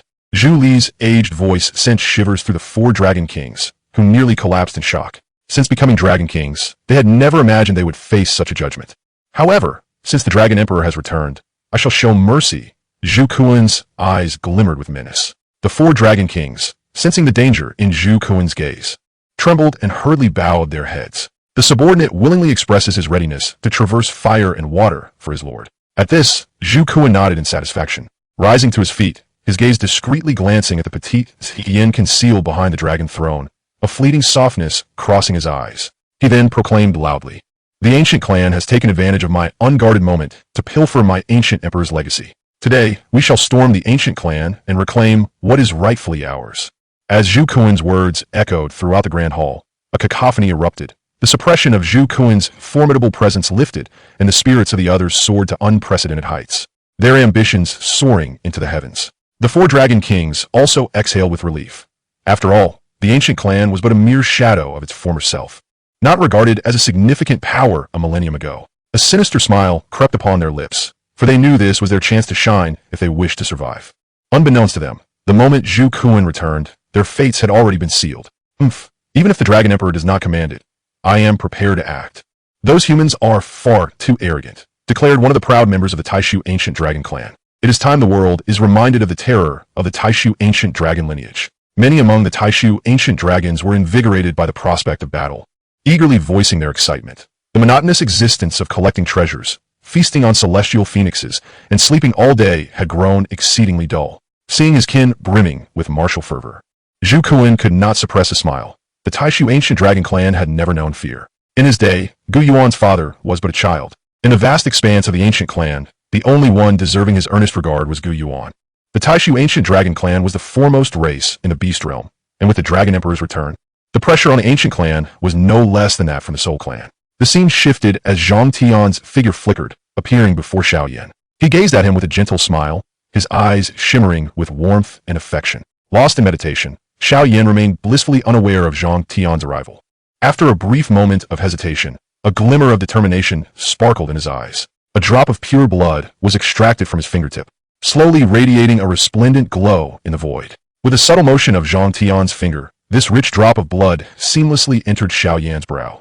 The bloodline of a high-level Do saint would begin to undergo a transformation, and upon reaching the Do Emperor's realm, it could even alter one's bloodline, benefiting future generations. Although Tion shared no blood relation with Xiao Yan, with his essence now fused within Xiao Yan's being, Xiao Yan possessed the characteristics of a Do Emperor's bloodline. Moreover, due to its direct lineage, it was even purer and more potent than Gu Sun'er's divine bloodline. Within Xiao Yan's body, a remnant of Do Emperor blood that had nearly been exhausted by Xiao Xin awakened, as if it had encountered a delectable feast, igniting and merging with Zhang Tian's essence. The fusion of these two distinct Do Emperor bloodlines resulted in an immediate effect. The swirling vortex of spiritual energy surrounding Xiao Yan, who was deep in cultivation, suddenly expanded, capable of withstanding the energy of a Do Huang as it continuously surged into his body. In an instant, he broke through the barriers of the three-star Do Huang. Zhang Tian's figure gradually faded away, while Xiao Yan remained oblivious, as if lost in a dream. The speed at which he absorbed and refined the energies of heaven and earth surged to more than tenfold. He even momentarily felt that the burning decision had perhaps evolved to the heavenly tier. Retrieving the source energy would undoubtedly lead him to confront the former Do Emperors.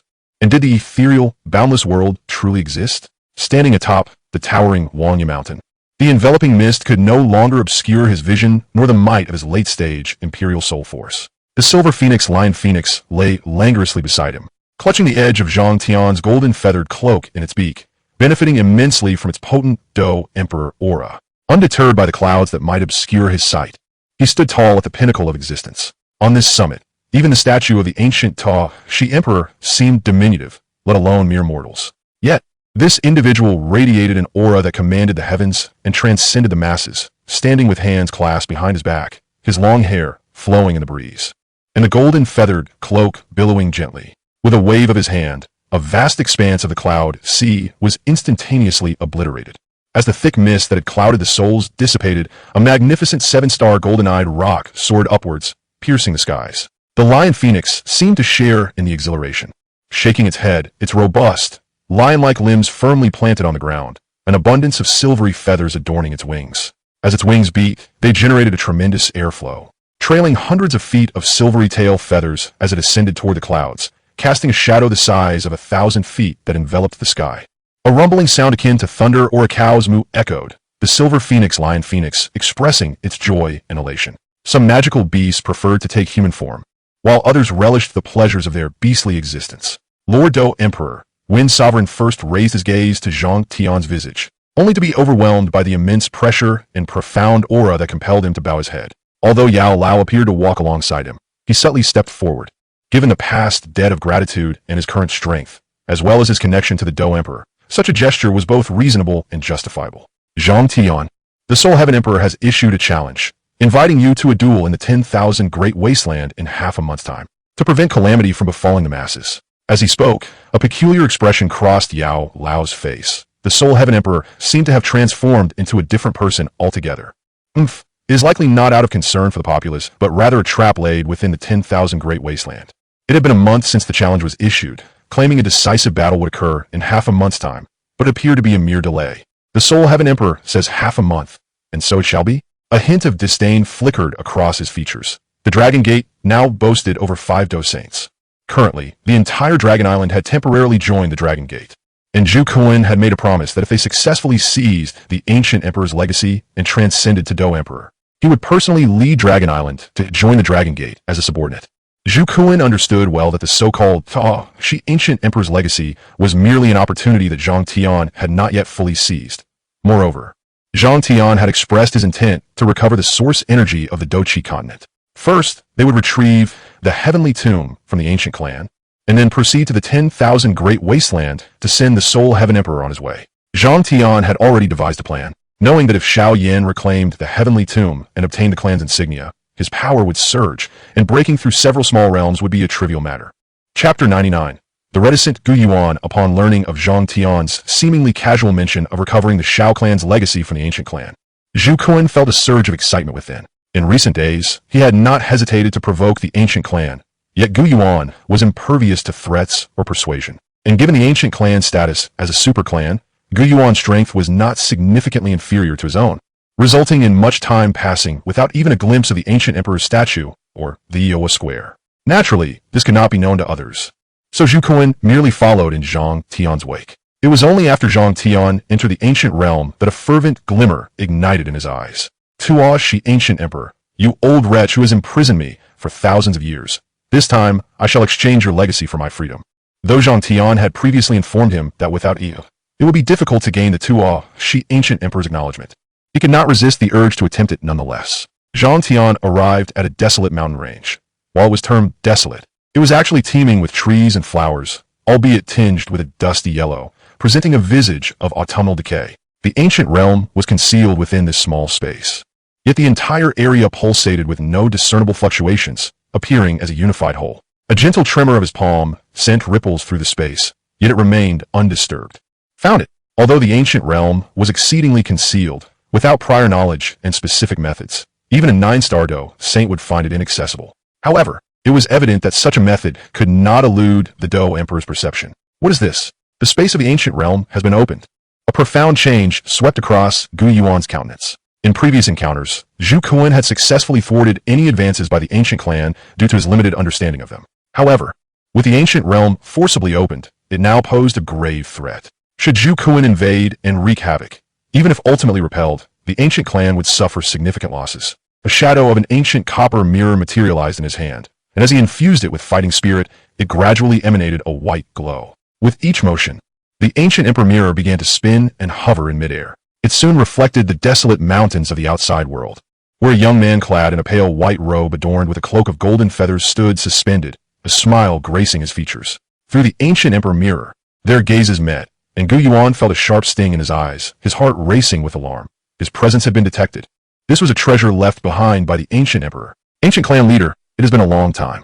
Upon stepping into the ancient realm, he was greeted by the towering statue of the ancient emperor, standing an impressive height of 8,000 feet. Even if shattered below the chest, the statue's outline remained distinctly visible from any corner of the realm. At this moment, many members of the ancient clan noticed Tion's presence. Curious children watched him with wide eyes, while the more powerful among them wore expressions of shock and disbelief. This stranger bore no familiar aura of the same origin. Yet how had he gained entry to the ancient realm? Although they sensed no common lineage, there was an inexplicable tremor emanating from him, a sense of encountering a formidable foe, as if the very essence of their bloodlines compelled them to kneel in submission. Up was Siba. The ancient clan members with cultivation levels reaching Do Zun were taken aback. Even the clan leader did not impose such a profound bloodline pressure. After all, they were descendants of the Do Emperor. Yet now, it felt as though they faced the Do Emperor himself. As gasps of astonishment erupted from below, Gu Yuan's figure appeared before Tion as he took his fourth step into the air. Tion paused, smiling as he remarked, "Ancient clan leader, your charisma remains unblemished." Casual glances around revealed a breathtaking figure clad in a flowing purple gown standing at the statue's chest, her hand lightly caressing its surface as she gazed at the thin, pale glow emanating from its heart. At this moment, golden flames, the Golden Emperor's devouring flames, ignited from her as if her divine bloodline was fervently awakened. The primal fire of the Golden Emperor's devouring flames manifested, a feat beyond what a mere Do Wang like Gu Suner could achieve, as though were summoned by some unknown force. Beneath Gu Suner's exquisite visage, anticipation transformed into sheer elation, the glow radiating brilliantly, prompting her to shield her eyes with her hand and gently close them. The wind tousled her hair, the light illuminating her face with an ineffable sanctity. "Damn it! Stop!" Zhu Kun's countenance darkened at this sight. The inheritance was on the verge of changing hands, and he could not afford to hesitate. Transforming into a colossal dragon, he surged toward Gu Suner with reckless abandon. Gu Yuan's expression shifted dramatically. "Zhu Kun, how dare you?" In an instant, Zhu Kun obliterated a vast expanse of the ancient realm structures. His enormous form wreaked havoc with every whip of his tail and twist of his body, devastating markets, alchemy chambers, and meditation rooms. The suddenness of his actions left Gu Yuan with no time to react, and he was hurled away 1,000 feet. Witnessing Zhu Kun's reckless charge toward Gu Suner's diminutive figure, Gu Suner's eyes glazed over, devoid of pupils, as she raised a slender finger, her expression blank, akin to a child attempting to poke a bubble. Just as Zhu Kun's cataclysmic assault bore down on her, a blinding beam of white light shot forth from her fingertip, striking the tip of Zhu Kun's dragon horn. "Annihilate." The chilling voice escaped Gu Suner's lips, causing Zhu Kun's colossal dragon form to freeze, its massive claws gripping the ground as it let out a thunderous roar. Yet moments later, it recoiled as if struck, tumbling backward and demolishing a swath of buildings in its wake. Dust clouds billowed, accompanied by Zhu Kuan's furious bellow. Tawasha, ancient emperor. Gu Yuan stared in astonishment at Gu Suner, sensing an unfamiliar yet ancient aura emanating from her. Perhaps the Tawasha ancient emperor had been affected by Zhang Tion's presence, as he hesitated upon detecting the primal fire of the golden emperor's devouring flames within her. A soft, pale light began to envelop Gu Suner as she was about to receive the inheritance, only for it to gradually dissipate. Inheritance? Not passed to women? Zhang Tion chuckled, amused at the notion that the Tawasha ancient emperor had dismissed Gu Suner as a potential heir for such a trivial reason. However, the inheritance of the golden emperor's devouring flames was indeed inferior, as only the top 3 unique fires on the extraordinary fire ranking possessed singularity. And even the golden emperor's devouring flames could replicate a second or third entity. As Gu Suner collapsed to the ground, unconscious, reactions varied. Some rejoiced, while others despaired. Zhu Kuan was elated, as this indicated he still had a chance, while Gu Yuan was already aware of the outcome. Transforming into a dragon shadow, he attempted to penetrate the statue's heart, only to be intercepted by Gu Yuan mid-journey. Gu Yuan, your clan is inept. No one can seize the ancient emperor's legacy. Why do you obstruct me? Zhu Kuan's expression darkened, and he showed no mercy, swiftly slaying several half-saints of the ancient clan. Gu Yuan's face turned as dark as soot, his voice resolute. Zhu Kuan, you brazenly invade my ancient realm and commit mass slaughter. This is utterly unacceptable. Zhu Kuan sneered, his hand morphing into a gigantic purple-gold dragon claw, enveloped in a mysterious golden light as he vanished in a flash. The next instant, he reappeared behind Gu Yuan, who was taken aback. With the ancient emperor mirror in hand, he directed a beam of energy capable of annihilating a nation at Zhu Kuan's claw, causing it to slightly veer off course before crashing into the ground of the ancient realm, splitting it with a fissure spanning 1,000 miles. Gu Yuan watched as Zhang Tion made his way deeper into the ancient realm. He contemplated intervening, but was too preoccupied and lacked the courage to do so, ultimately calling out, "What business does the Dou Emperor have here? My ancient clan has never offended you. Nothing of consequence. Merely here to retrieve the legacy of the Xiao clan." Zhang Tion waved dismissively, fully aware that any dissent would result in severe repercussions for Gu Yuan. Seeing Gu Yuan grit his teeth in silence, Zhang Tion proceeded toward the Tomb of Heaven, sensing something amiss about Gu Yuan's demeanor. This was to be expected, as Gu Xian had never informed Gu Yuan of the proposed union between Xiao Yan and Gu Suner. It was merely a temporary measure, suggested by Gu Xian, one that Gu Ronglian had never taken seriously. Could a disciple of a 7-star Dou Sheng truly marry our clan's little princess? By order of the clan leader, do not obstruct him. Allow him access to the Tomb of Heaven. With a sigh and a glance at Zhang Tion's direction, Gu Yuan quickly commanded his clansmen. In the brief span of mere moments, Zhu Kuan had transformed into a dragon, wreaking havoc with unparalleled ferocity. Even the esteemed elder of the 8-star Dou Saint rank found himself outmatched, gravely injured by a single strike. Chapter 100, The Ancient Tomb. Xiao Xian, Zhu Kuan, disinterested in prolonging the battle, executed a swift maneuver, his colossal dragon tail sweeping through the air and sending Gu Yuan flying. Subsequently, his entire serpentine form coiled around the statue of the ancient emperor, with a resounding roar from his majestic dragon head directed skyward. The statue began to rise from the ground. Noticing Gu Yuan attempting to intervene, a flicker of seriousness crossed Zhu Kuan's eyes. He unleashed one of his dragon claws, tearing open a rift in space, through which formidable figures emanating powerful auras surged into the ancient realm, leaving Gu Yuan momentarily apprehensive. The 4 Dragon Kings, representing the cardinal directions, formed an intricate formation. Above them loomed a gargantuan, purple-golden ancient dragon apparition, exuding an overwhelming presence. A thunderous roar from this ethereal dragon reverberated, shattering the very fabric of the ancient realm. As the ancient dragon's roar echoed through the heavens, a formidable aura enveloped the hearts of all within the ancient clan, casting a shadow of dread even upon Gu Yuan. His demeanor shifted slightly, for he beheld an elderly man with grizzled hair ascending into the formation of the 4 Dragon Kings, encircled by them. The combined might of the 5 coalesced into an indomitable force, the massive purple-golden dragon apparition becoming increasingly distinct, with even the intricate patterns on its scales visible. The resultant surge of power erupted forth, obliterating the landscape of the ancient realm. Sensing this overwhelming pressure, Gu Yuan was filled with trepidation. Indeed, the ancient lineage had endured for millennia. The ancient dragon hovering above the 5 figures exuded a pressure comparable to that of a 9-star Dou Saint. At that moment, the ancient dragon twisted and soared through the sky, its claws rising and vanishing in an instant, amidst the continuous rumble of thunder emanating from the purple clouds surrounding it. Its dragon horns elevated as its piercing gaze fixated intently on Gu Yuan. Witnessing the intense heat of the dragon's breath, which sent its long whiskers fluttering. Gu Yuan's expression shifted drastically, prompting him to urgently warn his kin behind him. Quick, disperse. Yet before he could finish, the ancient dragon had already swooped down upon him, its cavernous maw agape, as if to unleash the very gates of death.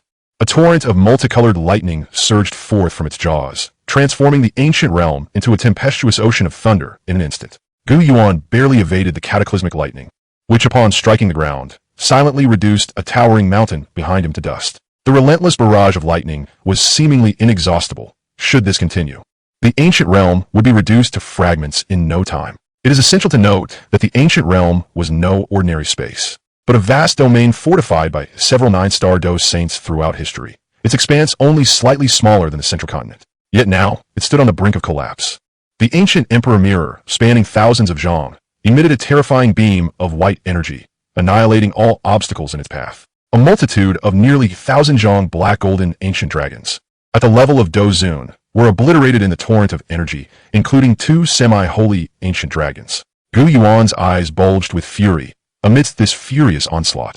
The soaring ancient dragon was struck, and one of its massive horns shattered into fragments. The dragon's head tilted slightly before crashing heavily into the void, sending ripples of destruction through the air. As the towering apparition above dissipated, the members of the ancient clan could not help but look up, momentarily basking in the restored light of the heavens. However, their joy was short-lived as dark clouds descended from the horizon, shrouding the sky once more. The ancient dragon roared, swiftly retreating into the clouds, its formidable form barely concealed by the darkened sky, each scale and claw visible, summoning bolts of destructive lightning to strike the ground. The skies of the ancient realm seemed nearly overwhelmed by the presence of the ancient dragon. Gu Yuan's expression darkened. While the formation of the 5 ancient dragons was indeed intricate, it ultimately paled in comparison to his prowess. A direct confrontation would inevitably lead to the dragon's defeat, for no formation was flawless, and there would always be vulnerabilities impeding its seamless operation. Yet, having fused their powers so harmoniously, the ancient dragon's strength had seemingly surpassed his own. Zhu Kuan disdainfully curled his lip. The statue of the ancient emperor diminished in size under his relentless absorption, rapidly shrinking by over 30 meters in mere moments. However, in comparison to the statue's original height, this was inconsequential. A flicker of impatience crossed his eyes as he ensnared the statue with his claws, the speed of absorption escalating tenfold. He understood the power of the ancient dragon. While it could not vanquish Gu Yuan, it could certainly create immense troubles for him. In this realm, aside from himself, neither Gu Yuan nor the white-clad Soul Heavenly Emperor could easily uncover the weaknesses of this ancient formation. Gu Yuan's fury surged to an unbearable level. He had never anticipated that even after millennia of division, Dragon Island still harbored such profound mysteries. Even without the Dragon Emperor, it was a formidable lineage rivaling that of the 8 clans, truly deserving of its reputation as the strongest in the beast world. Tion's eyes gleamed with a sapphire brilliance as he navigated through the myriad formations before him, deftly avoiding the attacks of spirit formations resembling birds and beasts, which even ordinary Do saints could scarcely perceive. His steps faltered momentarily, the space around him trembling in tandem with the accelerating rhythm, revealing an ancient and vast pathway within the previously severed expanse. It lay just ahead, sensing the chaotic surge of spiritual energy, accompanied by a formidable soul presence nearing the threshold of imperial power. A smile crept upon his face. At last, he had discovered the ancestor of that impudent Xiao Yan. He couldn't help but chuckle at the thought of how amusing it would be to bring him back, witnessing the bewildered and awkward expression of elder brother Xiao Yan. With a decisive crack, he effortlessly opened the stone door leading into the tomb of heaven. The reverberations within clearly drew the attention of the most powerful soul entity residing in the tomb, prompting Tion to halt his advance and observe the surroundings within the sacred site. The scenery inside the tomb of heaven was peculiar, devoid of greenery and water. It resembled a desolate burial ground, with spectral entities of faint consciousness drifting under a blood-red sky. Upon arriving at Tion's location, Xiao Yan's pupils dilated, revealing a mixture of disbelief and horror. Clad in a shimmering golden feathered robe, Tion turned slightly, his pristine white attire billowing despite the absence of wind. As the mysterious figure cast a sidelong glance at him, Xiao Yan felt an overwhelming vertigo, as if he were being transported to an era long before time itself, where a colossal eye, cold and indifferent, suddenly fissured the azure expanse above, fixating upon him. He swallowed hard, his heart pounding with dread. This aura transcended that of earthly dominion. The Do Emperor. Chapter 101. The Resurrected Xiao Yan. The enigmatic figure clad in golden feathers regarded him from the side, and although disbelief coursed through him, the pressure akin to the weight of heaven and earth was unmistakable.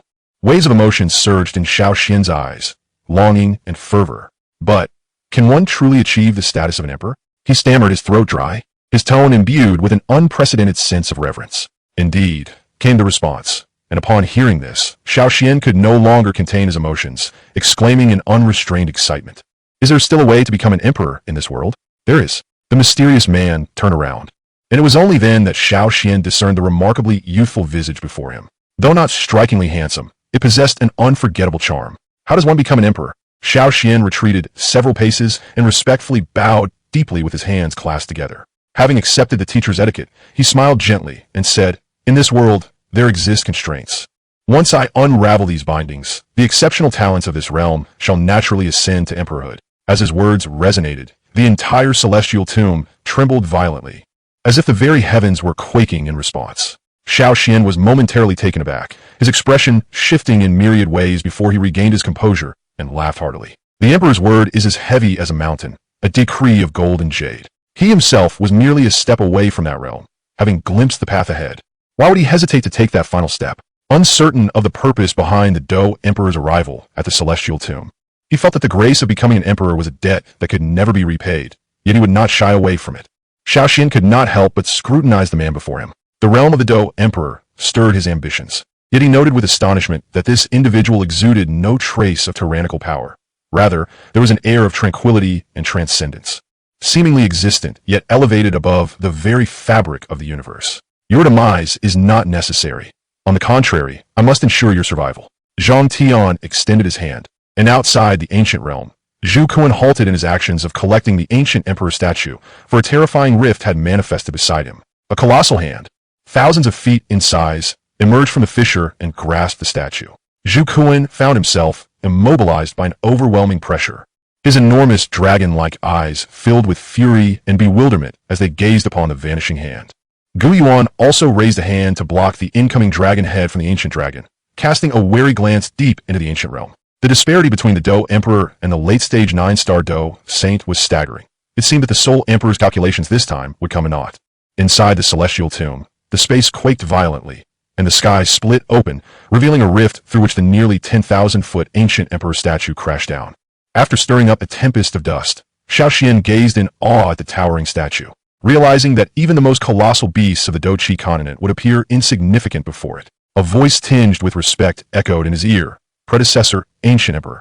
The junior Yin has yet to mature and seeks to borrow your flame. As Zhang Tian's words faded, a silver flame emerged from the chest of the ancient emperor statue, passing through the luminous barrier without causing any harm, merely creating ripples. However, once the flame breached the surface of the statue, its radiance intensified, illuminating the entire vicinity as if a second sun had risen within the tomb, emanating a unique aura of the Dou Emperor that compelled all beings within to prostrate themselves. Xiao Xian trembled, and, just as he was about to kneel, Zhang Tian timely unleashed a portion of his own aura, dissipating the immense pressure. Yet, the oppressive force from the two Dou Emperors left Xiao Xian's complexion pale. The silver Emperor flame seemed to have found its target, blossoming into vibrant green lotuses that radiated vitality within the void, while the essence of the flame surged swiftly toward Zhang Tian. Grasping the Emperor flame, Xiao Xian marveled at its power, even in his hands. He could feel the scorching heat, a stark contrast to the core temperature that was thousands of times greater. A pure energy enveloped the Emperor flame, impervious to the searing silver fire, and it seamlessly integrated into Xiao Xian's ethereal body. Xiao Xian was momentarily taken aback, then shook his head, saying, "My corporeal form has been destroyed, and my soul's strength has dissipated for thousands of years. Resurrection seems nigh impossible." In truth, he discerned Zhang Tian's intentions, yet he himself held little hope for revival. Who knows? Zhang Tian replied with a mysterious smile. Never underestimate the power of a Dou Emperor. If one cannot revive the dead, how can they speak of transcending the heavens? Even you, Xiao Xian, who are merely a step away from breaking through to the Dou Emperor, may not be beyond hope.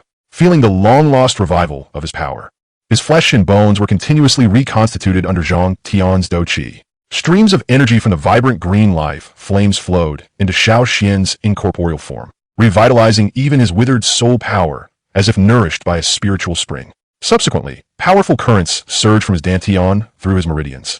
Do Qi once again coursed through his veins, forming whirlpools, liquefying, crystallizing, only to shatter in a magnificent explosion. Greedily absorbing this boundless energy, he felt akin to a parched desert meeting a vast oasis. This energy was inexhaustible, and even in his prime, it paled in comparison. As the last remnants of his flesh, bone, and even hair were reforged, the silver emperor flame soared into the colossal statue, while Tion opened his eyes and expressed gratitude to the ancient emperor. Thank you, esteemed predecessor. The profound grace of the Do emperor left Xiao Yan feeling indebted, vowing to serve faithfully in the future. Unable to resist touching his own face, the tangible sensation filled him with exhilaration, as if everything he experienced today was a dream. Without achieving the soul of an emperor, the strong are reluctant to let their souls linger outside their bodies for too long. Even a ninth-grade alchemist would not dare to do so, for the soul is extraordinarily fragile, and prolonged detachment from the corporeal form could lead to dire consequences. Now, Xiao Yan had regained the strength of a 5-star Do saint, his soul power having reached the emperor realm. And even his body had fortuitously been tempered by the emperor flame, rendering it even more formidable. Where do you intend to go? Tion inquired of the resurrected Xiao Yan. After a brief moment of hesitation, he replied, Wherever the Do emperor goes, I shall follow. Very well. Simply address me as master. I mean, what do you wish to pursue most at this moment? Tion yawned, somewhat weary of Xiao Yan's formalities. Taken aback, Xiao Yan noticed the sincerity in his demeanor and replied, I wish to reunite with my kin and restore the glory of the Xiao clan. A subtle smile graced Tion's lips, and he nodded in approval. This is precisely the task I need you to undertake. Though distant in the heavens, it is close at hand. Did you not sense the essence of the Xiao clan within me? Hearing Tion's words, Xiao Yan felt a flicker of uncertainty. After a moment's contemplation, he confirmed with a shake of his head, I did not perceive it. Nodding, Tion did not find it strange. Instead, he pointed toward the ancient emperor statue. Back in the day, in your pursuit of breaking through to the Do emperor, you forcibly gathered the bloodline strength of the entire Xiao clan, yet your efforts culminated in failure. As a result, the once mighty Xiao clan fell into decline, and its bloodline has grown so thin that it is nearly extinguished. His words awakened Xiao Yan to shame, and he wore a look of regret. I, Xiao Yan, have let down the expectations of my clan, bringing shame upon the Xiao family. My disciple is one of your clan, Xiao Yan. To reclaim the Xiao clan's legacy, you must return the clan's emblem to them. The future shall be like a dragon entering the sea, and the Do emperor is within reach. Upon hearing Tion's words, Xiao Yan promptly responded, This is indeed my duty. I cannot fail to meet your expectations. Simultaneously, he felt a surge of joy at the thought that, millennia later, the Xiao clan still had someone capable of being a disciple of the contemporary Do emperor. It appeared that the current state of the Xiao clan was not as desolate as he had imagined. Xiao Yan's eager agreement relieved Tion. In the original trajectory, Xiao Yan was supposed to dissipate his existence, merging with the countless souls within the celestial tomb and infusing them into Xiao Yan's body to forge his emperor's soul, while also reclaiming the clan emblem representing the bloodline of the Do emperor. Xiao Yan, now merely possessing the strength of a 3-star Do Huang, evidently lacks the capacity to endure the infusion of the soul entities from the heavenly tomb. However, the bloodline of the Do Di belonging to the Xiao clan is certain to amplify his power significantly, potentially enabling him to break through to the 4th and 5th stars consecutively. Tion is equally intrigued. At the pinnacle of evolution, after reaching the realm referred to as the Emperor, does the path before him become severed, or does it twist and turn, suggesting that the journey is far from over? Chapter 102. The Soul Emperor's Contingency? How has it progressed? Within the vast expanse of the Great Desolation, countless powerful beings are stationed in an expansive territory, hailing from diverse races, yet united by a singular fervor for battle. This is the first campaign against the Do Di in countless millennia on the Do Chi continent. Just the thought of it ignites one's blood. Standing atop a lofty mountain, the Soul Emperor gazes down at the fervent members of the Yao and Yin clans, a cold and triumphant smile gracing his lips. Clad in a flowing white scholar S-robe, he has nearly healed from his injuries, thanks to the restorative properties of a 9th-rank pill. In fact, he has fortuitously refined a portion of the essence from the Emperor-grade Chuling pill, rendering his Do Chi even more pure and resulting in a modest advancement in his cultivation. A cultured and genial smile adorns his face, coupled with a hint of anticipation. My Soul Clan's descendants have already contributed approximately 50 to 60% into the soul transformation pool, and there are still millions of other forces and descendants from the Stone Clan. Currently, the formation is about 70% complete. A gaunt man in a black robe kneels beside him, delivering this report. However, The man hesitates momentarily, prompting the Soul Emperor to cast a fleeting glance at him. What troubles you? Due to the decision to sacrifice our kin to the soul transformation pool, many of our clansmen have expressed their discontent. The Soul Emperor's gaze flickers momentarily as he studies the gaunt man, whose scarred visage begins to glow faintly red, radiating an unsettling heat, while the man's eyes dart away in evasion. The void-devouring flame has yet to return. Its offspring fire has dissipated significantly, likely either subdued or scattered beyond recognition. Without the void-devouring flame, the purity and continuation of our Soul Clan's Do D bloodline cannot be preserved. Now, the only way for me to ascend to the Do D realm and alter the lineage is to ensure the prosperity of the Soul Clan, lest we fall into obscurity like the Xiao clan. His words carry an undeniable weight, causing the man to break out in a cold sweat. For the sake of the Soul Clan, what is a mere sacrifice? Yet, it is crucial to retain a portion of our clan's strength. Thus, let us seek out more powerful beings from the continent, and together with the souls we have previously collected, cast them into the soul transformation pool.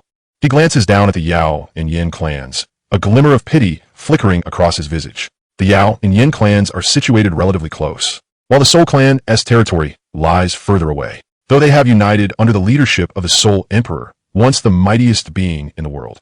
Due to the allure of the Do D inheritance, both clans harbor significant wariness towards the Soul Clan. Recent days have seen the Soul Clan unleash a storm of bloodshed and devastation across the continent, yet the Yao and Yin clans pay them little heed, for they are no paragons of virtue. Elsewhere, the clan leaders of the Yao and Yin stand side by side, observing the Soul Emperor atop the mountain. Sensing their gaze, the Soul Emperor smirks coldly but does not turn. Yin Jin, what is your view on the Soul Emperor's maneuvers? The leader of the Yao clan, Yao Dan, dressed in a white robe akin to an alchemist yet devoid of rank, exudes an air of superiority in his alchemical prowess, which is unrivaled on the continent. Even the ninth-rank pill held by the Pill Tower's ancestor appears trivial in his eyes, having crafted no fewer than 3 ninth-rank golden pills over the millennia. Next to him, the fiery middle-aged man clad in a crimson robe raises an eyebrow, his hair resembling flames. Indifferently, he responds, "The 8 clans have been embroiled in conflict for nearly 10 millennia. These continual struggles are merely for the inheritance of the ancient emperor. This is the raison d'etre of the 8 clans. Are you, old man, beginning to feel trepidation? I harbor no fear of the Soul Emperor's petty schemes. After all, he has pledged that the Yao and Yin clans will receive 70% of the inheritance, as long as this battle does not incur excessive losses. He would not dare to renege. The combined might of our 2 clans could withstand even the Soul Clan.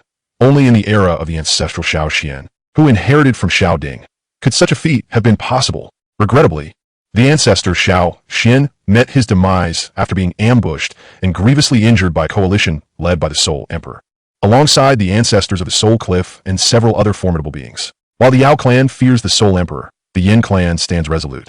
Observing the brash and confident demeanor of Yin Jin, Yao Dan sighs inwardly, hoping his concerns are unfounded. After all, Yin Jin's power surpasses his own, particularly with his fusion of the volcanic firestone and the 9 nether golden ancestor fire, creating the 8 desolation destruction flame, which could rival the Golden Emperor's blazing flame. Despite his inner turmoil, Yao Dan maintains a composed exterior.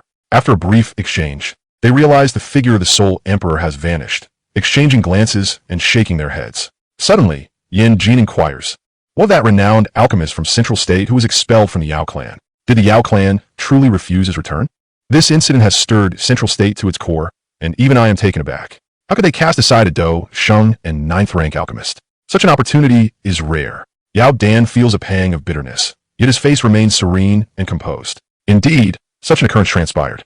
Had it not been for his insistence on vindicating his parents, I would never have denied a clansman of such stature a 5-star Do Sheng and 9th-rank alchemist. Yet, the pride of the Yao clan must be preserved. Should a clansman, long lost, return after achieving 5-star Do Sheng and possessing 9th-rank alchemy, it would be a matter of great honor. However, if he were to come back after being cast out, demanding retribution for his parents, it would undoubtedly tarnish the Yao clan's reputation and become a source of ridicule. By the heavens, even Yin Jin cannot suppress a sharp intake of breath, his eyes widening as he points incredulously at Yao Dan, his emotions surging to the surface, causing the 8 desolation destruction flame to flicker to life. Surely you jest. How could you be so reckless? After a long pause, he exhales deeply, gazing at Yao Dan with mixed emotions. A 5-star Do Sheng, a 9th-rank alchemist. And you would refuse such a boon? The Yao clan truly wields great influence. Yet why does he not come to my Yin clan? While we may possess more exotic fires, our alchemical skills pale in comparison to the Yao clan. Yao Dan's lips twitch slightly. Who could know the turmoil brewing within him? He glances at Yin Jin and sighs. Ah, Yin Jin, let me speak candidly. Though you may not possess conventional good looks, your aspirations are undoubtedly grand. Yin Jin retorts. Had I been accomplished in my youth, I would have had countless suitors. He approaches. The Soul Emperor raises his gaze, fixing his eyes upon the figure adorned in golden feathered garments, a fervor and determination igniting within him. The might of the Do Emperor has manifested so swiftly, despite not yet being fully realized. The gaunt man beside him also gazes skyward at the figure, as a colossal barrier of light enveloping an area exceeding 97,000 miles looms over the great desolation. This formidable defensive barrier, crafted under the leadership of the Soul Emperor, Yao Dan and Yin Jin, alongside nearly 30 Do Shengs, is unprecedented in its magnitude. One can only imagine the fortitude it possesses. Even the combined might of 9-star Do Shengs could batter against it for a day without breaching its defenses. Tion encounters the familiar presence of the Soul Emperor, flanked by a cadre of cold, black-robed Soul clan minions. The gaze of these formidable beings upon Tion carries an unusual intensity, apart from a few Soul entities. Many among them practice chillingly dark arts. Upon encountering Tion, not only does he feel a profound psychic pressure, but the Do Chi emanating from him seems to ignite in response. Below, two formidable factions stand in perfect unison, one clad in azure and white long robes, adorned with a small jade gourd atop their heads, representing the medicinal clan. The other, a tribe characterized by their thick brows, large eyes, and fiery red hair and beards, known as the Flame Clan. Tion raised his hand, his pale golden feathered attire emanating glimmers of light, a terrifying energy flickering within. This was not merely clothing. It symbolized the recognition of the heavens bestowed upon him after transcending to the Do Emperor level, imbued with an overwhelming power capable of compelling the very heavens to submit. Was it truly wise to confront him in such an unfinished state? The lean man lifted his head, his gaze filled with horror, as a foreboding sense of impending doom echoed incessantly in his mind. The Soul Emperor revealed a sly smile, enigmatic and elusive, while internally he too felt an alarm blaring with fervor. However, he was not afraid. Instead, he appeared almost entranced. Is this the might of a Do Emperor? As the overwhelming aura intensified, countless soldiers prostrated themselves on the ground, stripped of the privilege even to glance upwards. Only the tribe leaders and a few Do saints managed to stand, while the Soul Emperor maintained a facade of calm, impervious to the oppressive force emanating from the heavens. Yet was that all? Yin Jin's body sank slightly. However, in that moment his thoughts swirled tumultuously, and the next instant he braced himself against the pressure, standing tall. It seems he had not yet reached a point of utter incapacity for combat. He glanced at Yao Dan, only to find the latter smirking back, laced with a hint of provocation and a touch of mockery. Old fellow, do not falter now. Sensing the remaining concern, Yao Dan displayed a smile. How could I? Engaging in battle with a Do Emperor is an opportunity one cannot afford to relinquish. Is this the extent of a half-emperor's peak might? Tion remained suspended in the void, observing the scene below with keen interest. Suddenly, an overwhelming pressure, far surpassing what had just been felt, seemed to emanate from the very ends of the earth, sweeping across the Do Emperor continent in an instant. All but the Dragon Gate's denizens knelt in reverence, a deep respect arising from within. What is happening to me? Some nefarious individuals felt a sudden surge of this thought, yet they found themselves unable to control their bodies, left with no choice but to kneel. In an instant, all those saints fell as if struck down, and both Yao Dan and Yin Jin struggled against the oppressive force. Yao Dan collapsed to the ground, prostrating himself, while Yin Jin unleashed the 8 Desolation's destruction flame to shield himself, only to feel his body bend under the weight, his head sinking into the earth, while his waist continued to descend. Lying on the ground, Yao Dan wore an expression of relief. He could hear the cracking of Yin Jin's bones. The bones, I was terrified at that moment. Fortunately, his old bones had endured. Yin Jin, being young and vigorous, did not concern him much. The Soul Emperor sensed the palpable, terrifying might of the Do Emperor as the heavens and earth began to churn. Thunderbolts striking the protective barrier above, as if heaven itself sought to punish those who dared offend a Do Emperor. Yet, awkwardly, the bolts only struck the barrier, creating ripples before dissipating. The Soul Emperor gradually found himself overwhelmed by the pressure, and a lean man beside him, likely due to his proximity to the Soul Emperor, bore the brunt of the oppressive force aimed at the 9-star Do saints. Now bleeding from all 7 orifices, his teeth shattered. The Soul Emperor's back trembled slightly before he began to sink, his legs growing weak and trembling, eventually bending until he knelt. The sound of his robes stirring up dust as his knees struck the ground, creating 2 deep impressions. Yet, he seemed indifferent, his fiery gaze fixed upon Tion, filled with longing. To kneel before a Do Emperor is of little consequence. The Soul Emperor bowed his head, laboriously inscribing a rune into the earth. The rune was simple, but within moments it was activated. Evidently, he had long been prepared.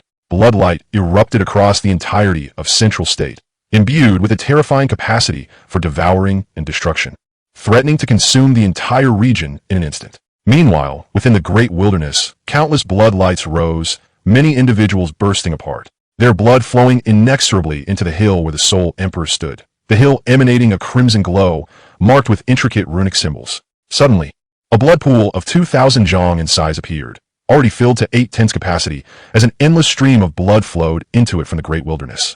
Due to its distance, the formations of Central State had yet to be triggered. Xiao Yan and Yin Jin, suffocated by the oppressive aura, narrowed their eyes, seemingly grasping the terrifying implications, and spoke in unison. The living devouring formation. In ancient times, the 8 clans had agreed not to massacre innocent lives recklessly. Though the Soul Clan had repeatedly violated this, they said little. However, the living devouring formation was utterly forbidden for once invoked. It required the blood of at least millions of lives. Yin Jin's eyes burned with the 8 Desolation's destruction flame. His fierce gaze fixated on the ground as if to incinerate it, revealing the magma below. Both felt the tendrils of blood entwining around them, draining away their essence, fighting spirit, power, flesh, and life. Glancing aside, they indeed saw the bloodlines connecting to the blood pool, the other end tethered to the Soul Emperor. As torrents of blood light surged into his body, at that moment, his aura erupted violently, propelling him towards Tion with a furious punch. The Emperor's blood blade manifesting in his hand, a sinister gleam in his eyes as he unleashed a terrifying black blade aura that tore through the fabric of reality. Though it appeared formidable, such an approach would still not allow one to surpass a Do Emperor. Tion effortlessly shattered the massive fist imprint, and as he faced the black blade aura, a flicker of gravity crossed his features. This strike was already akin to the power of a Do Emperor. Tion glanced at the people of Central State, safeguarding them and severing their connection to the Soul Emperor. Otherwise, he feared the entire populace would perish. As time flowed onward, the Soul Emperor's aura intensified. If before it had merely been comparable to an initial Do Emperor, now it had ascended to the level of a 1-star Do Emperor. Alas, you remain unaware of the chasm between a 1-star and a 5-star Do Emperor. Even 5 of you combined could not bridge that divide. I'm not here merely to obstruct you. Realizing his attack had been easily thwarted, though shaken, he recognized it was not a time for direct confrontation. With a strange smile, he stepped aside. Blood continued to pour into the soul transforming pool behind him, and from the swirling vortex of blood, a crimson figure suddenly emerged. The blood figure stood atop a 1,000 zhong whirlpool of blood, seemingly devoid of awareness. Upon closer inspection, Tion realized the figure bore an uncanny resemblance to himself. The Soul Emperor formed seals with his hands. The blood figure trembled and, as if awakened, began to form seals of its own. With a gentle strike, the blood-red giant palm unexpectedly repelled Tion several steps back. The blood continued to pour in, coalescing into a vast sea of crimson, and at the center of the swirling vortex, it abruptly halted. 2 blood dragons burst forth from the whirlpool, entwining around the crimson figure, as towering waves surged skyward, crashing down amidst the blood sea, unleashing a tempest of crimson tides. The figure gathered strength, the twin blood dragons wrapping around him, as a 7-stringed zither formed from blood materialized, causing the entire blood sea to rapidly evaporate and shrink in size. Beneath the blood-soaked sea, countless beings wailed in agony. Those with greater strength constructed protective energy shields using their fighting spirit. Among them, Xiao Yan unleashed his terrifying prowess, reaching the pinnacle of the 7-star Do Saint, enveloping all the members of the Yao clan within a colossal fighting spirit barrier. A massive, blood-red sun, nearly 10,000 feet in diameter, erupted from the heavens, resembling a gigantic sphere poised to descend. Even before it touched down, it radiated an overwhelming aura of dread, with torrents of blood exuding a chilling, marrow-deep malice, coiling around the surface of the sanguine sun. The sun god descends. Oh, have you replicated my technique? I sensed an energy strike comparable to that of a 3rd-rank Do Emperor, a force capable of annihilating the very heavens and earth. It is worth noting that this move shattered the vast and sturdy ancient abode of the Tua, Shi ancient emperor. The Longyan halberd reappeared in my grasp, its tip brimming with profound and immense energy. Within the Longyan halberd, a vast space entirely composed of water attributes had manifested, evolving into a miniature world. The water attribute world stirred as the ocean spanning millions of miles surged violently. The waters beneath roiled and the surface churned, unleashing countless gargantuan droplets that soared into the sky. Streams morphed into the forms of water dragons, their silvery bodies arching and roaring defiantly towards the heavens. In an instant, myriad spears coalesced, channeling the full might of the miniaturized world within the longing halberd. This strike held the power to obliterate the entire continent of fighting spirit, far surpassing any attack from previous Do emperors, and it pierced through the colossal sun in the sky in a heartbeat. A terrifying roar erupted, and energy exploded in the vast heights above, sending a crimson wave sweeping across the entire continent, even extending beyond the stars, before gradually dissipating. With a mere gesture, a golden beam, reminiscent of a reborn golden wheel, surged through the air, effortlessly slicing through the 97,000-mile barrier erected by the combined forces of the Soul Emperor, Yan Jin, and others. Then, to the astonishment of all, the protective barrier began to shatter without warning, and the endless sea of blood was cleaved in two. The Soul Pool, which had absorbed the blood of the Soul Clan, Yao Clan, Yin Clan, and countless innocent lives, shattered into fragments. The Soul Emperor, gazing skyward, remained motionless. The blade in his hand, the blood blade of the Emperor, silently descending, dissipating into wisps of black smoke in an instant. The name of the Emperor Slayer. How utterly ridiculous. With the oppressive aura vanishing, Yan Jin and Yao Dan soared into the skies, gazing up at the figures standing above the heavens, their hearts trembling in silence. Chapter 103. The return of source energy on a towering stone spire, rising majestically amidst the heavens. A young figure clad in a robe of shattered gold sat quietly atop the high tower, his eyes half closed. Below him, countless powerful individuals gazed fervently at this young man, for he was the sole supreme being of the Do Chi continent, safeguarding the entire realm. Who approaches? A guard stationed at the stone tower crossed his war spear, blocking the entrance alongside another guard. Hearing the commotion outside, the figure seated on the first level of the tower opened his eyes, furrowing his brow as if sensing a familiar presence. The newcomer was a man shrouded in shadows, clad in a voluminous black cloak that concealed his form, revealing only a pair of dark eyes. Observing the two Do emperors barring his way, he appeared unperturbed, raising his head slightly to reveal a finely sculpted chin. It seemed he was not fond of wasting manpower. After all, it had long been decreed that Do emperors should not guard the gates. Upon hearing the voice, the figure within the tower's interior stirred, his gaze flickering. In a flash, he vanished in a whirlwind, exiting before anyone could react. As he felt the phantoms around him gradually dissipate, the guard could not help but gulp. Is this the power of the Xiao clan? Seeing a familiar face emerge, the man in the black cloak no longer concealed his appearance, a slight smile gracing his lips as he cast aside his cloak, letting it fall behind him. Long Min, Xiao Yan. As these words escaped his lips, the onlookers, who had been circling in anticipation, collectively gasped in shock, their eyes shifting from pity to awe. The second young master, the now Tri-Star Do Zun, Pei-In, chuckled lightly, his age seeming to regress significantly, appearing no older than 30, despite being over 40. Although he could not inherit the Do Emperor bloodline, he had not been neglected by Zhang Tion, and his rapid progress within Long Min, amidst abundant resources and a conducive training environment, was remarkable. Having finished his greeting, Pei-In knelt on one knee, paying homage to Xiao Yan in an ancient manner. Long Min Pei-In pays respects to the young master. The mere mention of Long Min ignited fervor in the hearts of all present, for those two words symbolized something profound. Long Min was renowned for welcoming anyone who refrained from heinous acts, granting even a mere Do Wang the privilege to be honored by Do saints, a status worthy of respect. The individual before them was none other than the legendary young master of Long Min, Xiao Yan. It was essential to note that the Do Emperor stood alone.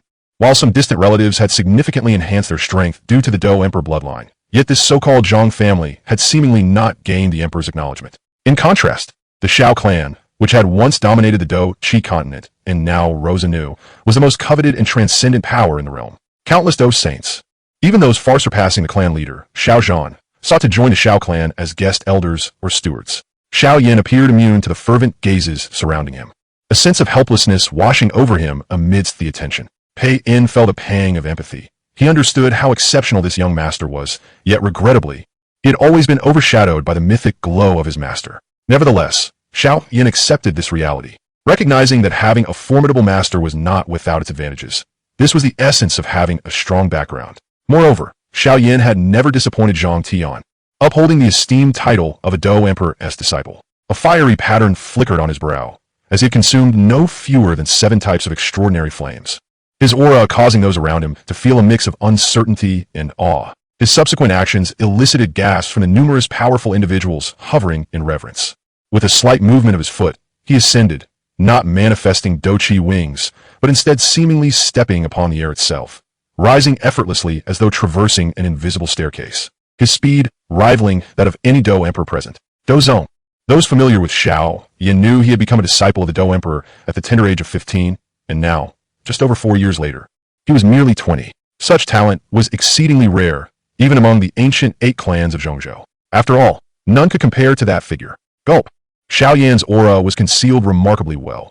Even Pei In was unaware of it, and he could not help but marvel at the young master's rapid ascent. It was worth noting that when that esteemed individual arrived at the Xiao clan, he too had not yet reached the level of Dou. The second young master has truly surpassed his predecessors. A flicker of contentment crossed Pei In's eyes, followed by a murmured reflection. Was that merely an illusion? Did I sense a hint of danger from young master Xiao Yan? Shaking his head, he forcibly dismissed this unrealistic thought from his mind, smiling. How could this be possible? He is a 3-star Dou, revered as the esteemed pain in the Douqi continent, having even developed his own advanced techniques, the blazing palm and the absorbing palm. His earth-level Dou techniques include the divine Luo Tianzheng and the myriad phenomena heavenly pull, along with the catastrophic earth-bursting celestial star capable of annihilating an entire human empire. Years ago, when he encountered a formidable 5-star Dou outside the Cangyao Empire, he not only sealed his opponent with this technique, but also conjured a colossal moon in the skies above Cangyao, creating the extraordinary phenomenon of twin moons in the same sky. Teacher, observing the now significantly more powerful Xiao Yan, Tion could only smile helplessly, a blend of fondness and reprimand in his expression. The youth, brimming with impetuosity, seemed oblivious to the need for restraint. Upon hearing this, Xiao Yan offered a wry smile, obediently suppressing the overwhelming aura that had surged after his recent breakthrough. Your ancestor, Xiao Xian, has informed me that he is on the verge of taking that pivotal step. Should he succeed, your Dou Emperor bloodline will activate, likely propelling your strength to unprecedented heights. A hint of sorrow crossed Zhang Tion's face. Despite having traversed the path of Dou Emperor for quite some time, he had yet to finalize his imperial title. After ascending to emperor status, no matter how he pondered, he remained unsatisfied with his choices. The Longyin halberd, wielded by the Dragon Phoenix Emperor, bore the name of Longyin, which felt like a demeaning honor to him. Generally, Dou Emperors refrained from adopting the weapons of others for their own titles. Is your ancestor also about to break through to Dou Emperor? Xiao Yan's face lit up with joy. He understood the significance of that step, for his teacher was the very first to have crossed it in countless years. Given Xiao Xian's youthful appearance, he and Xiao Yan shared a close bond. The Xiao clan's bloodline has been severed for thousands of years. Even if he breaks through to Dou Emperor, it will not significantly aid you. The man-snake suddenly interjected, knowledge imparted by Zhang Tion. Now, towering at 3 meters, the man-snake loomed behind Zhang Tion like a massive iron tower, forcing Xiao Yan to crane his neck to converse with him. You two possess my Dou Emperor bloodline within you. Whether you can break through to Dou depends on your will, Zhang Tion stated with a smile. Despite the countless generations that separated them, the fusion with Zhang Tion's Dou Emperor bloodline should yield commendable results. The man-snake was no longer the foolish giant he once was, having assimilated some of Zhang Tion's Dou Emperor bloodline. He had attained the strength of a 7-star Dou Saint, showcasing the might of the second-generation direct Dou Emperor bloodline. Draped in a cloak, his aura returning to an ethereal state, Xiao Yan nodded nonchalantly, though the expression obscured by his cloak revealed his determination to give his all. Are you heading out for more training? Zhang Tion asked, lips pursed in a semblance of a smile. Do not disclose the Dragon Gate. Xiao Yan's stride did not falter. He clearly paid no heed, unfazed by the multitude across the continent capable of extinguishing a Dou with a mere flick of their wrist. Chapter 104, Dou Emperor Continent. After Xiao Yan departed, Zhang Tion sat quietly atop the towering stone edifice, the man-snake standing guard behind him. Was he preparing for action? Zhu Kuan glanced at the expectant Xiao Xian, finding him inscrutable. Although merely a 5-star Dou Saint, he emanated an elusive aura of threat. Unbeknownst to him, Xiao Xian had sensed the Dou Emperor's bottleneck thousands of years prior, and now stood at the threshold, ready to break through. Though he had only regained 5-star Dou Saint strength, with a source of energy, he could instantly challenge the Dou Emperor realm. Brother Xiao Xian, it appears that despite your several millennia of lead, we shall still break through to Dou Emperor together today, Ancient Yuan cheerfully remarked from the heights of the stone tower. Xiao Xian snorted disdainfully, offering no warmth to Ancient Yuan. Who would seek camaraderie with you? It was essential to note that Ancient Yuan's actions repulsed him. Initially claiming that the location of the heavenly tomb involved the ancient clan, he coerced Xiao Xian into surrendering the Tuo, Ancient Emperor Jade, as collateral, with a promise to return it upon his breakthrough, regardless of success or failure. The ancient clan had then agreed to send someone to retrieve the Jade from the Xiao clan. Yet, the Soul Clan had nearly mobilized their entire force, allying with numerous powerful beings to ambush Xiao Yan at his moment of breakthrough. Despite his formidable prowess, after severely wounding and repelling the Soul Emperor, he was left too drained to eliminate him. This fierce battle raged for nearly a day, and ancient Yuan, that despicable old wretch, remained utterly inactive. With the ancient Emperor Mirror's insights, it was impossible for him not to notice the Soul Clan's movements. His 9-star Do Saint late-stage prowess was unrivaled across the continent. Could there truly be a location he could not reach in a single day? Moreover, the battleground was adjacent to the Xiao realm, connected to the ancient realm. Instead of ensuring the safety of the Xiao clan members, he prioritized protecting various Do techniques and resources, successfully sequestering numerous techniques and treasures back to the ancient realm. That should suffice. The figure clad in gold, seated atop the stone tower, opened his eyes, revealing an intricate pattern etched upon his face, his clan's insignia. This sigil had enabled many without Do Chi to transcend to Do Zone, even Do Zun. The ensuing events unfolded, just as depicted in the original narrative. The tranquility of the sky persisted for half a day, finally breaking into a series of extraordinary ripples as the sun began to set. Countless onlookers held their breath, astonished by the spectacle. As the ripples intensified with the passage of time, Zhang Tion's eyes abruptly widened. A column of energy piercing through the heavens erupted from his crown, ascending into the distant sky under the gaze of all in Zhongzhou. Buzz! As this column surged forth, the once tranquil sky became tumultuously agitated. After a brief moment, a luminescent passageway, shimmering with ethereal light, seemed to rupture the constraints of dimensional space, appearing before the watchful eyes of countless observers. Upon the emergence of this passage, Tion rose abruptly, his expression grave as he observed the scene. From within this portal, he sensed an unfamiliar essence, source chi. However, it was not this that instilled trepidation within him. Rather, it was the moment the passage appeared. A resplendent golden figure shot forth from the towering portal. A Do Emperor. No, surpassing the Do Emperor. The golden figure, though motionless, radiated an overwhelming aura far beyond that of a Do Emperor. The man-snake's knees buckled, a drop of blood escaping his lips, while countless powerful beings hovering around the stone tower could not withstand the force acting upon their bodies, plummeting from the air like dumplings. At that moment, only Tion remained unscathed, albeit with a slightly somber expression. The figure slightly parted its lips, gazing skyward, yet made no further movements. Lacking both intent and corporeal form, Tion scrutinized the figure intently, his gaze sharpening. In the next instant, as if beckoning something, a burst of brilliance erupted, revealing a silhouette bathed in golden radiance. This figure, seemingly aware of its surroundings, gradually tempered its overwhelming aura with a hint of apology. Who might you be? The burning emperor technique accelerated within Tion, his Do Chi surging like a relentless river, a misty glow gradually obscuring his visage, rendering him a mere blur amidst the chaos. Sensing the terrifying energy emanating from Tion's suddenly vibrant golden robes, the mysterious figure's gaze narrowed slightly, before erupting into hearty laughter. I never anticipated that after my time, another would emerge capable of receiving such recognition from the heavens. The silhouette flickered, its gaze shimmering, as it sensed an aura that rivaled its own. You are formidable, lacking confidence in my ability to defeat you without resorting to my true form. I never anticipated that such a powerful being could emerge in this land, once my dominion for millennia. Tion discerned a chilling revelation from the other's exclamation. His eyes narrowed, and he suddenly inquired, "A Do Emperor?" Indeed, the mysterious figure affirmed. The Do Emperor who vanished from the Duki continent a millennium ago? No. The enigmatic being negated Tion's assertion, seemingly contemplating its words. To be precise, I departed the Duki continent 140,000 years ago. Tion's pupils contracted. You're still alive? The mysterious figure appeared amused by the incredulity. Naturally I am. Impossible. Even if you have transcended the Do Emperor realm, it is unfathomable to have survived for 140,000 years, let alone maintain your current peak prowess, Tion retorted, shaking his head, skeptical of the mysterious one's claims. You will understand upon your arrival, the figure replied with a slight smile, unperturbed by Tion's doubt. I had not anticipated that you had acquired another Do Emperor's origin artifact. However, it likely cannot withstand your power any longer. Tion was taken aback. He too had reached that so-called realm beyond the Do Emperor. Unaware of the designation of this state, he recognized that his power now far surpassed that of a 9-star Do Emperor.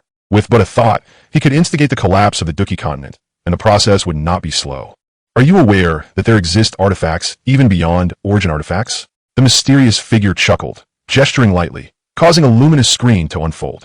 Within this ethereal veil, 3 weapons radiated a soft glow, an ancient sword, a longbow, and an ancient bronze coffin. The ancient sword was etched with celestial bodies on one side and landscapes on the other. Its hilt bore inscriptions of strategies for unifying the seas and techniques for cultivation and husbandry. The sword emitted boundless divine radiance, trembling slightly, rendering a formidable fiend powerless to move, as a breathtaking beam of sword light, capable of rending the cosmos, obliterated the fiend into nothingness. Tion observed this spectacle silently, though his clenched fist quivered, betraying the turmoil within, for the fiend's aura was not inferior to his own. Next, the ancient bronze coffin floated in the desolate, frigid cosmos, where a pallid-haired man with a faintly sinister smile swiftly formed incantations. As the seals shifted, the coffin trembled, ultimately opening before the astonished gaze of the black-haired man in an assembly of ancient elders emanating profound waves of energy. A dreadful pull instantly engulfed an entire star domain. As for the longbow, its scene remained unrendered. Is this truly an artifact of legend? Tion mused, a mixture of curiosity and awe flooding his senses. He had not anticipated the existence of such terrifying weapons. Even the dragon's wrath spear seemed dim and feeble against the likes of the Xiao Yan sword and the ancient bronze coffin. Imperial artifact. The mysterious figure's lips curled into a slight smirk as he uttered these words, then beckoned, summoning a streak of flowing light that shattered the passageway, propelling forward. Tion's gaze fixated on the ancient sword, which radiated an aura of noble righteousness. His heart seized with astonishment.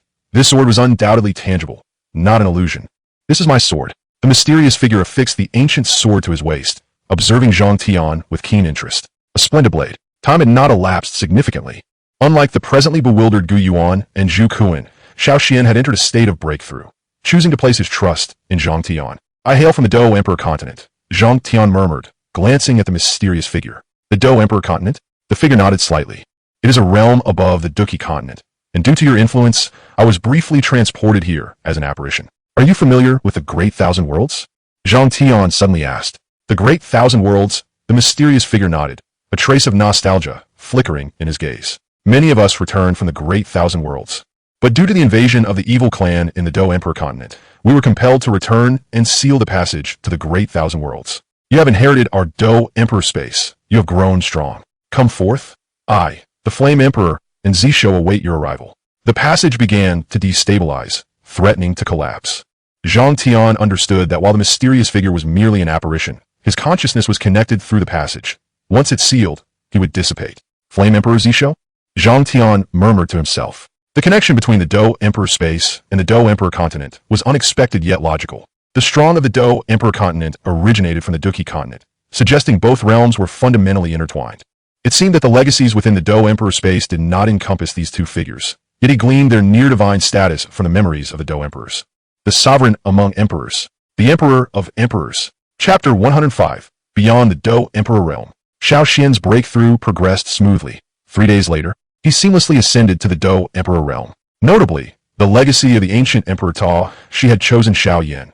Once he reached the Dou Saint Realm, he could take a chance. So this is the Dou Emperor. Xiao Yan deeply sensed the world around him, an aura transcending the very heavens emanating from him. The silver glow of the Xiao clan's insignia upon his brow shone brightly, akin to Tion's golden, celestial feather robe, a mark recognized by the heavens.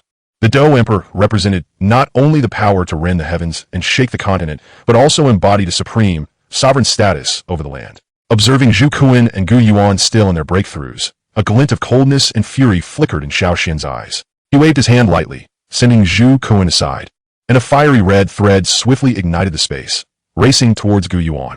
Though they had once shared a close bond, Gu Yuan's actions had undoubtedly provoked Xiao Yan's ire.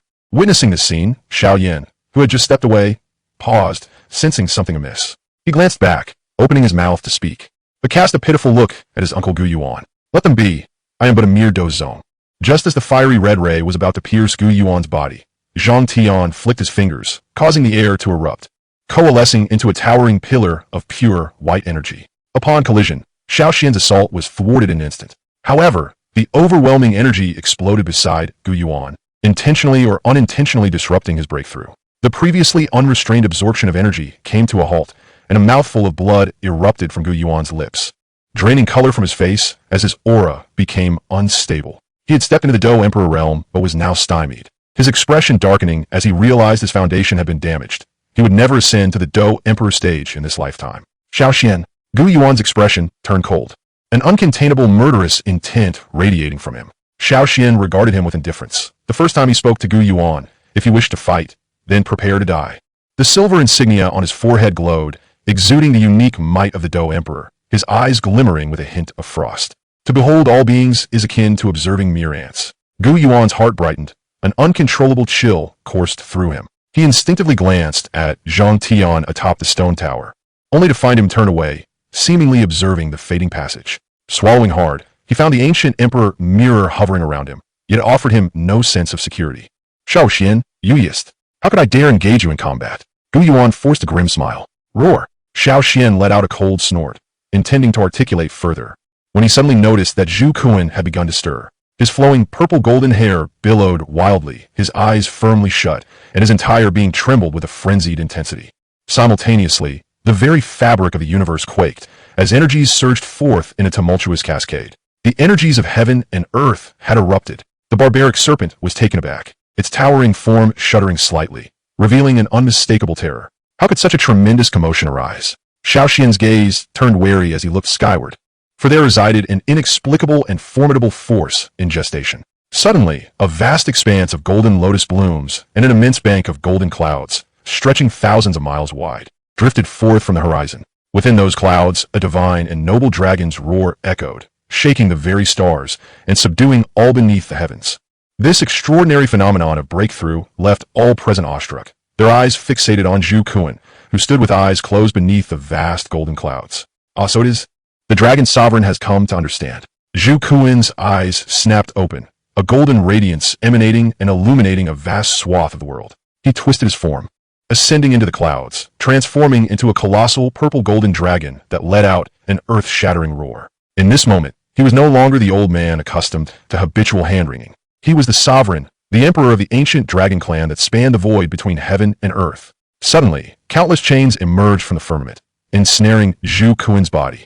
These chains quivered lightly as they violently tugged at his form. Intricately inscribed with mysterious runes of heaven and earth, they swiftly coiled around his majestic dragon head.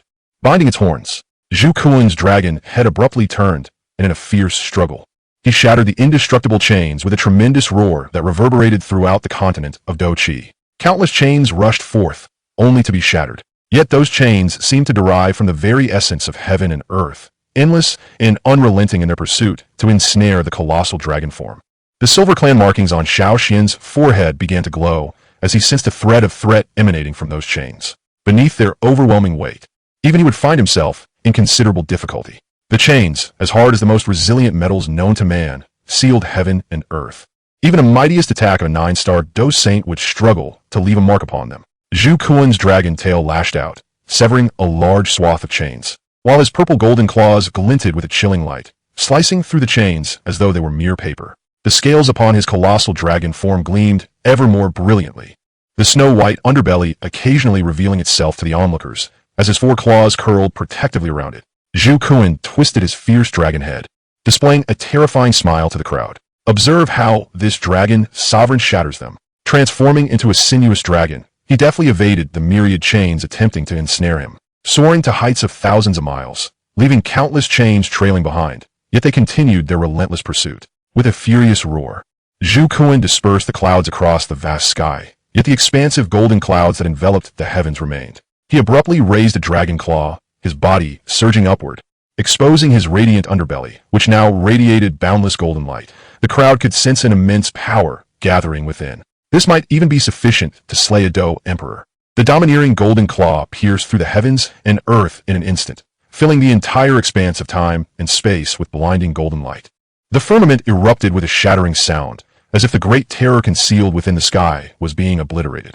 In that fleeting moment when the crowd's focus wavered, a golden chain swiftly coiled around Zhu Kuan's entire form, followed by countless pale golden chains emerging from the celestial void, further binding his terrifying dragon body. Numerous chains, etched with mysterious runes, emerged from the depths of the earth, sealing Zhu Kuan within the heart of this terrestrial realm. The golden chains trembled lightly, emitting a dazzling radiance, under which Zhu Kuan appeared remarkably suppressed. Countless pale golden chains intertwined, reducing Zhu Kuan's immense form to a state of utter weakness, as dark energy chains pierced through his being, wrapping around him like a cocoon, causing him to tremble in agony.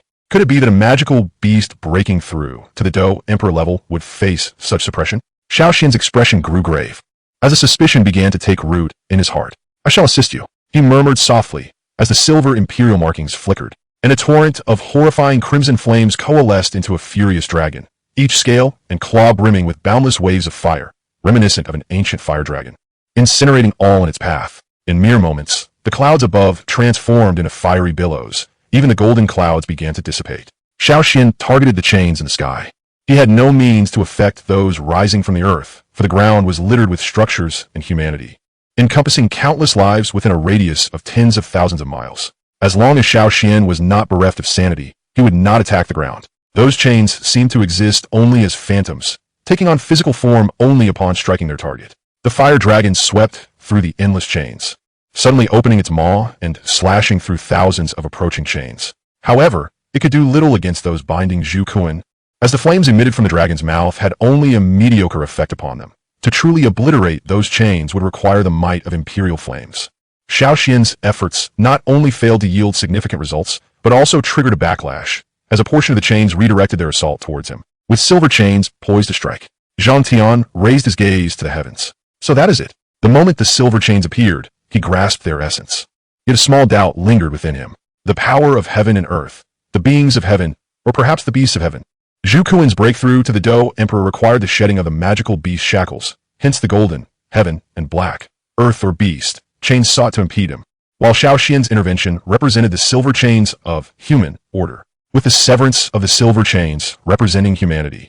Did it imply that humans need not break free from the shackles of heaven and earth to ascend to the Dou Emperor level? Tion sensed deeply, and it seemed that the severed chains were indeed related to the ancient Dou Emperors. His expression turned serious. For the power of heaven and earth grows stronger with each formidable challenger, until it calls forth the entire might of the Dou Qi continent, compelling him to shatter these chains in one fell swoop. Otherwise, irreversible damage would befall the Dou Qi continent. Regarding the source imperial weapon, Tion glanced at the Longyin halberd, feeling conflicted. It likely could not withstand his full force. A wave of source energy surged forth, enveloping the Longyin halberd in a pale blue halo, as Tion finally infused his source energy into the weapon. The Longyin halberd trembled violently. Though once a weapon of a Dou Emperor, now tainted with a trace of source energy, it was still merely a tool for battle employing Dou Qi. Under the infusion of a force so distinct from Dou Qi, the blue dragon motifs upon the halberd began to shatter, releasing boundless waves of water attribute Dou Qi. As the small world within the Longyin halberd fractured, it struck the solitary golden chain. Crack! With the shattering of the golden chain, Zhu Kuan violently broke free from the myriad chains, the severed links crumbling to ash like withered wood. Countless golden lotuses and vast clouds were absorbed into Zhu Kuan's form, a mighty aura of a Dou Emperor enveloping the Dou Qi continent. In Tion's hands, the Longyin halberd could barely endure, its body riddled with cracks, and the spear tip shattered in half, emitting flickers of blue light, heralding a precarious instability. Would it be destroyed? Shaking his head, Tion could not allow the Longyin halberd to meet its demise. In such an explosion, half the Dou Qi continent might vanish. A series of incantations was infused into the dragon's might spear, which gradually stabilized as it absorbed the spells, the azure radiance dissipating until it was sealed away like mundane iron. Hiss! Witnessing Tion effortlessly shatter the golden chain, Xiao Xian's pupils constricted sharply, while Gu Yuan clenched his fist tightly. Although he had not experienced it firsthand, it was evident from the fact that the golden chain had bound Zhu Kuan that it was indeed the most formidable of restraints. And now, at a moment when everyone was rendered helpless, Tion had shattered it with ease. What realm are you in? Gu Yuan could not help but exclaim. If the Dou Emperor was the sovereign of the heavens and earth, then Tion had already transcended them. Beyond the Dou Emperor, he whispered, the four words leaving all three in a state of profound shock. Chapter 106. Is there still a path ahead? The notion that there could be a path beyond the Dou Emperor was utterly unfathomable, had it not been spoken by the most enigmatic Dou Emperor of countless years. Neither Zhu Kuan nor Xiao Xian would have believed even a punctuation mark of it. Naturally, there is more, Tion remarked, casting a curious glance at the trio. He could not help but ponder whether these three, perched high above the continent, had been rendered foolish by the frigid heights. If there were no path ahead, then where did the passage he had opened lead, and where did the source of energy come from? Surely, the other end of the passage must surpass the Dou Qi continent in sophistication. Xiao Xian felt somewhat awkward. Perhaps the pursuit over thousands of years had left him in a state of anxiety, causing him to momentarily lose his composure. Silver Emperor, we shall depart. Tion called to a small lion resting beside the stone tower. The lion lifted its head and flapped its wings, letting out a soft roar. Then soared into the sky, transforming into a colossal beast. The Silver Emperor bore the bloodline of the Silver Phoenix Lion, and for days, Tion had nourished it with his own imperial blood. It is worth noting that even the blood of a Dou Emperor is exceedingly precious.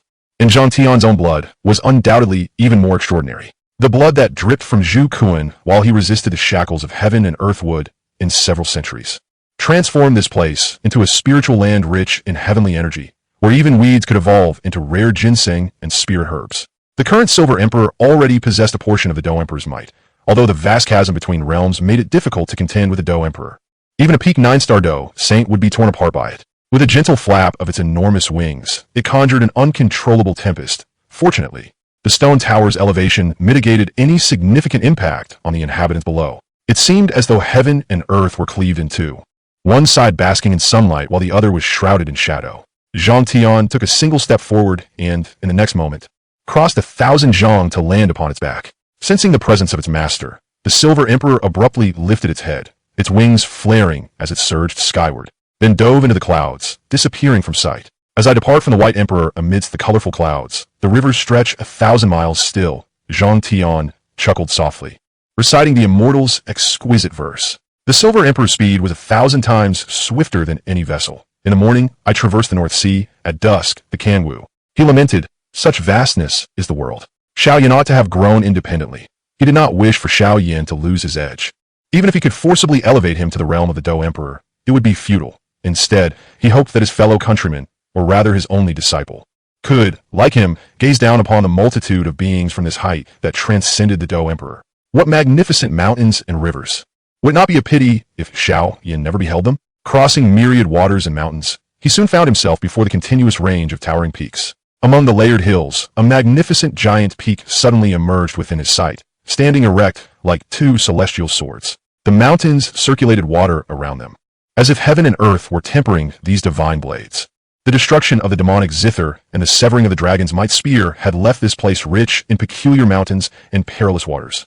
A place of great fortune where the two swords stood opposed. Surely, there must be extraordinary treasures here. A hint of nostalgia graced Tion's face as he, in a commemorative gesture, inscribed an ancient seal of the character Emperor upon the Phoenix Cry sword with his thumb. He then cast it down through the clouds, where it precisely lodged within a damp cave at the intersection of the two peaks. The Phoenix Cry sword, now unable to keep pace with his ferocious battles, was better off being passed down as a source imperial artifact that could dispel evil, subdue demons, and sever souls, rather than risk breaking in the end.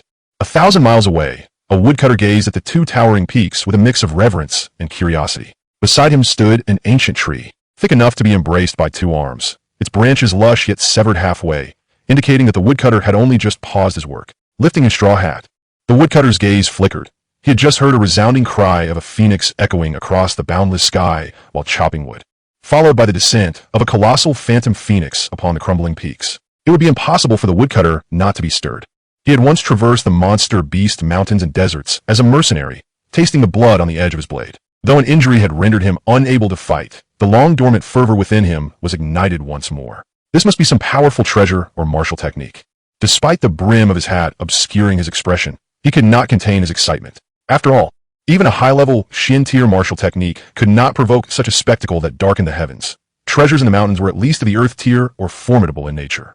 If he obtained this extraordinary artifact, perhaps he could escape this life of evasion from enemies and even slay those pursuing him, returning to his mercenary group to subdue that arrogant leader. Just as he approached the crumbling peaks, feeling the surroundings darkening, he spat to the side, instinctively tightening his grip on the axe for a semblance of security. It was known that the crumbling peaks were once home to many fierce beasts and venomous creatures, posing a lethal threat to ordinary folk. Suddenly, he took a few steps back, sensing that something was amiss. The usual cacophony of roars and shrieks from the crumbling peaks had vanished, leaving an unsettling silence.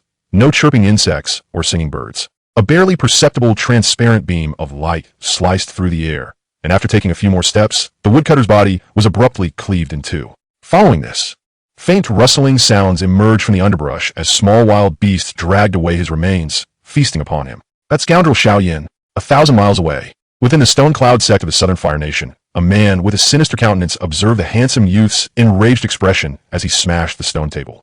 Noticing the other's fury, the sinister man curled his lip. You summoned them here to discuss matters, not merely to smash my table, I hope? Hidden within his slender, peach blossom eyes was a glint of danger. Of course not. Sipping his tea, Sher Palong struggled to contain his anger, his explosive emotions nearly beyond words. It's that Xiao Yan, the one with a marriage engagement, who has actually stolen away my little junior sister, Shi Yan.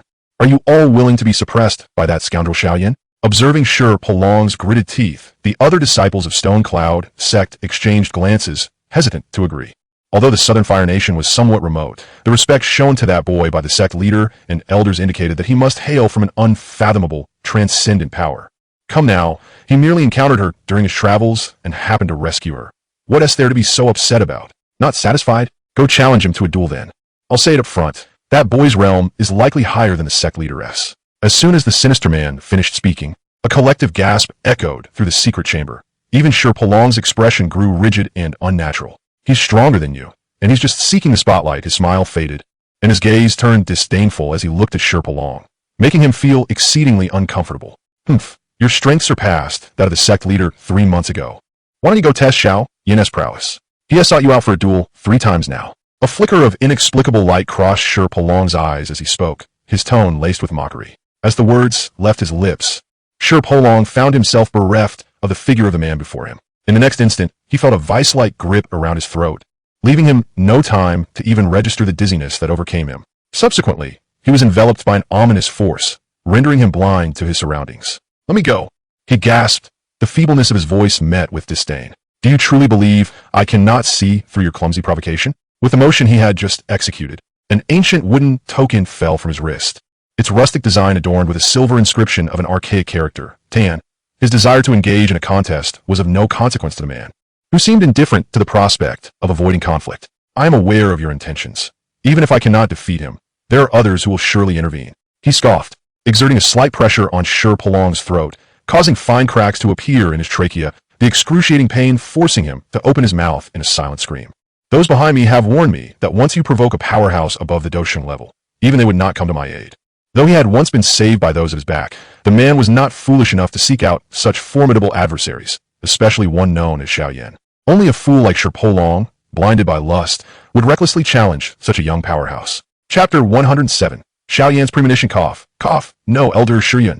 Xiao Yan exclaimed, awkwardly dodging the embrace of a beautiful woman in her 30s, embarrassment etched across his features. Observing the flustered Xiao Yan, the woman could not contain her laughter, teasingly saying, Xiao Yan, dear brother, just call me Sister Shi Yan. How about we engage in a friendly spar? If you lose, you must stay in the Shi Yun sect to keep me company. She displayed a coy demeanor, her enchanting eyes glimmering with anticipation. Since that is the case, I humbly request your guidance, Elder, Xiao Yan replied, mustering his courage, despite his reluctance to gamble with someone who could easily be mistaken for his grandmother. As a disciple of the Dou Emperor, ignoring such a challenge would be rather unbecoming. Moreover, he was indeed there to hone his skills. It seems my dear Xiao Yan is quite the mischievous one. Though you feign disinterest, your body betrays your willingness, Shi Yan laughed, unabashedly revealing the fervor in her gaze. Licking her luscious red lips, contemplating the pleasures this vigorous young man might offer. The space within the hall is too confined. Let us step outside, she suggested, waving her sleeve and pulling Xiao Yan into the air, leaving behind the other elders and the sect leader, Sher Palong, all of whom had collapsed before the portrait of the sect's founder. What brazen words! Xiao Yan inwardly lamented, experiencing an unusual reaction in his body as he was half-heartedly dragged out of the hall. To the skies we go, having steeled himself. A serious expression crossed his face as he proposed to Shi Yun, recognizing that with one being a Dou Zong and the other a Dou Huang, the aftermath of their clash would be nothing short of catastrophic. Very well, Shi Yun replied with a playful smile, teasingly flicking her finger at Xiao Yan before unfurling her Dou Qi wings and soaring into the heavens. Xiao Yan followed closely behind, though he lacked wings of his own. His steps in the air were no slower than Shi Yun's. Witnessing this spectacle, Sher Palong and Shi Yun exchanged glances, their eyes sparkling with astonishment. Indeed, he is a Dou Zong.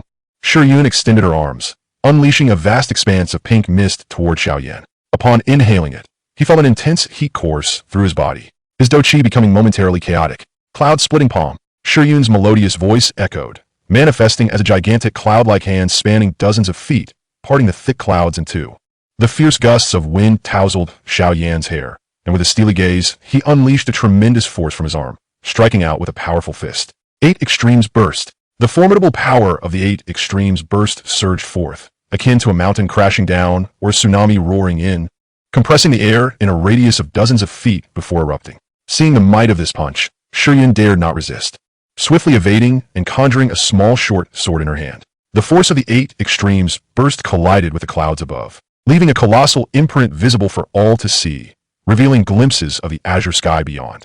Feeling the explosive power erupting from behind her, Xiao Yan's delicate brows furrowed, and rather than retreating, she pressed forward, using the momentum to thrust her short sword toward Xiao Yan. The blade, enveloped in her dou qi, possessed the might to cleave through metal and stone, capable of slicing through a 10-foot boulder with ease. A flicker of yellowish flame danced between Xiao Yan's fingers, its light flickering. With a pointed gesture towards Xiao Yan, an immense fire dragon coalesced from the endless flames, its fiery form writhing and lunging towards her. The fire dragon deftly evaded the short sword, its scorching claws striking against Xiao Yan's back, igniting a wave of heat that filled the air with the scent of roasted meat, before the dragon turned its fearsome head to unleash a torrent of yellow flames. As the fire dragon unleashed its fiery breath upon her, Xiao Yan's dou qi wings enveloped her form. In response, countless feathers exploded forth like arrows, piercing through the flames and the fire dragon. Once free, she took a moment to catch her breath, beads of sweat glistening on her skin as she cast a glance at Xiao Yan. Is that Yihuo? Sure, Tion sighed, recognizing that once this young man named Xiao Yan revealed his the outcome of their battle had become all but inevitable. The only question remaining was how long Xiao Yan could endure. The heavens roiled as Xiao Yan unleashed her full power in a display of dou technique. As her dou qi surged forth, the very currents of air above the Xiao Yan sect shifted dramatically, the speed of the winds multiplying exponentially, creating an overwhelming atmospheric pressure that surged through the region. Yet the climax had not been reached. Xiao Yan struck her palm amidst the tumultuous winds, summoning forth 2 colossal forms from the depths of the clouds. Even the mere glimpse of their immense shadows, each several yards in size, sent shockwaves of awe throughout the onlookers. With the heads of dragons, the bodies of serpents, eagle claws, and ox tails, a dragon and a tiger, each towering in size. Though mere constructs, their fierce presence instilled a sense of peril in all who beheld them. The cloud dragon weaved through the sky, its form encircled by swirling winds, while the wind tiger, equally formidable, unleashed its razor-sharp winds against the fire dragon, causing the latter's flames to flicker and dissipate. The cloud dragon, infused with moisture, sought to ensnare and bind the fire dragon, yet the water contained within its form was instantly evaporated by the intense heat. The once solid cloud dragon transformed into a gentle mist, losing its threat, while the fire dragon grew even more ferocious. Advanced dou technique, storm cloud dragon fall. Xiao Yan gasped in astonishment. If this were indeed the case, mastering it to a profound degree would render it an extraordinarily potent technique. With renewed determination, he began to channel the Qian within him, the previous discomfort dissipating, and his dou qi returning to a state of equilibrium under the overwhelming power of his A massive, pitch-black heavy ruler materialized in his grasp. The Xiao Yan sect, shrouded in mist for centuries, had inspired its name. Faced with the atmospheric assault forged from centuries of cloud accumulation, Xiao Yan knew that not employing his true strength would make the situation exceedingly perilous. If this battle continued without him fully unleashing his potential, he feared he might lose control in the ensuing chaos. Gripping the imposing black ruler with one hand, he ascended into the air as the massive wind tiger, akin to a tangible beast, leaped towards him with the intent to attack. As Xiao Yan soared to an altitude of 1,000 zhang, the Xiao Yan sect below appeared exceedingly diminutive. Approximately 300 zhang beneath him, the fire dragon struggled to support both the cloud dragon and the wind tiger, exhibiting a degree of difficulty as it faltered. Meanwhile, the cloud dragon and wind tiger continuously absorbed the mist to restore their forms. Xiao Yan took a deep breath, his gaze resolute, and then grasped the Xian Zhong Qi with both hands. The originally dark Xian Zhong Qi suddenly radiated a brilliant crimson glow, as if the mysterious patterns etched upon it had been activated. As he amassed his strength, the air around him began to ripple. Earth-level low-tier dou technique, flame-splitting, wave-consuming qi. Xiao Yan shouted, swinging the Xian Zhong Qi with a single hand. With a crackling sound akin to thunder, a massive red beam sliced through the air, hurtling towards the 2 colossal beasts. In an instant, the beam pierced the bodies of the cloud dragon and wind tiger, but this time, they did not continue to absorb the mist's power to restore themselves. They were utterly obliterated. As the cloud waves dissipated, Xiao Yan's thin garment, draped upon her, was slightly torn, revealing her exquisite, fair flesh, a glimpse of spring's brilliance. Are you all right? Sherpa Tion glanced at Xiao Yan, relieved to find her unscathed. I'm Fine. Xiao Yan replied, forcing a smile while casting a wistful look at Xiao Yan, lamenting that such a handsome young man could not be taken back for training. Xiao Yan also breathed a sigh of relief. He had miscalculated earlier, failing to restrain his power in time. He had not anticipated that while Xiao Yan utilized this technique to absorb the power of the mist, she would become exceedingly weak. Had it not been for an unseen intervention, a tragedy might have ensued. That elusive power vanished after countering the residual waves of the flame-splitting, wave-consuming chi, and amidst such energy, only Xiao Yan sensed a trace of it. Even Xiao Yan, the one involved, remained oblivious. His gaze inadvertently fell upon a young man clad in black within the crowd, whose sinister smile revealed a nonchalant demeanor as he turned his back. Gripping his wrist with his left hand, he is remarkably young. Xiao Yan's heart trembled, realizing that this mysterious figure was not much older than himself. With myriad thoughts swirling in his mind, and having learned from prior experiences, he had no intention of further challenging the situation. After apologizing to Xiao Yan, he bid farewell to Sherpa Tion and retreated alone to the temporary residence arranged for him by the Xiao Yan sect. Chapter 108. The first sect of Dragon Gate upon the thousands of steps made of white jade. One could occasionally spot several spirited young boys and girls energetically ascending, chattering animatedly. The boys would occasionally utter clever remarks, eliciting peals of laughter from the girls. While flight was permitted at Julong Mountain, it was not within everyone's capability. Even formidable warriors found it exceedingly difficult to ascend a mere 3 zhang. Of course, those who could withstand the pressure of 2 Dou emperors and the reinforced spatial constraints faced no such challenges. Even after reinforcement, the ancient realm space could not compare to Julong Mountain, where the ancient Emperor Taoshi's cave was renowned for its exquisite craftsmanship, albeit still lacking in some aspects. Should one be fortunate enough to ascend and then stumble, it would merely result in a loss of face. However, should one recklessly fly about Julong Mountain and fall, the height, with its view of the swirling clouds below, could easily lead to a gruesome demise. Although the Dou Emperor occasionally exhibited mercy, over time he would surely grow weary, leaving the presence of a Dou saint as the only hope. On a path carved from blue stone upon the mountain, 2 stone steps were merely a few meters apart, yet the blue stone steps seemed slightly lower than the white jade ones. The latter was teeming with people.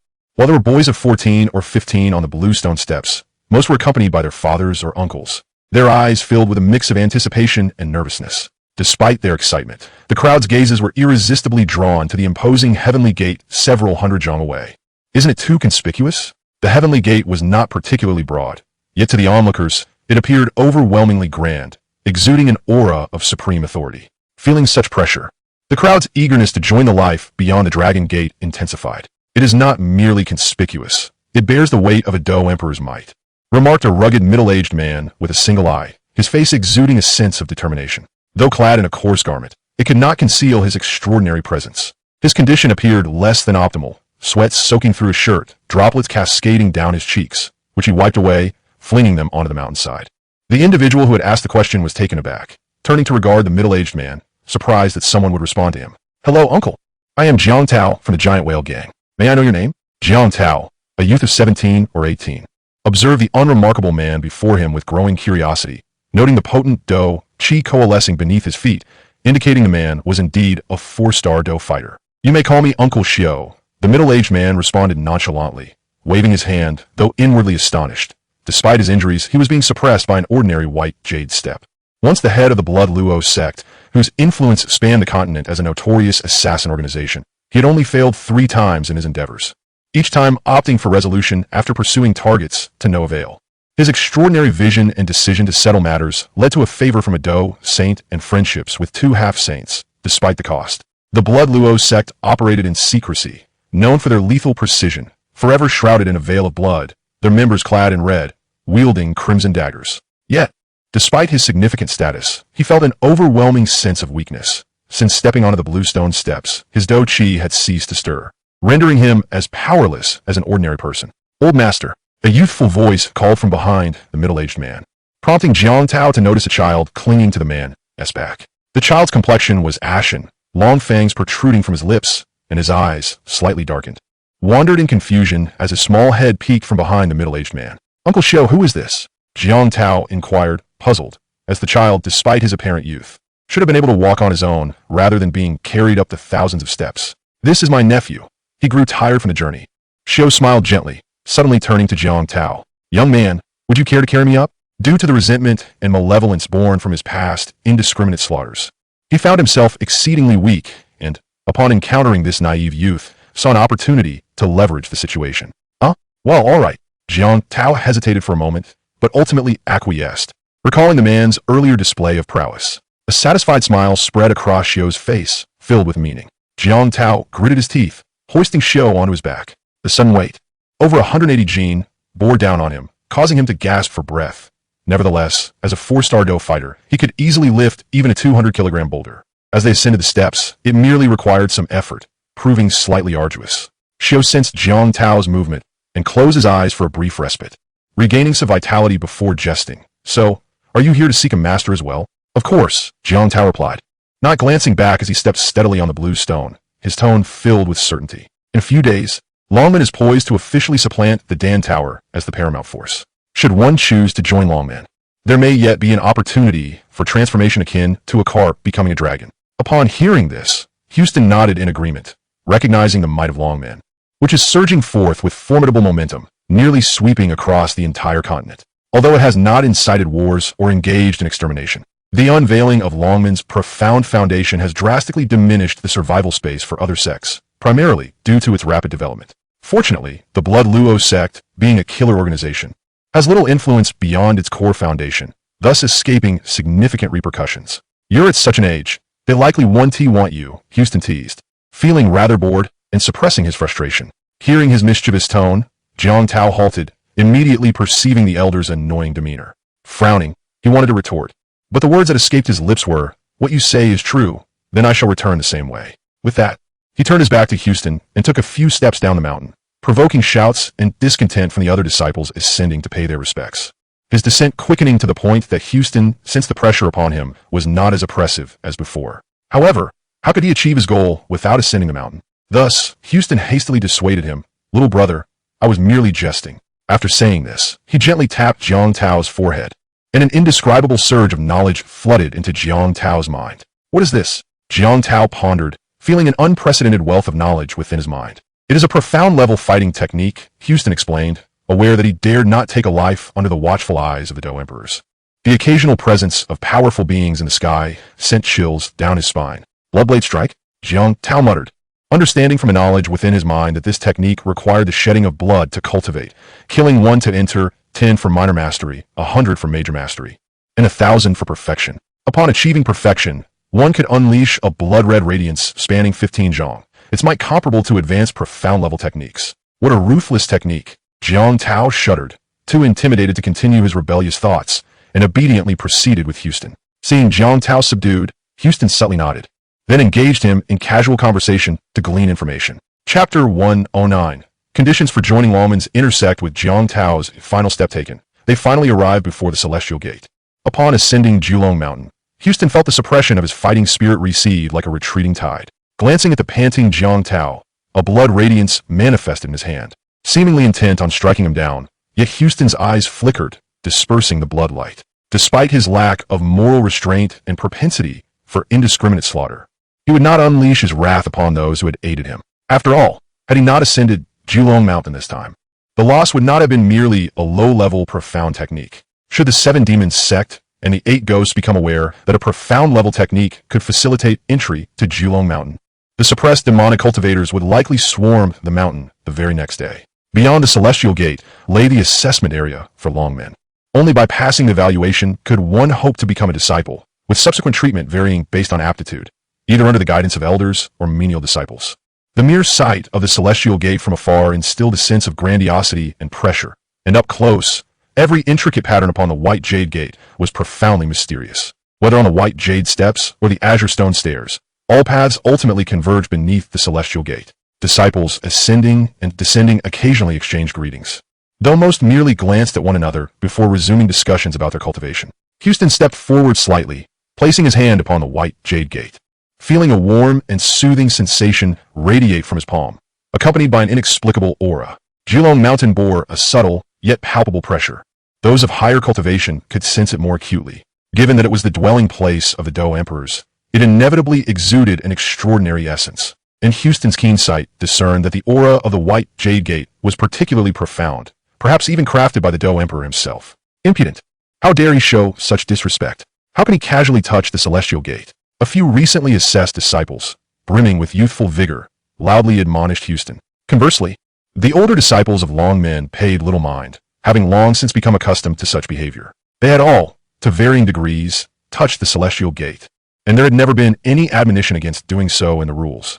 As one reaches the realm of Dose Saint, the bloodline within begins to transform, evolving towards a higher state. Sensing the approach of Dose Saint, the celestial gate trembled slightly in response. Effective?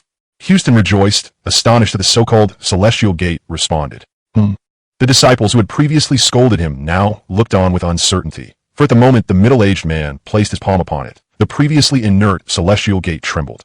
A smile spread across Houston's face as he continuously infused his fighting spirit into the gate, attempting to refine and control it. The Doe Emperor had placed this treasure at the mountain's entrance, evidently intended for those fated to possess it. Thus, to refuse the heavens would invite disaster. With a smile upon his face, Houston's hand emanated a crimson fighting spirit, incessantly pouring into the celestial gate. Indeed, worthy of being a Doe Emperor's artifact. Houston's expression shifted as he felt his fighting spirit flooding in like a torrent unleashed from a dam, the continuous infusion causing little disturbance. Refining this white jade gate would likely require expending a substantial portion of his fighting spirit. However, as his crimson fighting spirit continued to pour forth, traces of barely perceptible resentment and malice intertwined within it. Next, to Houston's astonishment, the celestial gate began to tremble violently. Tion, who was in seclusion on Julong Mountain, opened his eyes, sensing the influx of blood attribute fighting spirit. Initially taken aback, a glimmer of intrigue crossed his face. Blood attribute fighting spirit. How fascinating. The potency of blood attribute fighting spirit far surpassed that of other attributes, being both aggressive and corrosive, as exemplified by the late Soul Emperor, who wielded blood attribute techniques. Soon after, a faint black resentment entered the celestial gate, which he perceived. His smile faded, replaced by a hint of displeasure, followed by a cold snort. A wave of energy erupted from within the celestial gate, violently striking Houston, forcing him to spit out a mouthful of blood, sending him sprawling backward, tumbling several times before he barely came to rest on the azure stone steps. Houston felt as if every bone in his body were shattering. Even moving a finger became an arduous task. Blood gushed from his mouth, leaving him with barely a moment to survive. His eyes reflected a mix of shock and despair. Jiang Tao was equally startled, disregarding the jeers and pointed fingers of the surrounding disciples as he hurried to Houston's side to assist him. Elder Su, are you all right? Jiang Tao anxiously supported Houston, while the young boy behind him appeared frightened to tears. Cough, cough, I'm fine. After expelling a copious amount of blood, Houston felt the world spinning, struggling to communicate with Jiang Tao. Help me up. Okay. The azure stone steps were too narrow, and Jiang Tao hurriedly complied, attempting to lift him, but his strength faltered, and he accidentally fell to the ground. You little brat, are you seeking death? An angry shout rang in Jiang Tao's ears as a stocky young man, towering over 6 feet and weighing over 250 pounds, glared at him with a menacing look. Behind him stood a breathtakingly beautiful maiden, delicately encircled by admirers. The girl, with an oval face resembling that of a swan, had her long hair elegantly secured by a pink ribbon, and she donned a light blue fitted dress that accentuated her youthful form. A companion sheltered her with an oiled paper umbrella. Appearing to be around 15 or 16, she curiously stretched her graceful neck to observe her surroundings, her youthful features betraying a hint of spirited boldness amidst the spectacle. Jiang Tao, still possessing the impetuousness of youth, felt an immediate urge to confront her. However, Han Ili could not suppress a sinister grin, unleashing the aura of a 6-star fighter as he swung a powerful punch directly at Jiang Tao. Given Jiang Tao's tender age and the sheer size of Han Ili's fist, which was nearly the size of half his head, he found himself with little room to evade on the narrow stone steps. Han Shi, observing the unfolding scene, wore an expression of amused anticipation, her displeasure stemming from the recent incident where a middle-aged man had soiled her dress with blood. Though her cousin was known for his volatile temperament and bullying disposition, his strength was still deemed formidable, and she reassured herself of the presence of 2 elders from their family who were following closely behind. Just as it appeared that Jiang Tao would be struck, even the child standing behind Houston covered his eyes with tiny hands, revealing a pair of sharp canine teeth. A flash of crimson glimmered in Houston's eyes as Jiang Tao, on the brink of being knocked away, experienced a sudden jolt in his mind, blanking out momentarily. To his surprise, his body began to move autonomously, deftly maneuvering around Han Ili's arm, and with a fierce twist. The sound of cracking bones echoed as Han Ili let out a scream akin to a slaughtered pig. The energy enveloping Jiang Tao's hand unleashed a tremor that sent the flesh and blood from Han Ili's broken arm quivering.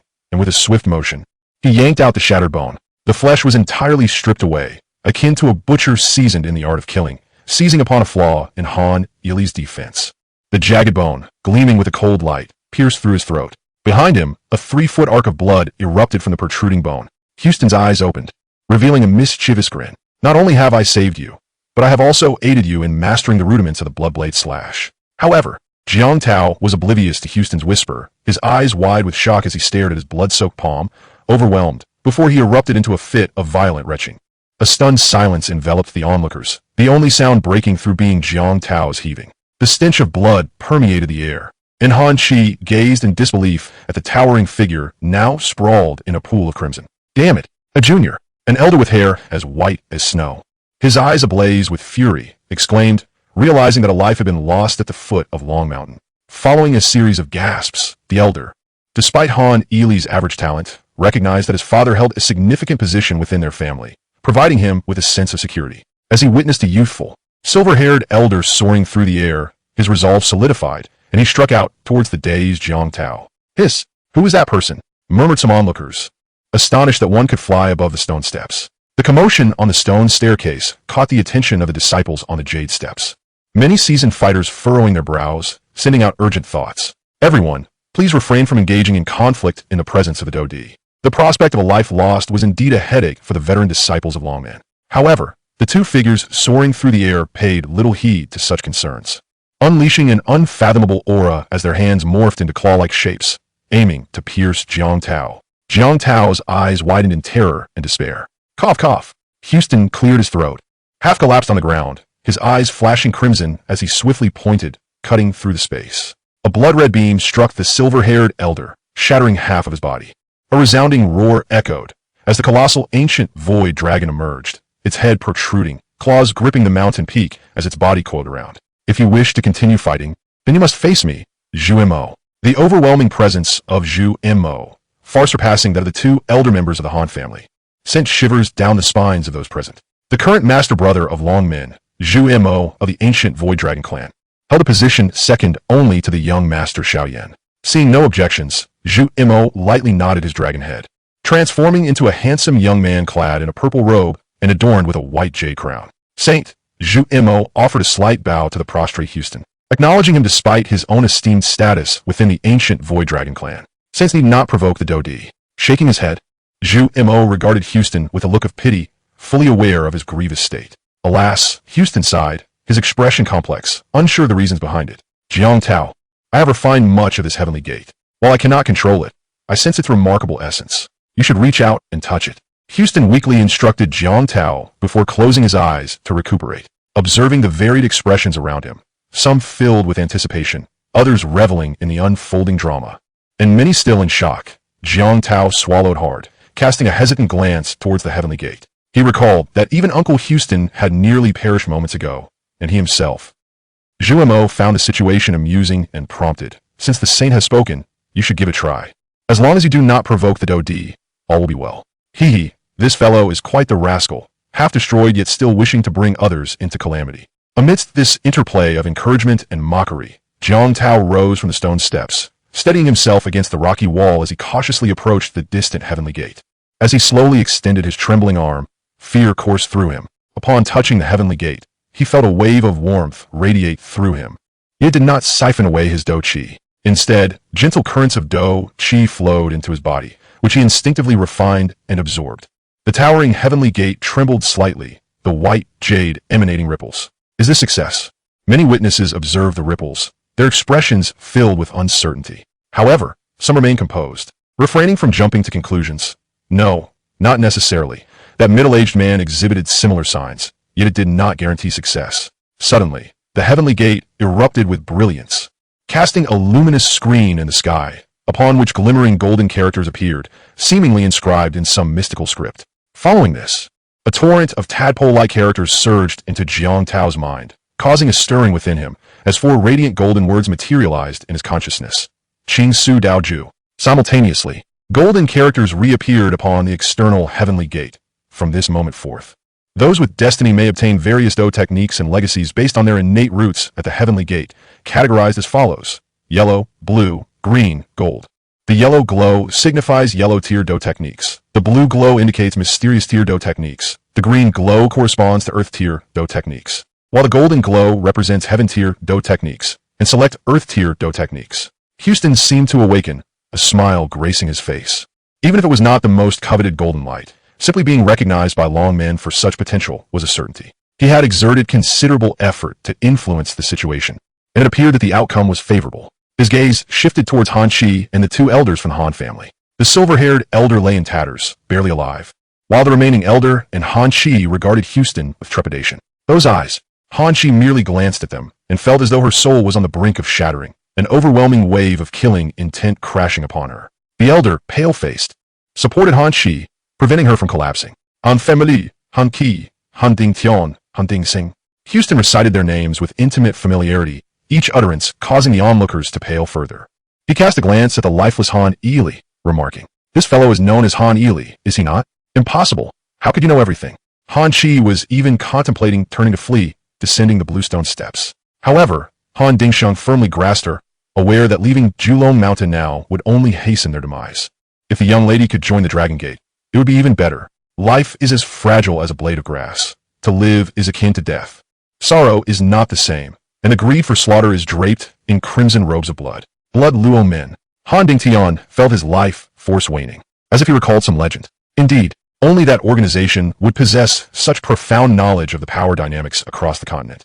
Even understanding the circumstances and information of every family descendant, a depth of insight that even kin may not possess. On the continent, Blood Luo Men bears a ludicrous title. The surnames of the 100 families on the continent, or exaggeratedly, the ledger of life and death. It is indeed that assassin force, not leaving even a trace. Chapter 110, The New Era of the Dragon Gate. Blood Luo Men. Suddenly, Han Chi trembled, and the two elderly men beside her wore expressions of alarm, positioning themselves protectively on either side of her. To offend a sage, our sins warrant death 1,000 times over. Han Ding Tion knelt on the ground, bowing his head in a posture of awaiting death. The reputation of Blood Luo Men is too formidable. It is akin to a smaller-scale soul haul, and to provoke the soul haul is to invite a fate worse than death, while to provoke Blood Luo Men is to face utter annihilation. Self-dismantling one's cultivation is sufficient. Houston coldly intoned. Upon hearing this, Han Chi's delicate face paled. The two clan elders were pillars of strength within the family, and if their cultivation were to be destroyed, she too would face punishment from the clan. "My lady, there is no need for such measures." A fierce glint flashed in Han Dingsheng's eyes as he struck his right arm with the palm, severing it with a resounding crack. "It matters not that we self-dismantle our cultivation. My lady, please ensure you cultivate a good relationship with that youth beside Houston. If one can ascend to Blood Luo Men, our sacrifice shall not be in vain, and perhaps our name shall be remembered in the clan tomb." Han Ding Tion conveyed to Han Chi, his face pale with despair, while Han Chi's beautiful eyes brimmed with tears, and she could only nod with a hand covering her mouth. Severing an arm? Houston opened his eyes, his gaze shifting towards them. Witnessing Houston's merciless demeanor, Han Dingsheng gritted his teeth, exchanging a glance with Han Ding Tion, and both struck their dantian with a palm. Their breaths swiftly diminished, their once upright postures gradually slumping, their appearances aging threefold, resembling decrepit wood on the verge of death. Han Dingsheng bowed and clasped his hands in respect towards Houston and Han Chi, but without exerting enough strength, he felt darkness overcome him and collapsed to the ground, never to rise again. Watching his younger brother fall silent after so many years, Han Dingtian's eyes reflected anguish, tears streaming down his face. In the inner hall of the Dragon Gate, Zhang Tian held a common ceramic bowl, filled with a snow-white, elongated mass of flour. After taking a bite of the cold noodles, he gazed with interest at the unfolding scene before him. In truth, all that transpired at the Jade Gate could not escape his notice, yet witnessing it through the light screen provided a unique experience akin to watching television. Blood Luo Men. This Houston is certainly no benevolent figure. Seeing that merely the mention of Blood Luo Men rendered Han Chi and her companions pale, Zhang Tian chuckled, realizing that this is what they call evil begetting evil. Xiao Yan floated in midair, her diminutive, exquisite wings of fighting spirit fluttering behind her. Alas, if only this girl were truly my progeny. Zhang Tian shook his head helplessly. Although the bloodline of the fighting emperor could be imparted, the effect was not exceedingly pronounced. After all, mere fragments of possession, even a blood transfusion, are akin to drifting weeds without roots. If Xiao Yan were his flesh and blood, she would inherently inherit his entire bloodline, potentially born as a fighting saint. Although Xiao Yan harbored immense power within, she lacked the means to wield it.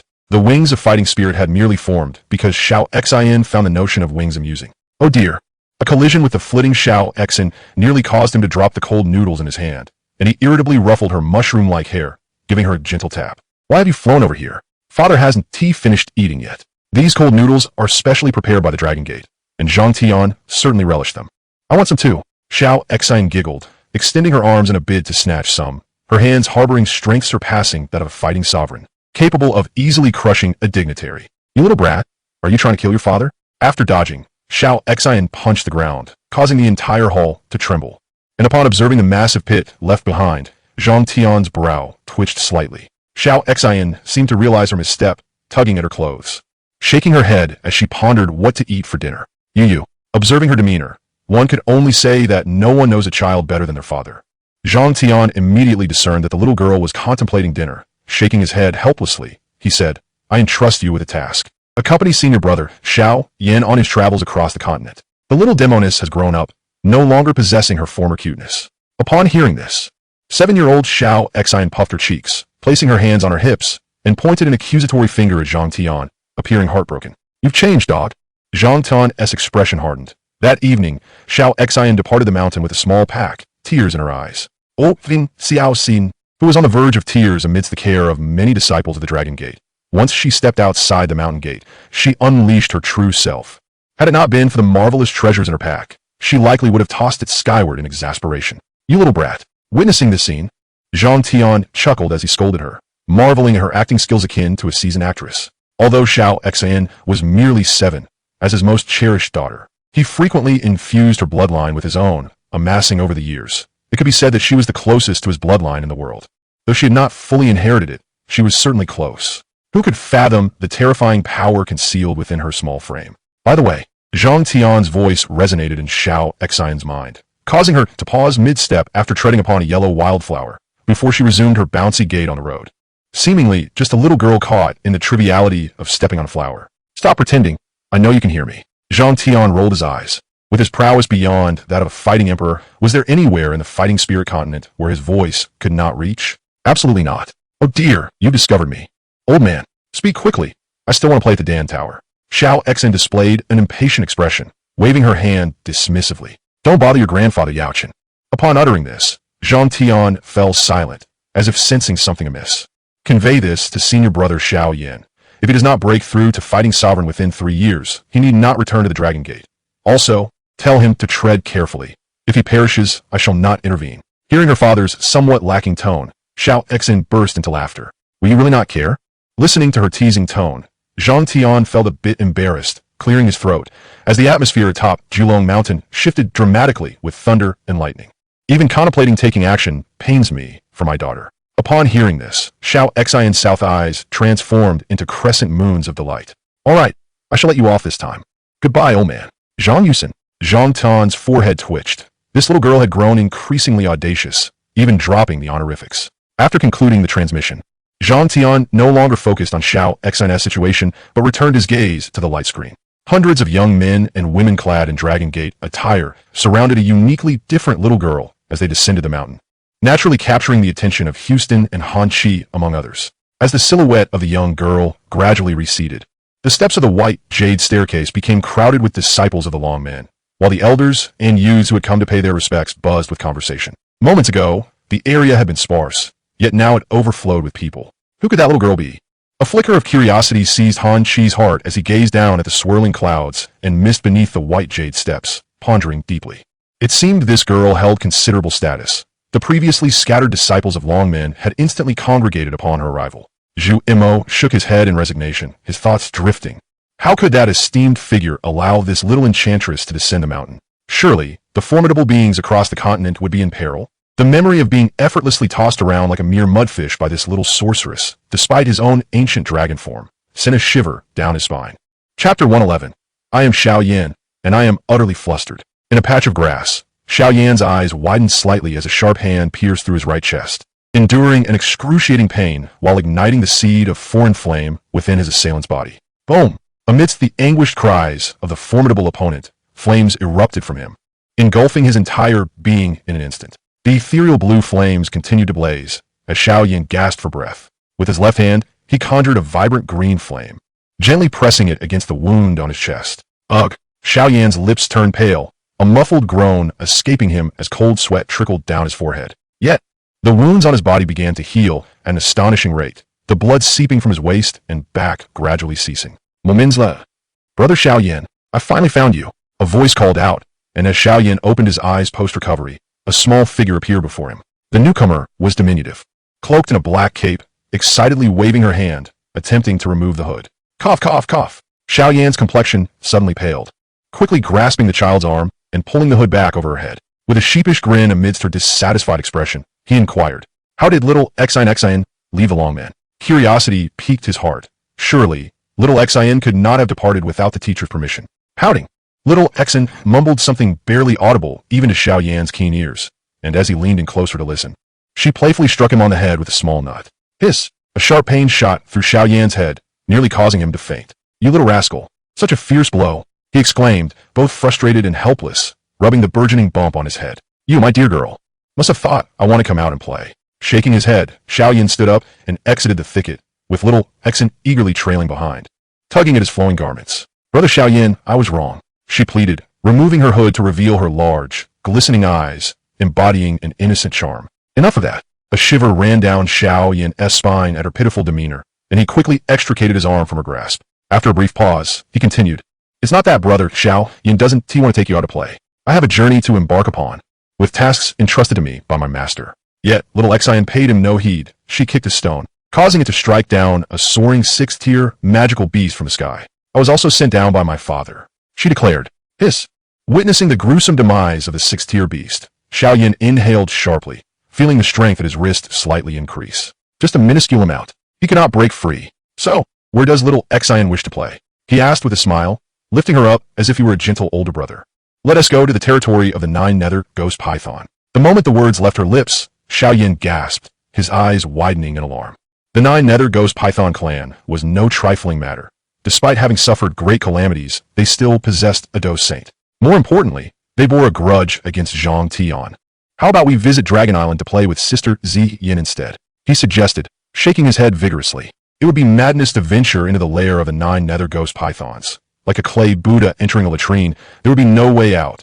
Resolute in his decision, Xiao Yan preferred to take a longer route to Dragon Island rather than accompany this little enchantress to the 9 nether ghost python clan. "All right then," little Xian chirped, but her next words chilled him to the bone. "I'll tell Sister Sun Air and Nalan Yinran that you're out here misbehaving." Xiao Yan's face flushed crimson. "You're like a clay Buddha emerging from a latrine, spitting nonsense." He had done nothing of the sort. I say it is so." Little Xian smirked, her confidence unwavering. As a dose saint, she could easily carry out a few tricks without Sun Air and the others noticing. Unlike Xian, who resided on Dragon Island, Sun Air had settled on the gathering Dragon Mountain and had officially joined the Longman. Thinking of Sun Air's smiling visage, her fingers occasionally dancing with golden flames, made Xiao Yan's heart race with anxiety. Suddenly, he recalled a passage from a piece titled Carefree Wanderings on that azure planet. "In the North Sea, there lies a pot, vast beyond measure, covering my body, the weight of which is unfathomable. Let us go." Xiao Yan forced a smile, striking a heroic pose. Just teasing you," little Xian giggled. The 9 nether ghost python clan indeed housed those saints, and while she could protect herself, her power would be severely limited against them, putting Xiao Yan in grave danger. Despite her penchant for mischief, she remained inherently kind-hearted. Cough, cough, cough. Suddenly, little Xian cleared her throat and adopted a serious tone. "I have a few messages from the old man. Brother Xiao Yan, listen closely. You little scoundrel, if you get killed during your travels, I won't be responsible. Also, if you don't reach Dozun within 3 years, don't bother coming back." Seeing little Xian mimic the speech of Tion with her serious demeanor made Xiao Yan want to laugh. What a cheeky remark. How could Master speak so crassly? Though he understood the gist, the elder-like tone of little Xian left him speechless as he playfully ruffled her mushroom-shaped hair. "So, are you implying that I am crude?"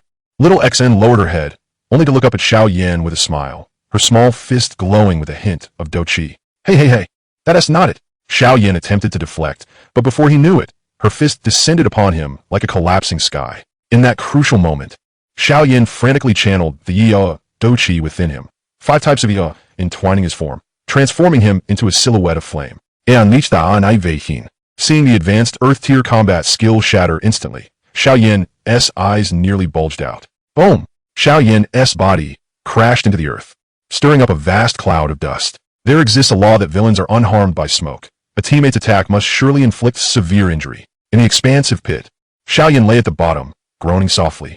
Stinky brother Xiao Yan, stop pretending to be dead. Dad told me you possess the flames of life.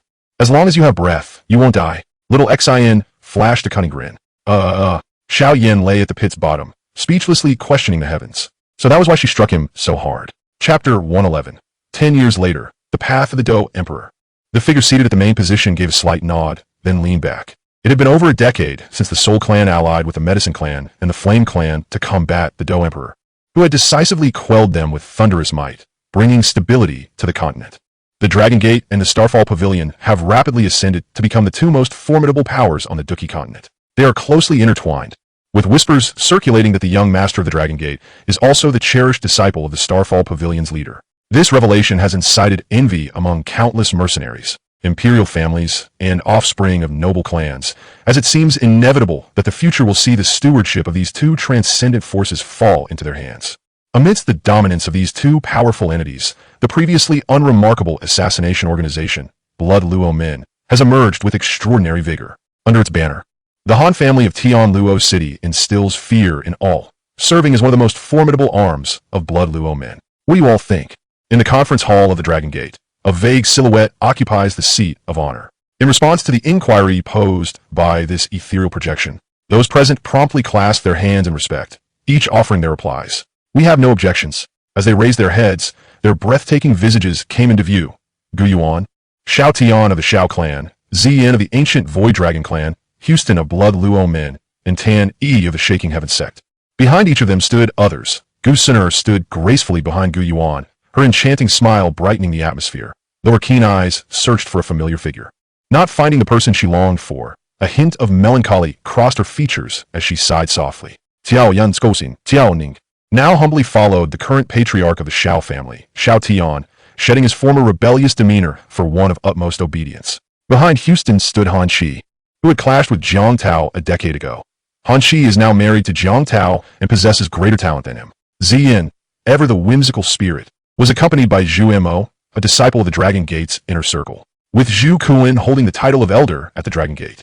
Zhu Mo enjoys a prestigious status among the inner disciples. After all, the ancient Void Dragon clan is a vital part of the Dragon Gate. With Zhu Mo representing Zhu Kuan, the projection seated at the helm possesses an extraordinary identity, should anyone catch a glimpse of it.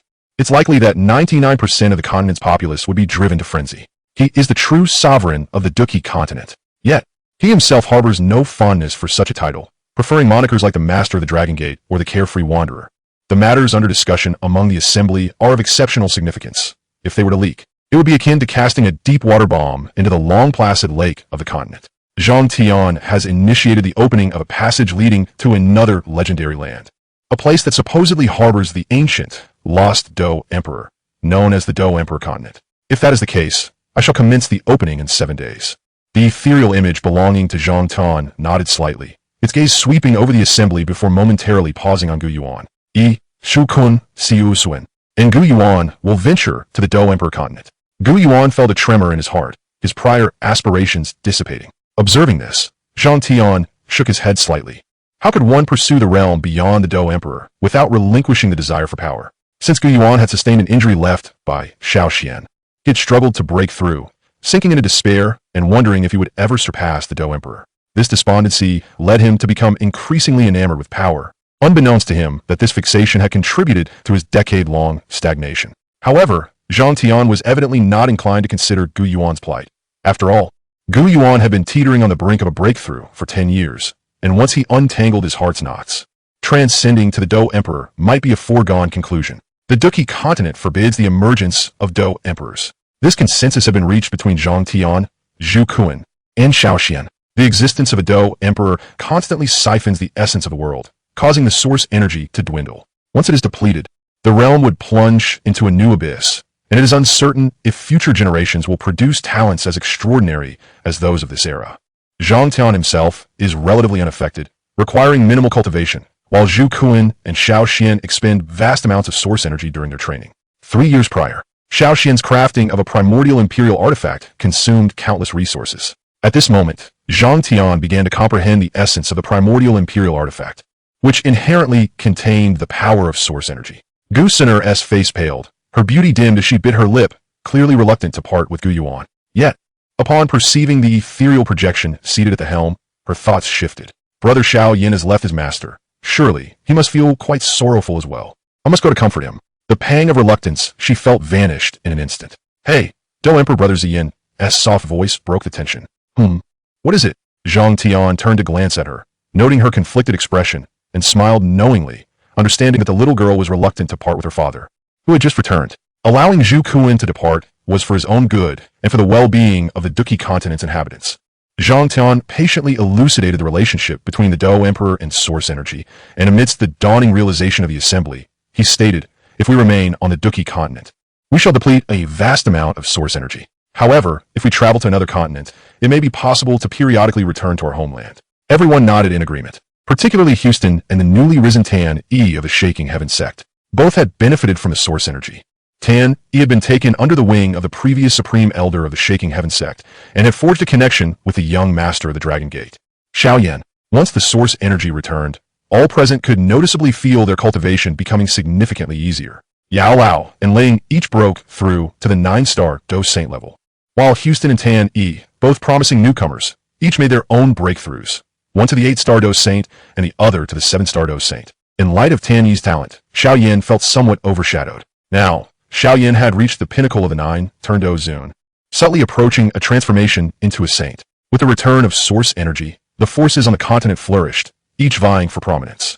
Seeing that everyone was in agreement, the figure seated upon the stone chair leaned back slightly before shattering into myriad luminous particles that dispersed into the ether. As that figure departed, the remaining attendees finally exhaled in relief. Those present were all leaders of top-tier forces, each with intricate ties to Tion. Yet, maintaining composure in his presence proved to be a daunting task. Even in stillness, he exuded an immense pressure. Here, consciousness returned to its corporeal form. Sigh. Tion let out a soft exhale, shaking his head with a wry smile. Since surpassing the limits of the Do Emperor, he had ascended to an ineffable height, where even a mere frown could evoke feelings akin to the collapse of the heavens. Xiao Yan was on the verge of breaking through to the Do Saint level. While he himself had transcended 2 realms, he sensed that he had reached a height comparable to that of the individual who once traversed the passageway to the Duki continent. While his power may not be exactly equivalent, the disparity was certainly not vast. With a swift motion, he struck the boundless void. In a passageway thousands of zhong wide began to slowly unfurl. With a glint in his eyes, a golden beam of light, stretching hundreds of thousands of zhong, cleaved through the endless void, surging directly into the passageway. In an instant, the passage expanded further, the sound of distant explosions echoing from the depths of the void. As the passage continued to lengthen, the profound barrier between the 2 continents was finally shattered, confirming the creation of the passageway. A smile graced Tion's face.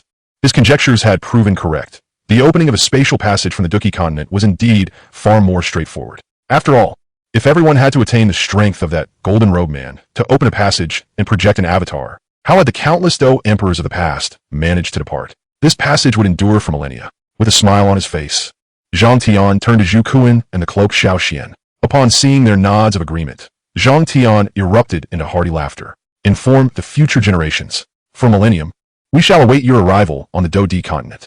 Tion, alongside Zhu Kuan and Xiao Xian, plunged into the vast expanse of a surging passage. Their figures diminutive like ants, vanishing into the boundless azure sky. Only their voices resonated between heaven and earth. Chapter 112.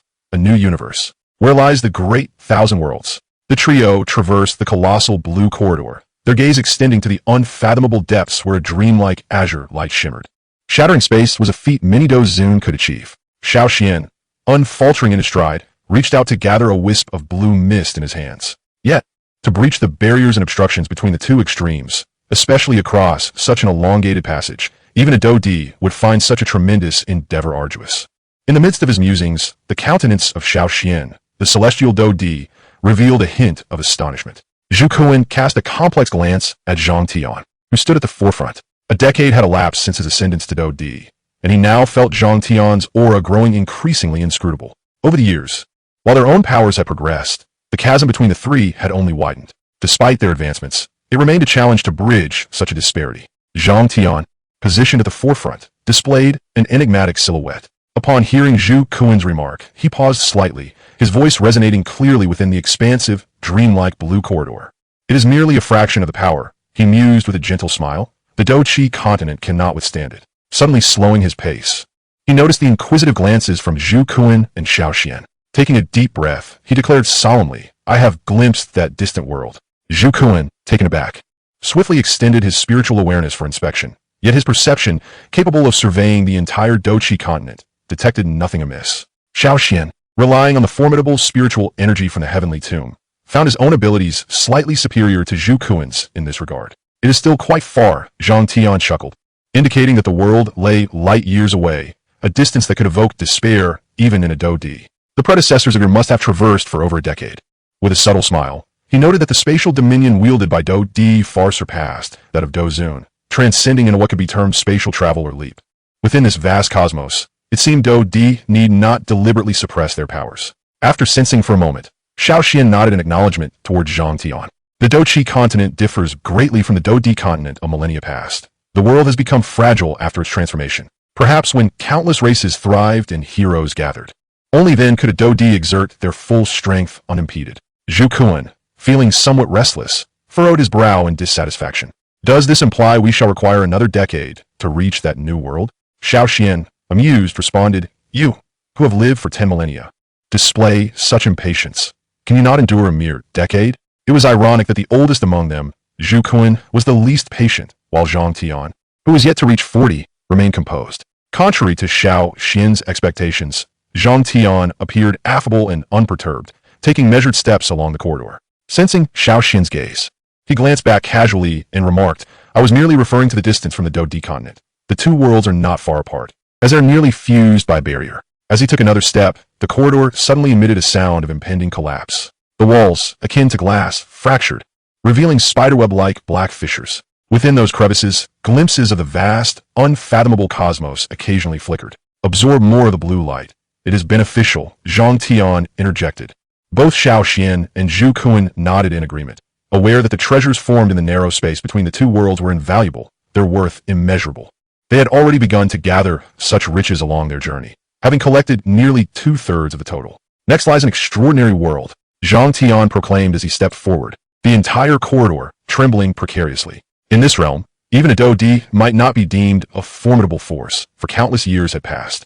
The numerous young pioneers and prodigies must have made significant strides in their own realms. A rare fervor flickered in the eyes of Xiao Yan and Zhu Kuan as their spirits surged. As the trio advanced, the passage neared destruction, teetering on the brink of collapse. Ultimately, with a resounding crack, the passage connecting the Do-Chi continent and the Do-Di continent shattered completely. As they beheld the severed path to their homeland vanish, Xiao Yan and Zhu Kuan cast lingering glances back, imbued with nostalgia. Yet, Tion remained unmoved, for he sensed a force that stirred his very soul. Zhu Kuan flew to Tion's side, scrutinizing their surroundings before inquiring, Is this the final destination for Do-Di? A shattered realm? No, Tion replied. This was once a complete world, seemingly reduced to ruins by some force. It is perilous. The two engaged in a dialogue, clearly apprehensive about this world. Gazing outward, they beheld the cosmos, its exterior shattered, stars dimmed, and even celestial bodies lost their brilliance, fading into a pallid hue. Countless ancient stars, having existed since time immemorial, were obliterated, drifting aimlessly through the cosmic void. The gravitational and magnetic fields of planets had become unstable, plunging the entire expanse into chaos. Not far from them lay an ancient star, vast beyond measure, now laid to waste, devoid of life. Neither Zhu Kuan nor Xiao Yan's combined spiritual senses could encompass even a fraction of this universe's territory. Who was that being from the lower realms? Zhu Kuan pondered. Could they have perished? Perhaps they encountered some insurmountable terror and retreated from this world. At that moment, as Zhu Kuan and Xiao Yan mourned the loss of this vanished realm, Tion lifted his gaze, his eyes seemingly harboring the essence of cosmic transformation, the cycles of the universe, and the ceaseless motion of star rivers. This great realm still possesses vitality. The myriad beings have not yet perished, he asserted, shaking his head. His declaration left Xiao Yan and Zhu Kuan astounded as they raised their heads to behold the fragmented cosmos. Amidst the gaping black fissures and elusive black holes, the starry expanse lay desolate, collapsing into oblivion. In such a world, he dares to claim there is life. I sense it, Tion continued, his consciousness extending to envelop a significant portion of the universe, until, within a celestial palace, he perceived a presence equal to his own, prompting him to withdraw. He marveled at the vastness of this universe. Even with all his might, he could scarcely obliterate a third of it. What cataclysmic trials has this place endured? He mused, his voice laced with an insatiable curiosity. If you wish to know, you might attempt to trace back through time. A familiar yet unfamiliar voice resonated in Zhang Tian's ears, echoing the tone of divine providence. Observing his hands, he felt a spark of curiosity. Could it truly be possible? As his thoughts ignited, countless ancient stars began to swirl, coalescing into nebulae, reconstructing the shattered celestial bodies. Powerful beings began to awaken from this universe.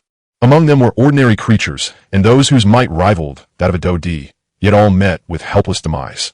Time flowed backward, once more as he sought to uncover the truth of what had transpired. Fortunately, that era seemed to lie close to the present. The cataclysmic war, the shattering of the stars, the silence of myriad beings. A few words suddenly emerged in his mind. During that fierce battle, countless Dou emperors, even those transcending the realm of Dou emperors, fell in droves like clouds.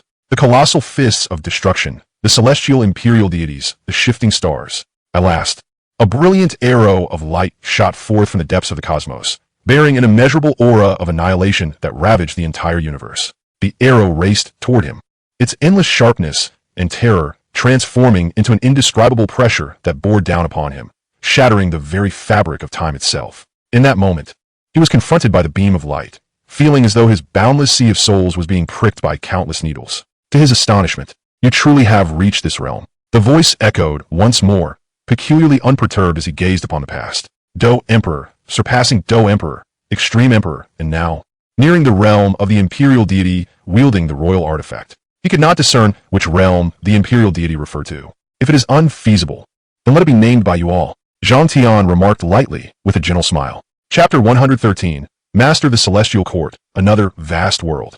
Zhang Tian pondered for a moment before casting forth a beam of golden light from his hand. The light fluttered like a feather, detaching from his palm and swirling a few times in the cosmos before transforming into a streak of flowing brilliance, darting into the boundless universe.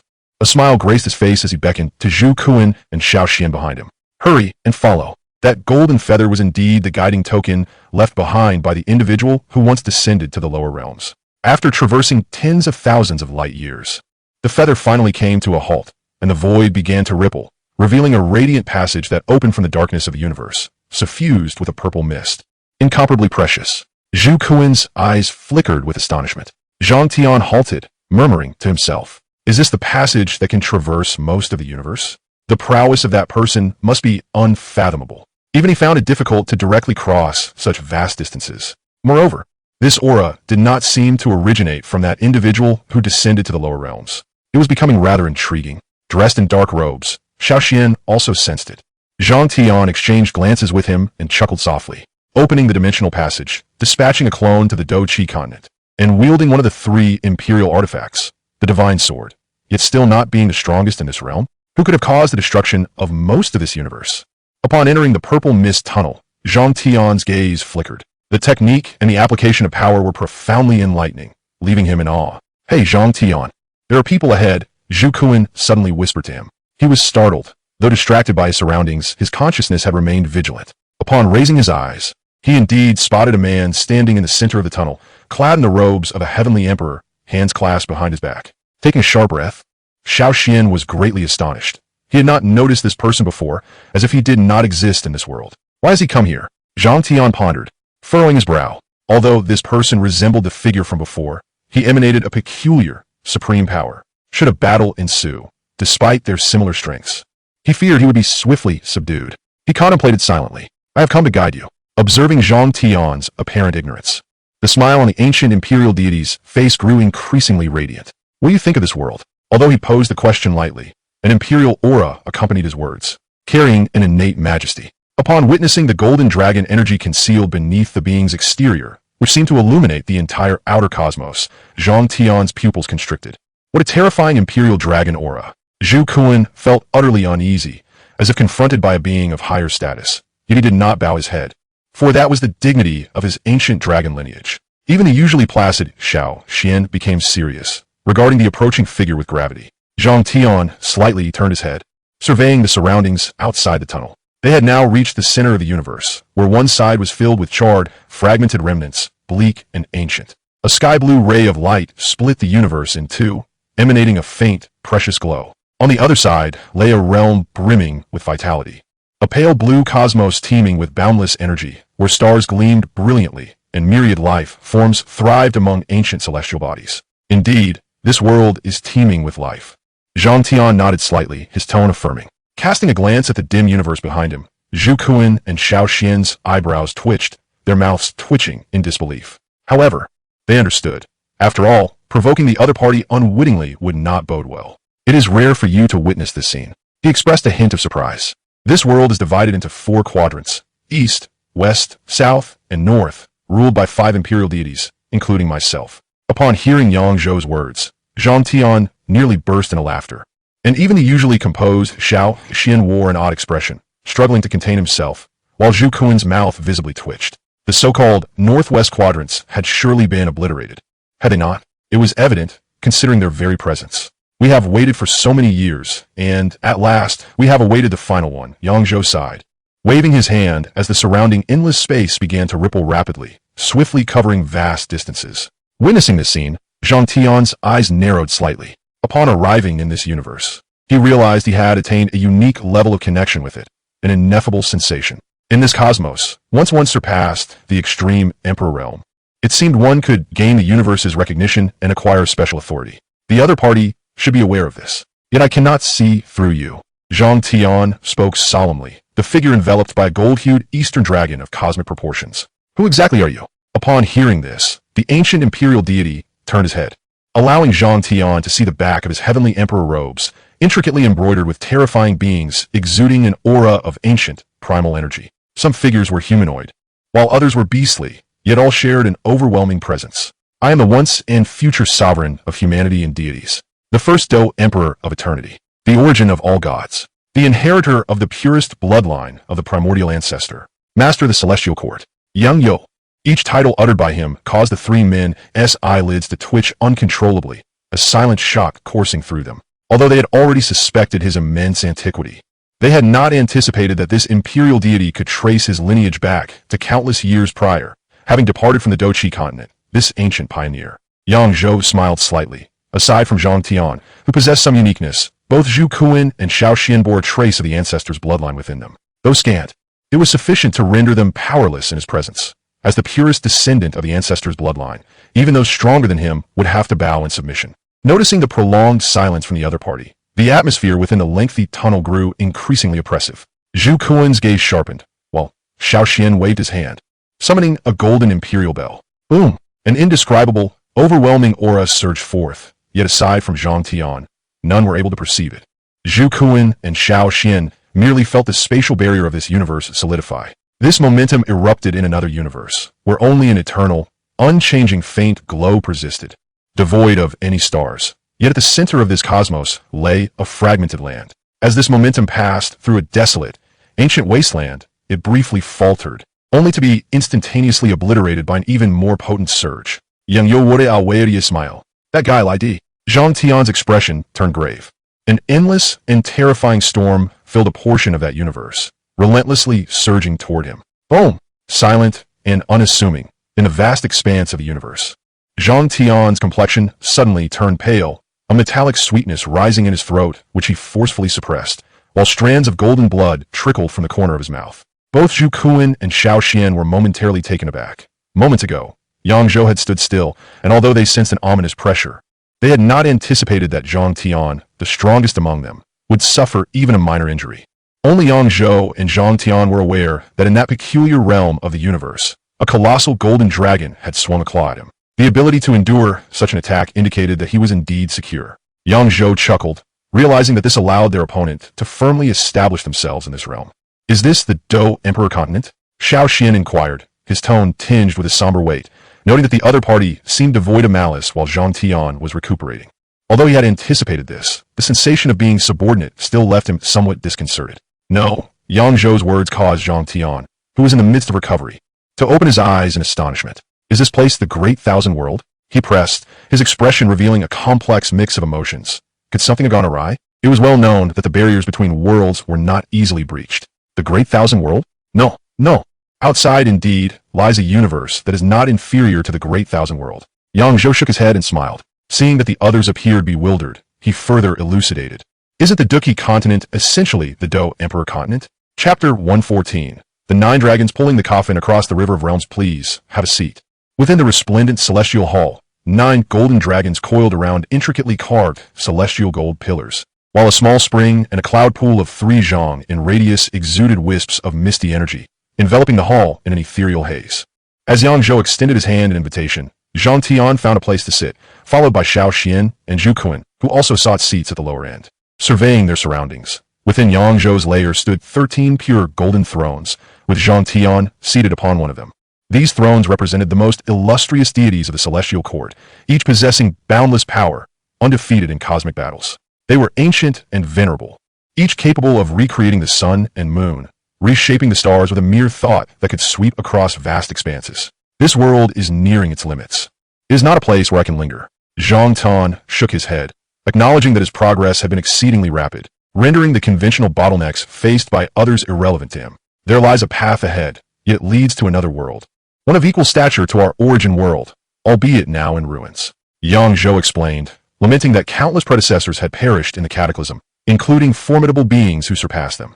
In their generation, they could only retreat to this universe. They even chose to seal themselves away, concealing this universe from the outside world to fend off the formidable foes from that shattered realm. While our numbers of powerful beings are significant, we require another of equal strength to return to the origin continent. Yang Zhou continued, noting that their injuries were considerable, allowing them to barely exert 70 to 80% of their power. Only by returning to the legendary origin continent, the homeland of their ancestors, could they aspire to reach higher realms. The star, source, Tao, the flame emperor, the 9 nether demons, the imperial sovereign, the nightmare beasts, and the mightiest deity of my celestial family, Emperor Yan. The 3 ancestors of star source Tao were among those closest to the ancient ancestors' retreat into the dark star universe. Much of the legends and ancient records they currently possessed derived from these 3 ancient beings. In bygone times, the 9 suns emerged, annihilating the life of the dark star universe, while the flame emperor, a demigod of human and divine blood, unleashed 9 suns in a single assault. Emperor Yin despised humanity and detested the demon race. The 9 nether demons and the nightmare beasts were close allies, and with the mediation of the flame emperor, they managed to coexist with Emperor Yin. How intriguing! Tion chuckled upon hearing this. The mere strength of one individual could compel the majority of the 8 most powerful beings to unite, even to bow their heads. Xiao Xian's face also bore an expression of anticipation, eager to witness the demeanor of Emperor Yin.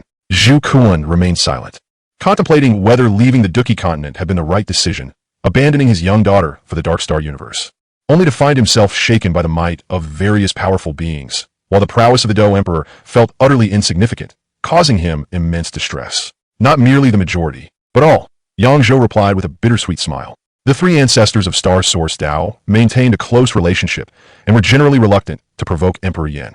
Remarkably, of the 8 deities, 7 feared him. Zhang Tion became serious, recognizing that in terms of combat strength, Yang Zhou might even surpass him slightly. The power of the being who could command the respect of all must be indescribably formidable. Indeed, if it were not for the Flame Emperor, even if we 7 were to unite, we would be unable to contend with Emperor Yan. Yang Zhou elucidated. Is the Flame Emperor truly that formidable? Zhang Tion could not restrain himself from glancing at the remaining 11 thrones, 2 of which undoubtedly belonged to Emperor Yin and the Flame Emperor. From Yang Zhou's words, it seemed that even if the Flame Emperor were weaker than Emperor Yin, the difference was negligible. They had risen together in the past. The current Flame Emperor resided within the inner universe. Yang Zhou then provided Zhang Tion with a brief explanation of the inner universe versus the outer universe. The inner universe was akin to a smaller universe, albeit under greater constraints, while it was also more stable and steadfast. The outer universe enveloped the inner universe, typically remaining concealed. Only beings of Star God, Extreme Emperor, level could breach the outer universe to enter the inner universe. Is Emperor Yin also within the inner universe? We should pay him a visit, Zhang Tion interjected with enthusiasm. No, Emperor Yin guards his imperial palace. Yang Zhou gently shook his head, explaining that Emperor Yin was reclusive, often spending his time alone in his palace. Let us first ensure your 2 friends are settled, Yang Zhou suggested, as if he had something to discuss privately.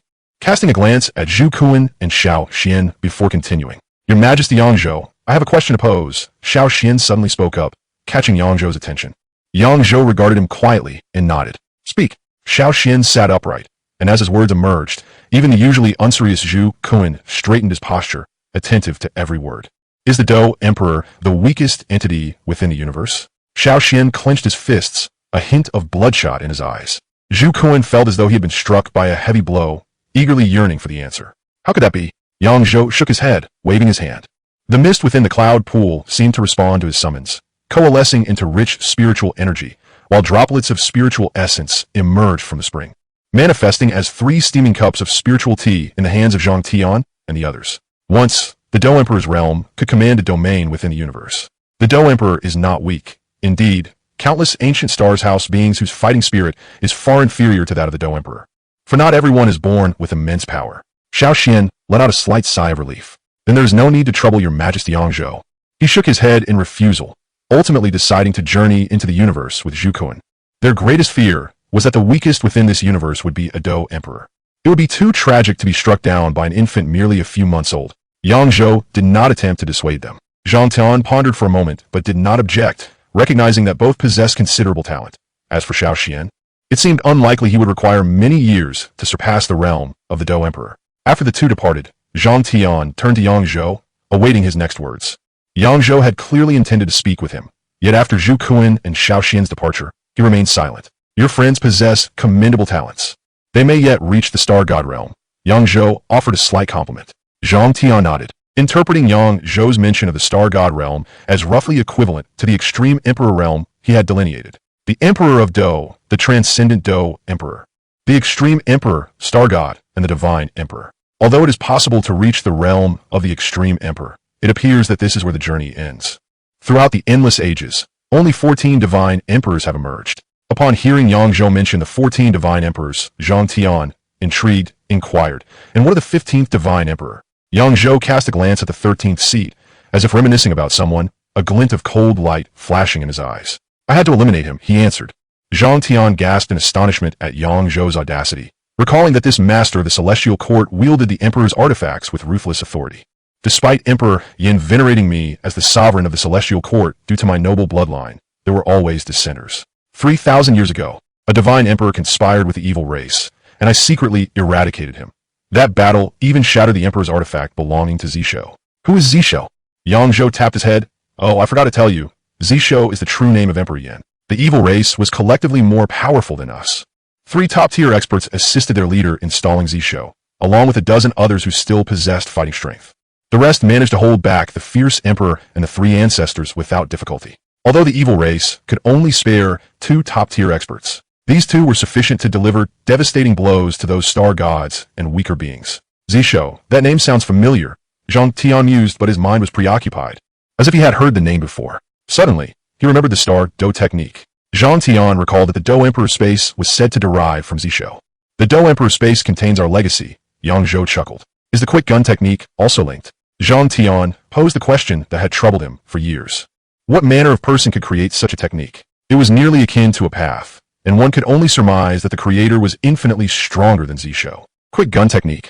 Yang Zhou shook his head in confusion. I've never heard of it. By the way, here, take this. A small, ancient bronze coffin appeared in Yang Zhou's hand, emanating a chilling aura. This was left behind by the one I killed. Tion curiously accepted it, soon realizing it was one of the 3 Emperor-S artifacts. The coffin bore archaic bronze patterns, slightly ajar, exhaling a frigid breath, with a grotesque head atop it, foreboding an ill omen. Inside lies the body of that individual. Thus, our combat powers will be equal. Anyone capable of resisting Yang Zhou would naturally not be weak, but rather a formidable opponent, infinitely close to Yang Zhou's own strength. Yet, even at such proximity, Yang Zhou still managed to slay him, standing before him unscathed. To the Sea of Realms. This time, we must successfully embark on the 9 Dragons coffin to the Origin continent. The 9 Dragons coffin? Upon hearing this, Tion shivered. Could it be? While others may not grasp its significance, this time, it could very well lead to the complete destruction of the evil race. In the cold interior universe, the most ancient of the 3 ancestors, the Star Ancestor, opened his eyes hidden beneath a brow of mere inches. 2 long-bearded elders followed closely behind him, their hair and beards white.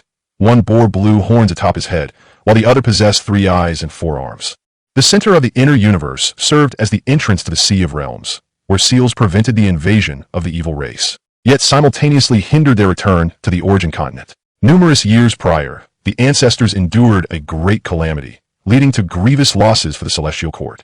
Only 3 remaining divine emperors were left to lead, and unable to contend with the evil race, one of the divine emperors sacrificed himself, utilizing supreme methods to seal the shadow universe. Though the powerful dwindled and faltered, the celestial court was, after all, a legacy of an extraordinary force. A veritable behemoth of a sacred ground, steadfastly resisting the advances of the evil race for countless years. What a fierce emperor! Tion eagerly sought to meet this legendary figure, Xiao. Alone, Xiao stood atop a massive ancient life star, vibrant green like jade, with a vast expanse bore no life. Only an endless ocean of life, energy manifesting as illusions. He guarded the depths of the inner universe, and soon he would arrive. Tion lay not far off, unexpectedly receiving a respectful gaze from the seemingly aloof Xiao, rather than delivering harsh words, appeared to acknowledge him. However, it seemed that the flow of time within the shadow universe differed from that in the Dochi continent, where Xiao Yan resided. Not long ago, Xiao had consecutively broken through 3 minor realms, and in terms of pure realm, he now stood on par with Yangzhou, possibly capable of engaging in battle. How much longer must we wait? The 9 nether demon's complexion turned pale, evidently suffering significant injuries, casting a wary glance at Xiao. How did the 9 nether demon sustain injuries? Tion began to communicate telepathically with Yangzhou, who was in the midst of unsealing the star above. Tion had gleaned some knowledge of the 9 nether demon from Yangzhou. How could he have been wounded without reason? Did an unknown enemy lurk within the inner universe? Yangzhou, without turning his head, replied, "It was Xiao who struck." Tion's brows furrowed. He glanced at Xiao, who appeared genteel and scholarly, a stark contrast to the reality of his formidable nature. Xiao seemed to sense something, casting a glance at Tion before observing Yangzhou's back, his eyes shimmering with brilliance. As the master of the stars, every celestial body was his eye and ear. Aside from the ancient continent of the inner universe, nearly the entire cosmos lay within his perception. The unsealing continued, with this ancient life star, 3 times larger than the sun, serving as one of the main vessels for the seal. Countless other celestial bodies were similarly employed to project and link the seals. The nightmarish beast manifested its true form, a terrifying silhouette larger than stars, with muscular, deep purple arms. Standing in the universe with a chest adorned with purple patterns and a vortex of energy the size of a star between its pectorals. Its 5 thick, menacing claws were covered in pale yellow scales, cracking the universe beneath its weight as if standing upon solid ground. It had a human face and beastly body, with bulging veins across its grim purple visage. Even this ancient life star, thrice the sun's size, could easily be devoured in a single bite. Yet paradoxically, this seemingly most terrifying nightmarish beast was the weakest of the divine emperors, its strength perhaps slightly inferior to the newly emerged Tion. The nightmarish beast's eyes pierced through the endless barriers, fixating intently on the 9 nether demon in the void above the ancient life star and Xiao, standing on the surface. Fearing that one misstep would lead to the 9 nether demon being slain by Xiao in a thunderous strike.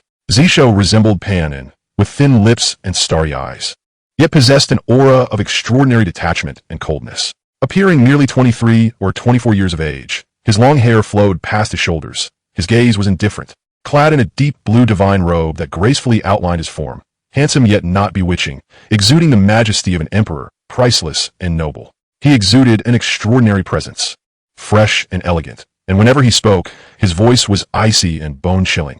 Even a hint of anger could evoke a sense of impending catastrophe.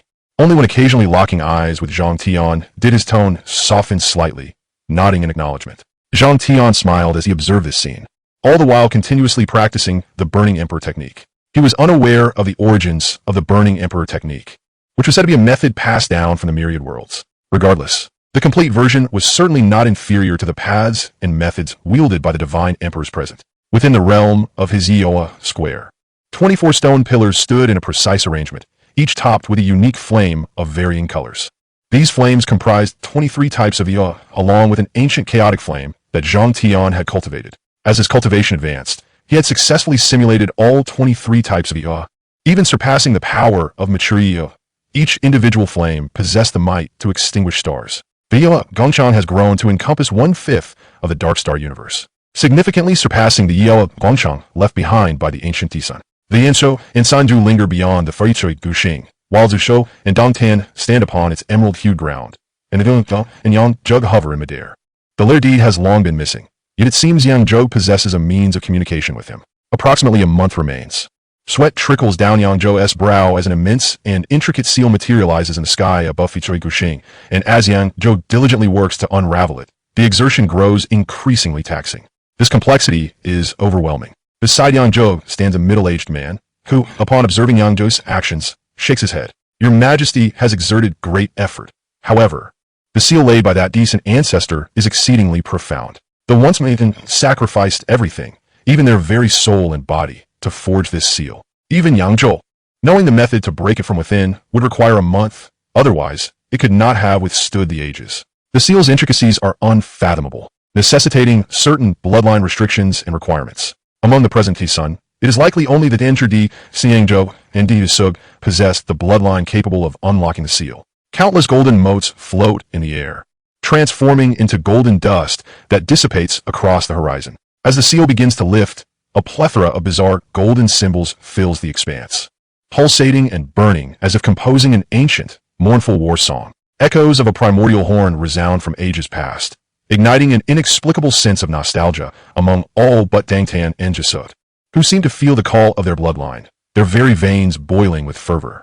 Ancient war chariots descend from the heavens, wielding terrifying power that sweeps away everything in their path. Blood-red banners flutter, ancient war spears shatter, culminating in the appearance of six-winged, four-armed demon god that embraces the universe, exploding amidst the starry void, its divine blood staining the entire sea of stars. Upon the emergence of the demon god, both Yanshou tremble, the call of their bloodline intensifying, echoing in their ears. It is their ancestor, who once matched the so in strength before gradually fading into an ephemeral shadow.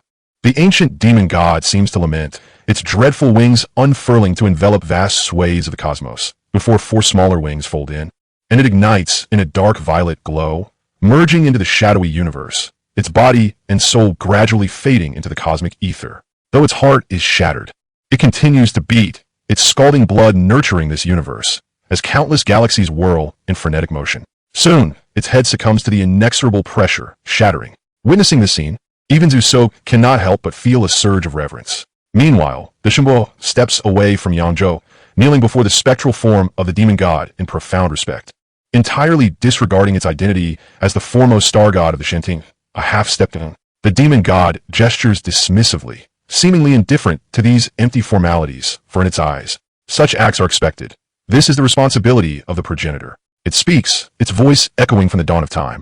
Are you all prepared? Surveying the group, it notes the 8 individuals, some seated, some lying, some standing, others floating, and a flicker of amusement dances in its gaze as it casts a glance at the Sunju. It then acknowledges Xiao Yan with a nod of satisfaction, surprised to see 2 such commendable descendants. Taking a deep breath, the Sunju's eyes glisten with moisture. When the demon god sacrificed itself, they were but a mere 2,000 years old. Endless eons have passed, and the world has changed beyond recognition. We shall tread the stars once more, Xiao declares first. The others echo in unison, their resolve solidifying. Indeed, the long wait of time should conclude in this era. Let the younger generation don our skins, traverse the blood-drenched expanse of stars, and tread upon our undying remains to return. A new era begins, and we too wish to witness whether we shall witness the dawn of a new age or become remnants of the old. Loneliness shall never be defeated. Zhang Tan rises. Friends, there are obstacles ahead. We must suppress all adversaries of the world. With that, a beam of annihilation surges into the seal, suspended in the sky. And to the astonishment of all present, the seal begins to rotate rapidly, its unsealing accelerating exponentially. In the frigid cosmic void, as the ancient demon god lets out a lamenting wail, an inexplicable sorrow rises within the hearts of all beings in the universe. The sun's eyes glisten with tears as it kneels before the warm, ancient violet specter, gently tapping the void 3 times. As the foremost star god of the Shanting, this act serves as a gratitude on behalf of all life in the shadowy universe for the countless years of the ancient demon god's guardianship.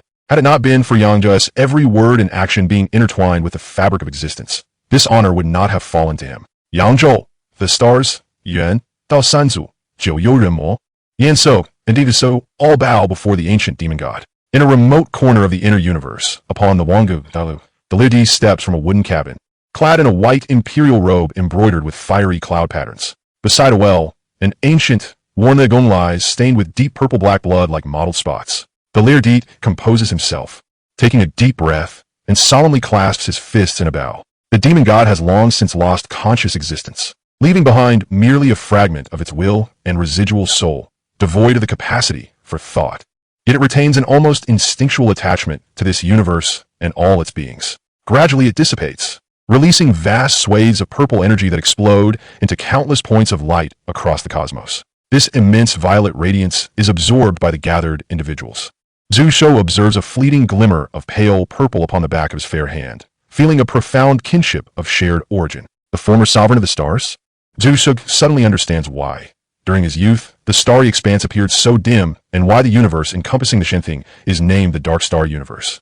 The ruler of the stars had sacrificed itself to seal this last vestige of their homeland. A faint smile graces Zhang Tian's lips, for he senses that the purple energy enveloping them is shared among all, revealing that the ancient demon god harbored no resentment towards Asoa's prolonged opposition against the Mo and Yinso.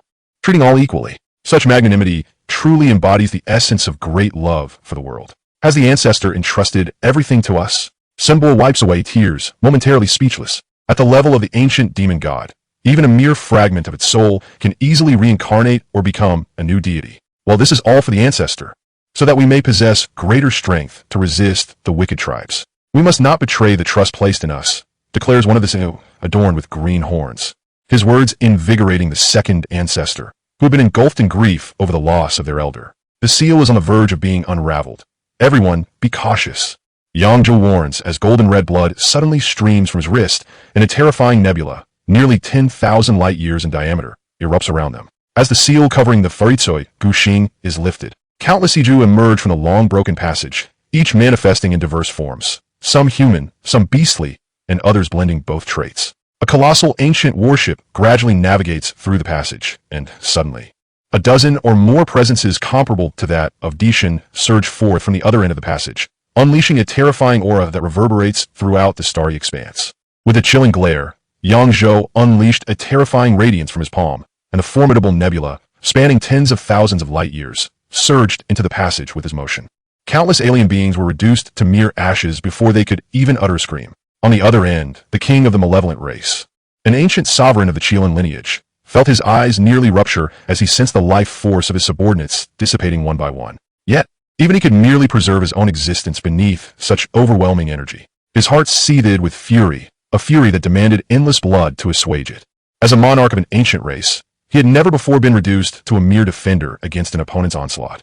It was crucial to note that he possessed the strength of a great sage, with several saint kings amongst his ancient subordinates. The aura of the evil king flickered intensely, a vertical pattern appearing on his forehead as if it had opened another set of eyes. Silver patterns emerged on his pale visage, rendering him even more otherworldly and sinisterly beautiful. A beam of violet light pierced through the starry void, and in an instant, he found himself before the ancient Qilan sovereign. Crack! A punch imbued with the power of the stars struck, instilling shock in all present. Even Zhang Tion turned his gaze in astonishment.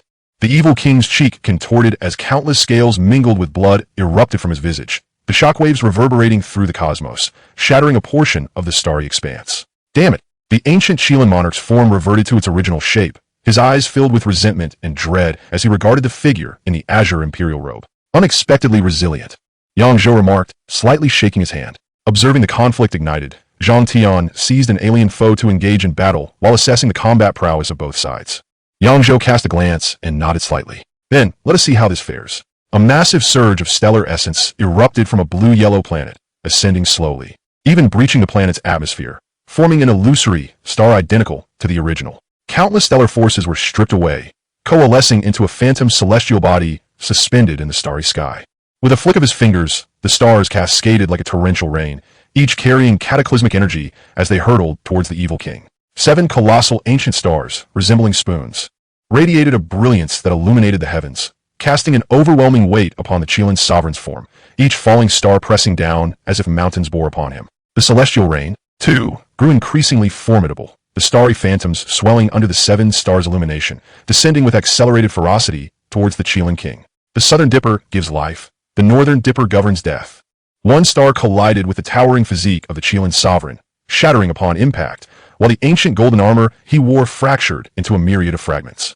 Such an onslaught was seemingly inexhaustible, though the starry phantoms formed from the astral forces lacked the strength of actual celestial bodies. Under this relentless barrage, the ancient Chilean monarch's aura waned significantly. The other malevolent beings howled in fury, desperation swelling within them, yet the mightiest among them were merely saint kings, powerless to intervene as they watched their sovereign being mercilessly slaughtered. With a roar reminiscent of a dragon's lament, a colossal figure manifested in the cosmic expanse, its head that of a dragon, body like a deer, hooves of a bull, lion's tail, and adorned with fish scales. A Chilean, its body covered in fiery crimson scales, erupted into the heavens, emanating a fearsome presence, yet was repelled by the cascading stars, thrashing and lamenting in agony. Sensing the energy in this celestial realm nearing depletion, Yang Zhou finally ceased his assault, observing that the ancient Chilean monarch was on the brink of death. A beam of light shot forth from the depths of the cosmos, instantly piercing through the massive head of the Chilean king. Witnessing the monarch's life extinguished, Yang Zhou's movements froze, his arm, which had been poised to strike, lowered involuntarily. Lidi, Chapter 117. Parting the remaining ancient clansfolk, witnessing their monarch's defeat, roared in fury, transforming into Qilan with blood-red eyes as they charged at Yang Zhou and his companions. Even Tion, who had deliberately diminished his presence, found himself beset by a dozen Qilan attackers. Qilan demon. Yang Zhou's gaze turned icy. Once remarkably handsome, he now appeared as frigid as snow, striking down numerous Qilan, turning them to cosmic dust. The remaining 13 ancient beings of Saint King caliber harbored no desire for a death struggle. Upon realizing their sovereign had perished, they began to retreat, seeking escape to their own universe. However, the three ancestors in Yang Zhou had no intention of allowing these ancient races, who had wreaked havoc, to flee. They unleashed their full power, blocking the desperate ancient clansmen. As their adversaries erupted with newfound vigor, a pair of Qilan horns sprouted atop their heads, their claws growing heavier as they began to partially manifest their true forms, eyes blood-red and desperate for survival. Zhang Tion sighed, a withered yellow copper coffin appearing in his grasp. With a swift clap, the ancient Qilan warrior's entire body detonated in place. Even playing around is off the table. I am quite formidable, he lamented. Why must it come to this? Wouldn't survival be preferable? Having resolved the foe at hand, Zhang Tion dusted off his hands and shifted his gaze to another planet. The once verdant ancient star lay in ruins beneath Yang Zhou's onslaught, now reduced to ashes in the cosmos. Is this Li Di? He had certainly noticed the earlier incident of head snatching. After all, as the Qilan king, its combat was under keen scrutiny. Above the ancient star, a blood moon and a white moon hung in the sky simultaneously. Under the dual moon's gaze, Li Di slowly drew back his bowstring. Hiss! Noticing the extraordinary ancient bow in Li Di's possession, Zhang Tion recognized it as one of the 3 imperial artifacts he had previously encountered. The mottled ancient purple blood upon it was unmistakably imperial divine blood, indicating its former wielder's strength was not inferior to beings such as the 9 Nether Demon and Star Ancestor. Only blood of this caliber could remain upon an imperial artifact without fading. Li Di, quite impressive, Zhang Tion mused, feeling a chill as he regarded the arrowhead. This ancient bow had undoubtedly claimed the lives of no fewer than 10 imperial beings. Streams of light flitted past, faster than even the falling star rain, as one malevolent being after another disintegrated mid-air. Approaching Zhang Tion, Li Di exchanged a silent glance before moving toward Yang Zhou, where they exchanged a subtle fist bump. Yi. Their familiarity was evident as Yang Zhou greeted coldly. Li Di's gaze was piercing, and he nodded slightly, both appearing fatigued. Ever since Yi's arrow had obliterated half the universe, he had succumbed to self-imposed confinement, safeguarding the inner cosmos until recently breaking free from his seal. Yang Zhou appeared on the verge of collapse, only sustained by the support of the divine K9. Behind him, Zhang Tion could discern the golden dragon's condition, slightly waning. The final nightmare beast concluded the battle, seizing a Qilan's twin horns, squeezing with ferocious strength until they cracked and tore free from the Qilan's skull, blood and flesh spilling forth. Its massive hooves trampling another Qilan's head, shattering it and extinguishing its life. The entire cosmic expanse was a graveyard of ancient Qilan bodies. Are you alright?